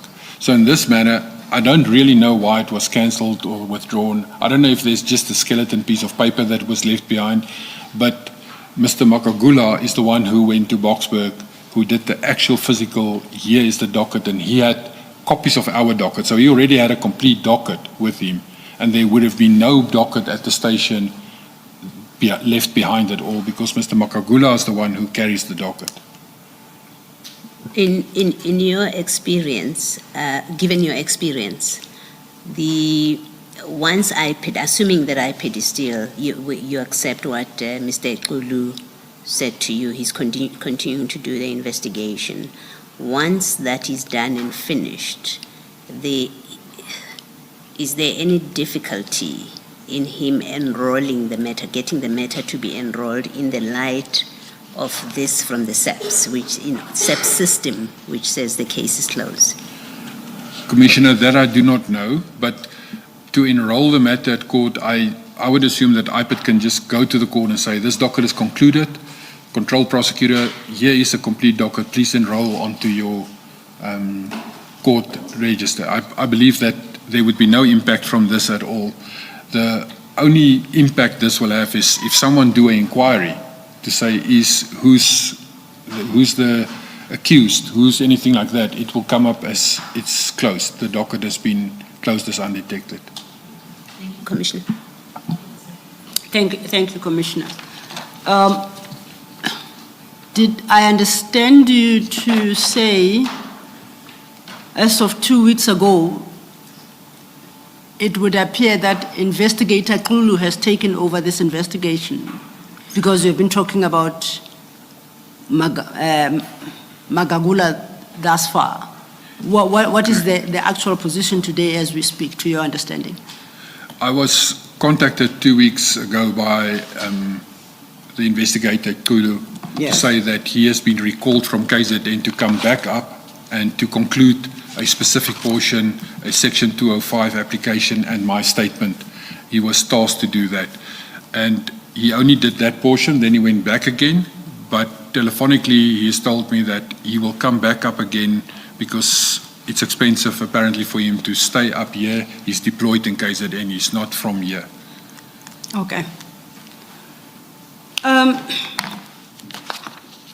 This then will lead us to your paragraph 38 at page 20, where you conclude on this chapter. Correct, Commissioner. Yes, you may speak to that. It's just that last portion that I already touched on, is that 2 weeks ago, the witness who turned state witness contacted me and he explained the whole situation to me again, and he confirmed everything that took place, and that he also informed me that he gave to Magagula a Section 204 statement already, and that he has turned state witness. That's what he informed me. And that's in respect of the murder case you have listed under item 7? Correct. It's in relation to the murder case, and that he's turned state witness, and he's already given statements to that effect as well. Oh, thank you. Your next main topic is headed Internal Disciplinary Process and Interference. And under this topic, you deal with a few subheadings. Let's start with your first, disciplinary action against Brigadier Julius Mkhwanazi. Would you like to take the commissioners through that part of your evidence? Obviously, I initiated the investigation because I was the acting chief of police. But Colonel Erasmus, because he heads internal affairs and they were still reporting to me as caretaker, he kept me abreast of as the investigation would go on. And after his internal investigation has been completed, he submitted it to the chief of police, who is Commissioner Mapie. And the dossier and this letter from Commissioner Mapie was then forwarded to the Director, Human Resources, the Employee Relations section, which is Kolani and Nisa.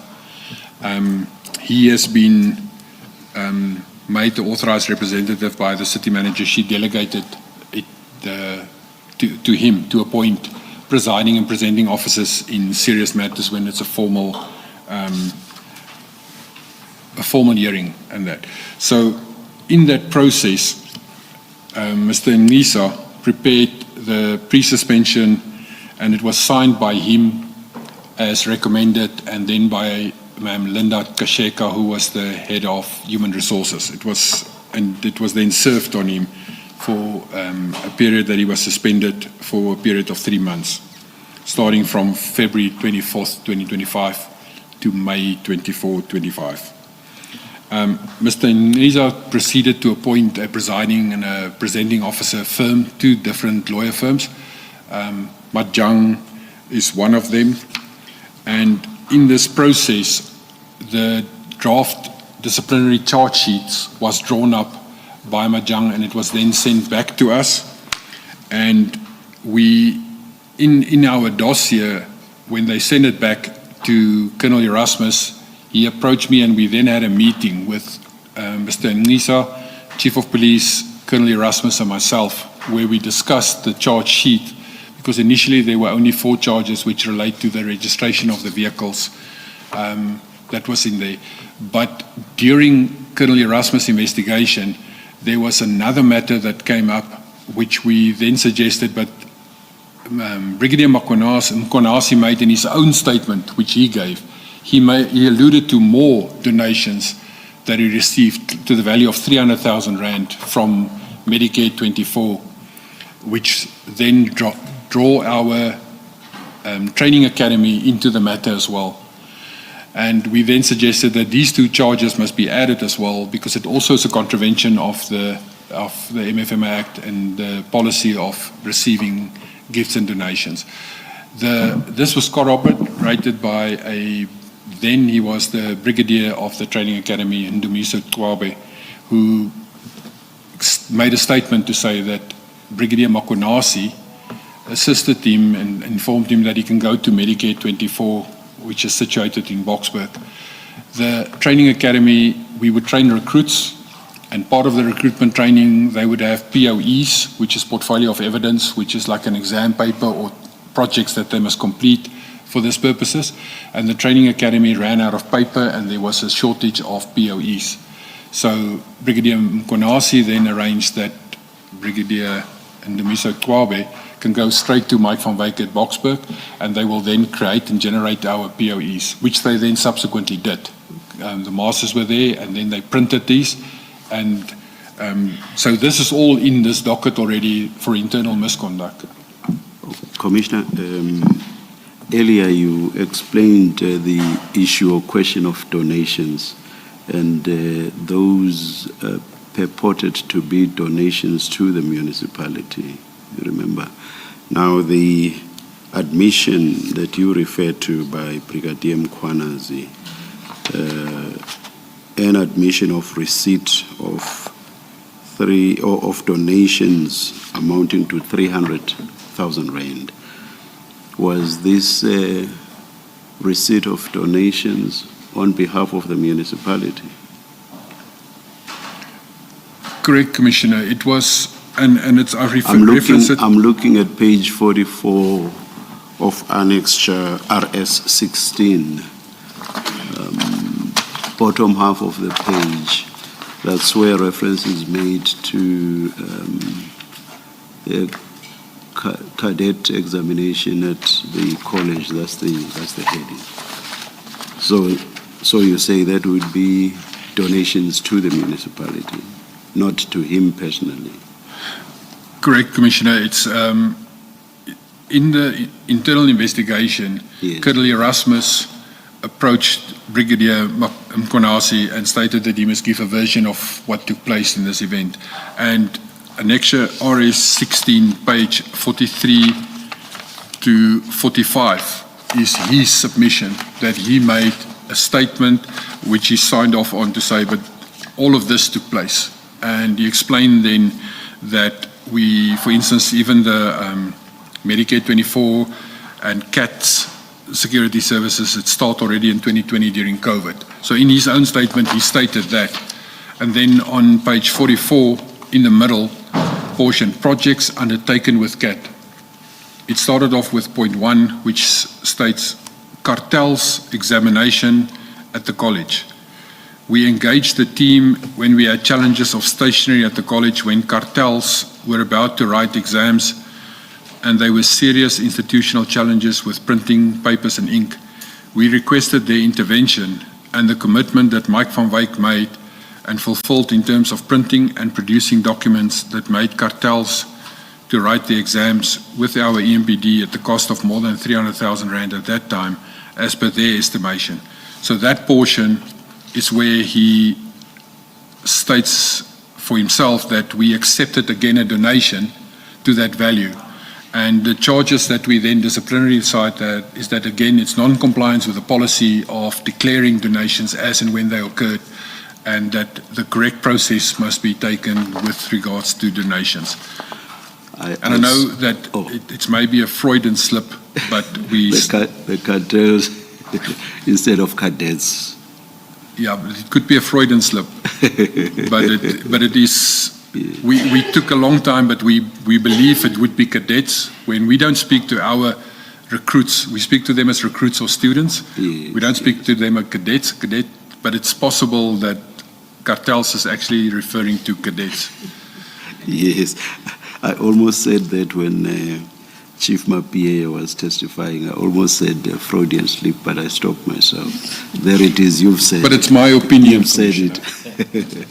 All right. I sought that clarification, Commissioner, because reading paragraph 41 of your statement, one might think that you are saying that Brigadier Mkhwanazi received the donation in his personal capacity. So that's why I just sought clarification whether this was a donation to the municipality in the manner you explained this morning. Commissioner, it's maybe my grammar. It says that Brigadier Julius Mkhwanazi had personally admitted to receiving a 300 Rand donation from a subsidiary, and then I carried on. But it's not, it's from his personal admittance that this donation was not declared.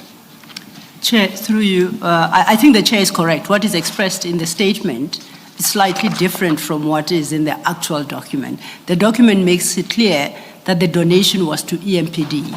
The phraseology in the statement would appear to suggest that that donation was made to Brigadier Mkhwanazi personally, right? And that is not that wasn't your intention. No. And perhaps then to avoid any confusion and miscommunication, the statement should read, this evidence revealed that Brigadier Julius Mkhwanazi had personally admitted to EMPD receiving that donation. Would that resolve the problem?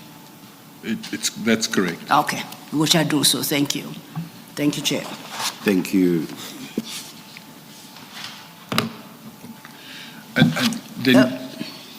then obviously after that meeting we had, and we read this statement, and then it was decided that Colonel Erasmus must inform the lawyers to add charge 5 and 6 as well, because it's again a contravention of the donation policy.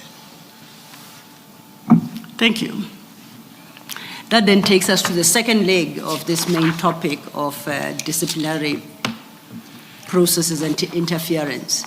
You now have a sub-chapter titled Intervention by Human Resources, starting at paragraph 43. At this stage, this is already when his suspension is starting to end.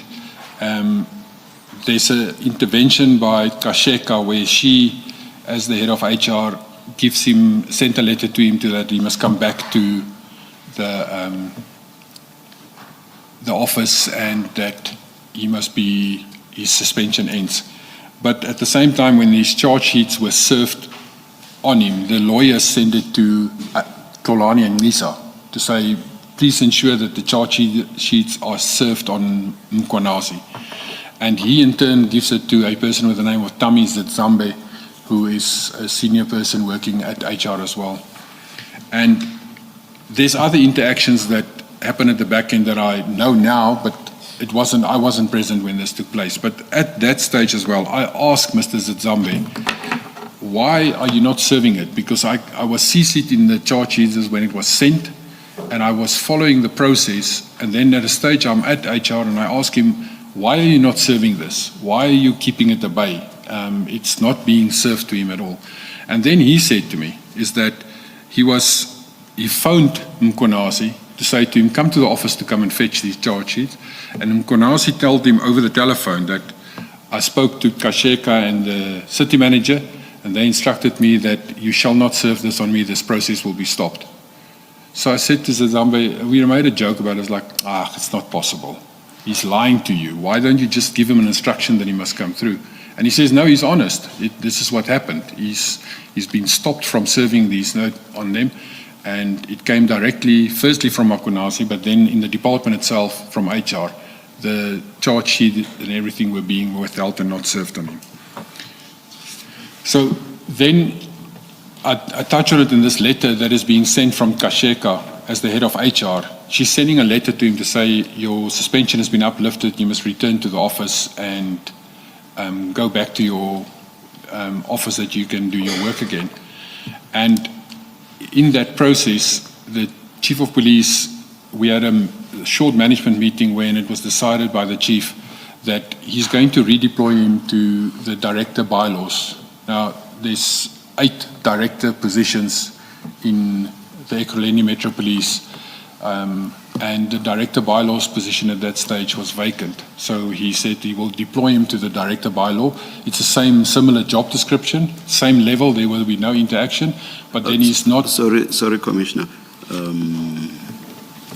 When we are done with what I'm raising with you, you'll go back to the deployment. You say that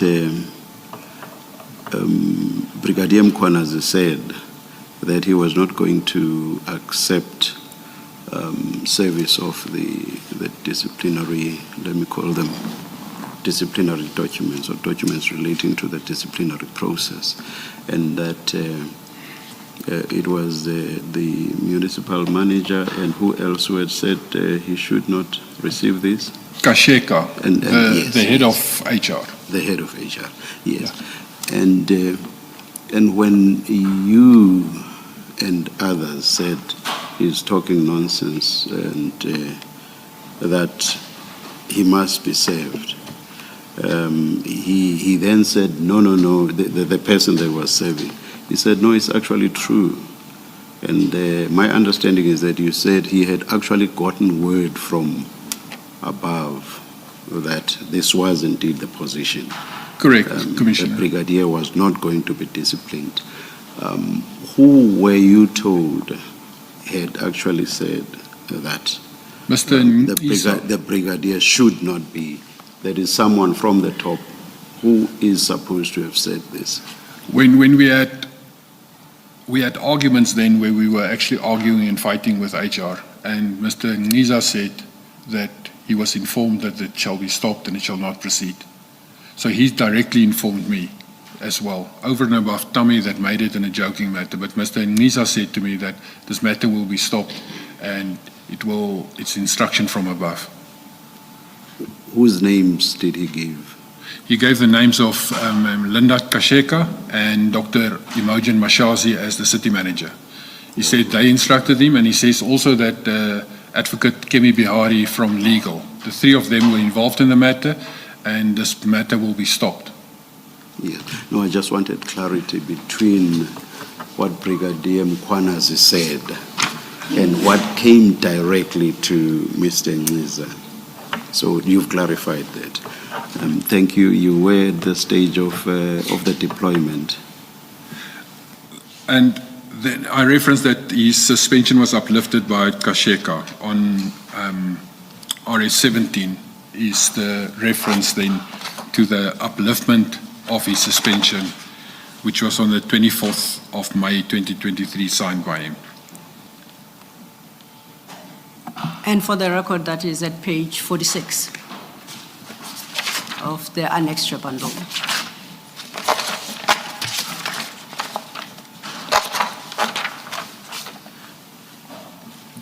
And the chief then, subsequent to that upliftment, when it came to his attention that this upliftment was actually effective now, he issued a redeployment letter to Brigadier Mkonasi. I keep interrupting you as you come to to the deployment. Is it not so, though, that the upliftment of the suspension was a function of the fact that the 3-month period allowed for suspensions had run out? It is correct, Commissioner. However, even though it's a clause 16 of the disciplinary procedure agreements, you can extend again if it actually do that. So sometimes it will happen that the Chief of Police would say we're running out of time because of there's still investigations to be concluded, and then the suspension will be extended again. However, in this matter, the Chief of Police didn't even have the opportunity to extend it again. He was just informed that the upliftment has already been issued by Kasheka from Human Resource. Thank you. I won't interrupt you again on deployment. I shall do the interrupting. Commissioner Baloyi. Just to follow up on that, the power to extend the suspension, where does it lie? We know that the initial suspension was by the Chief of Police. Does he carry the power to extend, or does it lie with HR? That question one. Two, is it provided for in the collective agreement, in the disciplinary procedures collective agreement? Commissioner, the first suspension was done by Kasheka. So the Chief of Police completed the request to Human Resources that the process be done, Kolani and NISA. He then obviously most probably typed a letter and he signed as recommended, and the first suspension was done by Kasheka as the HOD HR. It's in the city of Ekurhuleni, the manner how that works. In my current position, the Chief of Police is the one who suspends. So she fills in the suspension, and if it comes to the time that your suspension must be uplifted or your suspension must be extended, the Chief of Police do the suspension. It's only in Ekurhuleni different. And that method of doing it that way has also changed, which will come a little bit later as well. It was changed on a specific date. So this Mkonasi matter actually changed the whole procedure within Ekurhuleni. Well, thank you for the correction on the evidence about who suspends. The second question was, is it in the collective agreement that the power to extend an extension at the end of 3 months? It is contained in the collective agreement that the initial period is 3 months, but it is not specifically speaking about the extension, but it's practice that you can extend and you must do it in times and there must be reasons, but it creates later on when it comes to labor law, it creates issues that you always will have a points and limine raise because of why it was extended. So it can be extended and it is extended in practice, but it also can cause delays in a later proceedings. Thank you. Thank you, Mr. Thank you, Commissioner Baloyi. I think Commissioner Baloyi has covered the area that I'd wanted to, because my reading of Annexure RS 17 is that the author suggests that 3-month suspension period can never be extended. And the view you express is it is capable of extension under certain circumstances. Correct, Commissioner. It can be extended, and it's numerous times have been extended in the past as well. Okay. Thank you. This then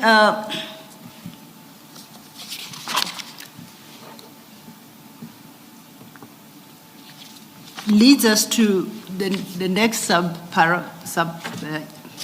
heading, which you have titled Death Threats, simply. Could you speak to that? Commissioners, there's still paragraph 44 and 45, the redeployment that I didn't... Then perhaps 44, 45. 44, you in part, no, not in part, extensively dealt with earlier in response to a question, I think, from Commissioner Baloyi. But if you want to reiterate what is in paragraph 44, for completeness sake, please go ahead.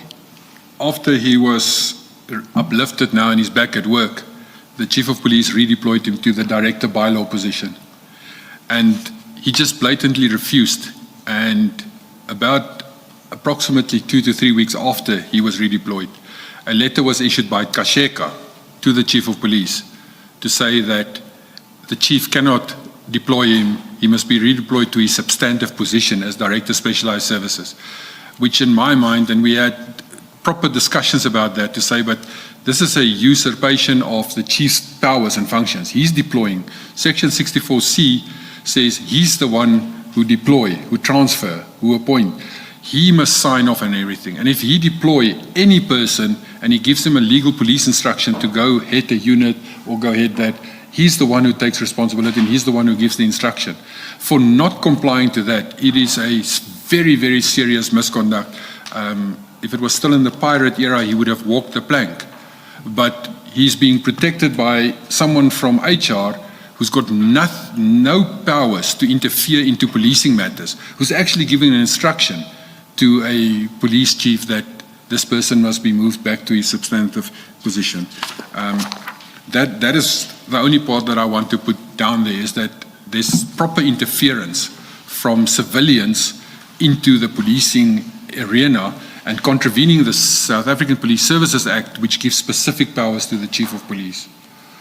And for the record, Chief Mapie dealt with that process during the course of his testimony, and he has submitted into record the letter that you reference, instructing Chief Mapie to reverse the decision to deploy him, Brigadier Mkhwanazi, to the bylaws division and requiring him to be placed back in his substantive post, and Chief Mapie's own response to that demand by Ms. Kasheka. So it is dealt with in full there. So it is... Yes, Chair. Yes. I seem to recall, I don't know whether it was in Chief Mapie's evidence or in one of the statements, either his or yours, that a reason was given for the deployment in the bylaws section. Just remind me, what was the reason again? Commissioner, I'm asking this because surely the chief cannot redeploy at whim. Yes, the power maybe is in terms of 64C, but I doubt that this is something he can do, based on how he feels. I'm using he because it's a he now, the incumbent is a he. Surely there must be a rational basis. But if you don't remember, no, it's no, not. There was a rationale given behind it. And as I stated earlier, is that the director positions are all the same job descriptions, and therefore you can be deployed to any one of those to do the same work. It's one will be dealing with specific bylaws, one will be dealing specifically with the police station area. But the rationale behind the letter when it was given is that because there's still investigations going on with his group and with his influence at the specialized services, is that he temporarily be redeployed to the bylaw section. So there was a rationale given. I think that's exactly what I seem to recall in my mind. Thank you, Commissioner. That's enough. Thank you, Chair. And perhaps for the record, if the Chair could scribble on Commissioner Spears's, that part of Commissioner Spears's statement.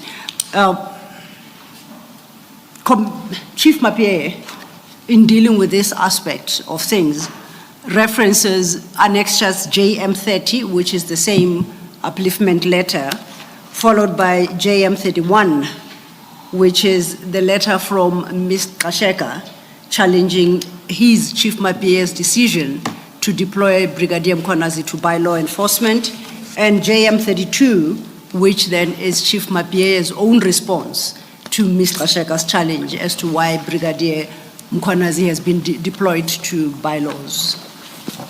Thank you, Chair. Thank you, Mr. Thank you. And then in that paragraph, that chapter, you conclude by expressing a view that as far as you are concerned, this constituted usurpation of Chief Mapie's powers contemplated in Section 64, capital C, sub 2. Correct, Commissioner. And you say Ms. Kasheka has no authority to interfere in municipal police matters in this manner. Correct, Commissioner. How else would she become involved in police matters?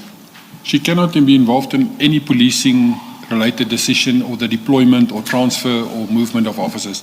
Her function is as a human resources to do the administrative portions behind the scenes. If an officer is appointed or redeployed, capture it in an HR system, manage the personnel files. That is what the HR function is. It is, and it's strange to say it, but I don't listen to civilians. I'm a policeman. I listen to my direct line of command in a line from the chief of police to me, from me to the brigadiers underneath me. I don't listen to a person from HR giving me policing instructions. I will assist them if they ask information, and they will do paperwork and administrative work. That is the function of HR. Thank you. Commissioner? Yes. Perhaps on that theme, we saw in the letter of appointment of Chief Mapie something to the effect, and this is from the city manager, something to the effect that he will exercise his powers or perform his functions, among others, as directed or the direction of the city manager, some such wording. What do you understand that to mean? The powers of the city manager over the chief of police? In terms of the South African Police Services Act, and I think it's section 64B, is that the city manager is accountable for the Metro Police to the council. So she's a conduit to the council, and she must be accountable for the Metro Police.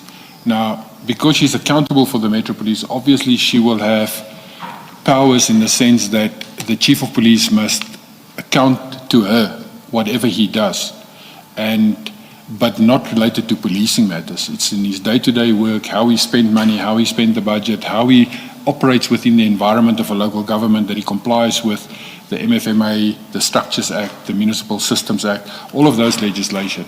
And whatever is being done in the municipal police must be accountable to her. And that is the function. To issue a policing instruction will be considered as interfering into policing matters. Only the chief of police will have the powers, and that's where section 64C then steps away from the city manager, who is accountable for the municipal police, to the council. It steps into the chief. He himself must then have the following powers to that. And it goes further. The city have a matrix of delegations. So council resolve a complete chapter, a whole policy on delegations, where council, because just about every piece of legislation will speak about an accounting officer can do this or accounting officer can do that. And all of that is then in a council resolution taken to say the following delegations is delegated to this individual. And the chief of police has then two sets of delegations that is delegated to him from council. The first one is that everything in section 64, chapter 12, everything that is mentioned there is then delegated to the chief of police. The delegation for the Firearms Control Act, where the Firearms Control Act speaks about the responsible person for an official government institution, that function is delegated to the chief of police. And every other piece of legislation that assigns a function to a council authority, in that set of delegations, it is then given to the chief of police by council, not by the city manager. And then further to that, there's a generic set of delegations that deals with how normally HOD of a department will deal, the appointment, the practical appointment, promotions and discipline processes. All of that is then also delegated as a separate set of delegation to the chief of police. Thank you. Thank you, Commissioner. Let's turn then to at page 22 of your statement, the sub-chapter you have termed death threats. During this same period, this is now this May, June, July period, when all of this is reaching like a hot point where there's discussions going on and nothing happens with the disciplinary and nothing happens with IPID. Everyone gets more information and it gets worse and worse and worse as we go along. I am suddenly approached by a person from the State Security Agency, and he is stating to me that they, as State Security Agency, have picked up that there are death threats being made against me, where this Brigadier Mkonasi and other officers was discussing in Katlehong area, they were discussing to rent or hire Inkabis, which is a hitman from the KZN area. So they were discussing this, and they already have plotted the concept of it's easy to take me out because I drive for my private capacity. I also have motorcycle, and I enjoy motorcycle riding, adventure riding, and it's easy to take me out because I use the motorcycle. So SSA concluded a complete threat assessment against me and with my house, and there were conclusions made at the end of the day where they asked me if I'm kosher with it, if a guard can stay on my premises and I would provide water and electricity to the guard. And I stated, yes, I will do that if it comes down to that. But I also look after my own security and my family's security in a very secure manner. And that they then reported this to the city manager. Commissioner, may we pause at that point when you start talking about the city manager? So please remember where you were exactly. May we take a short agenda? Indeed, Chair. We'll indicate when we are ready. You'll indicate. Okay, Chair.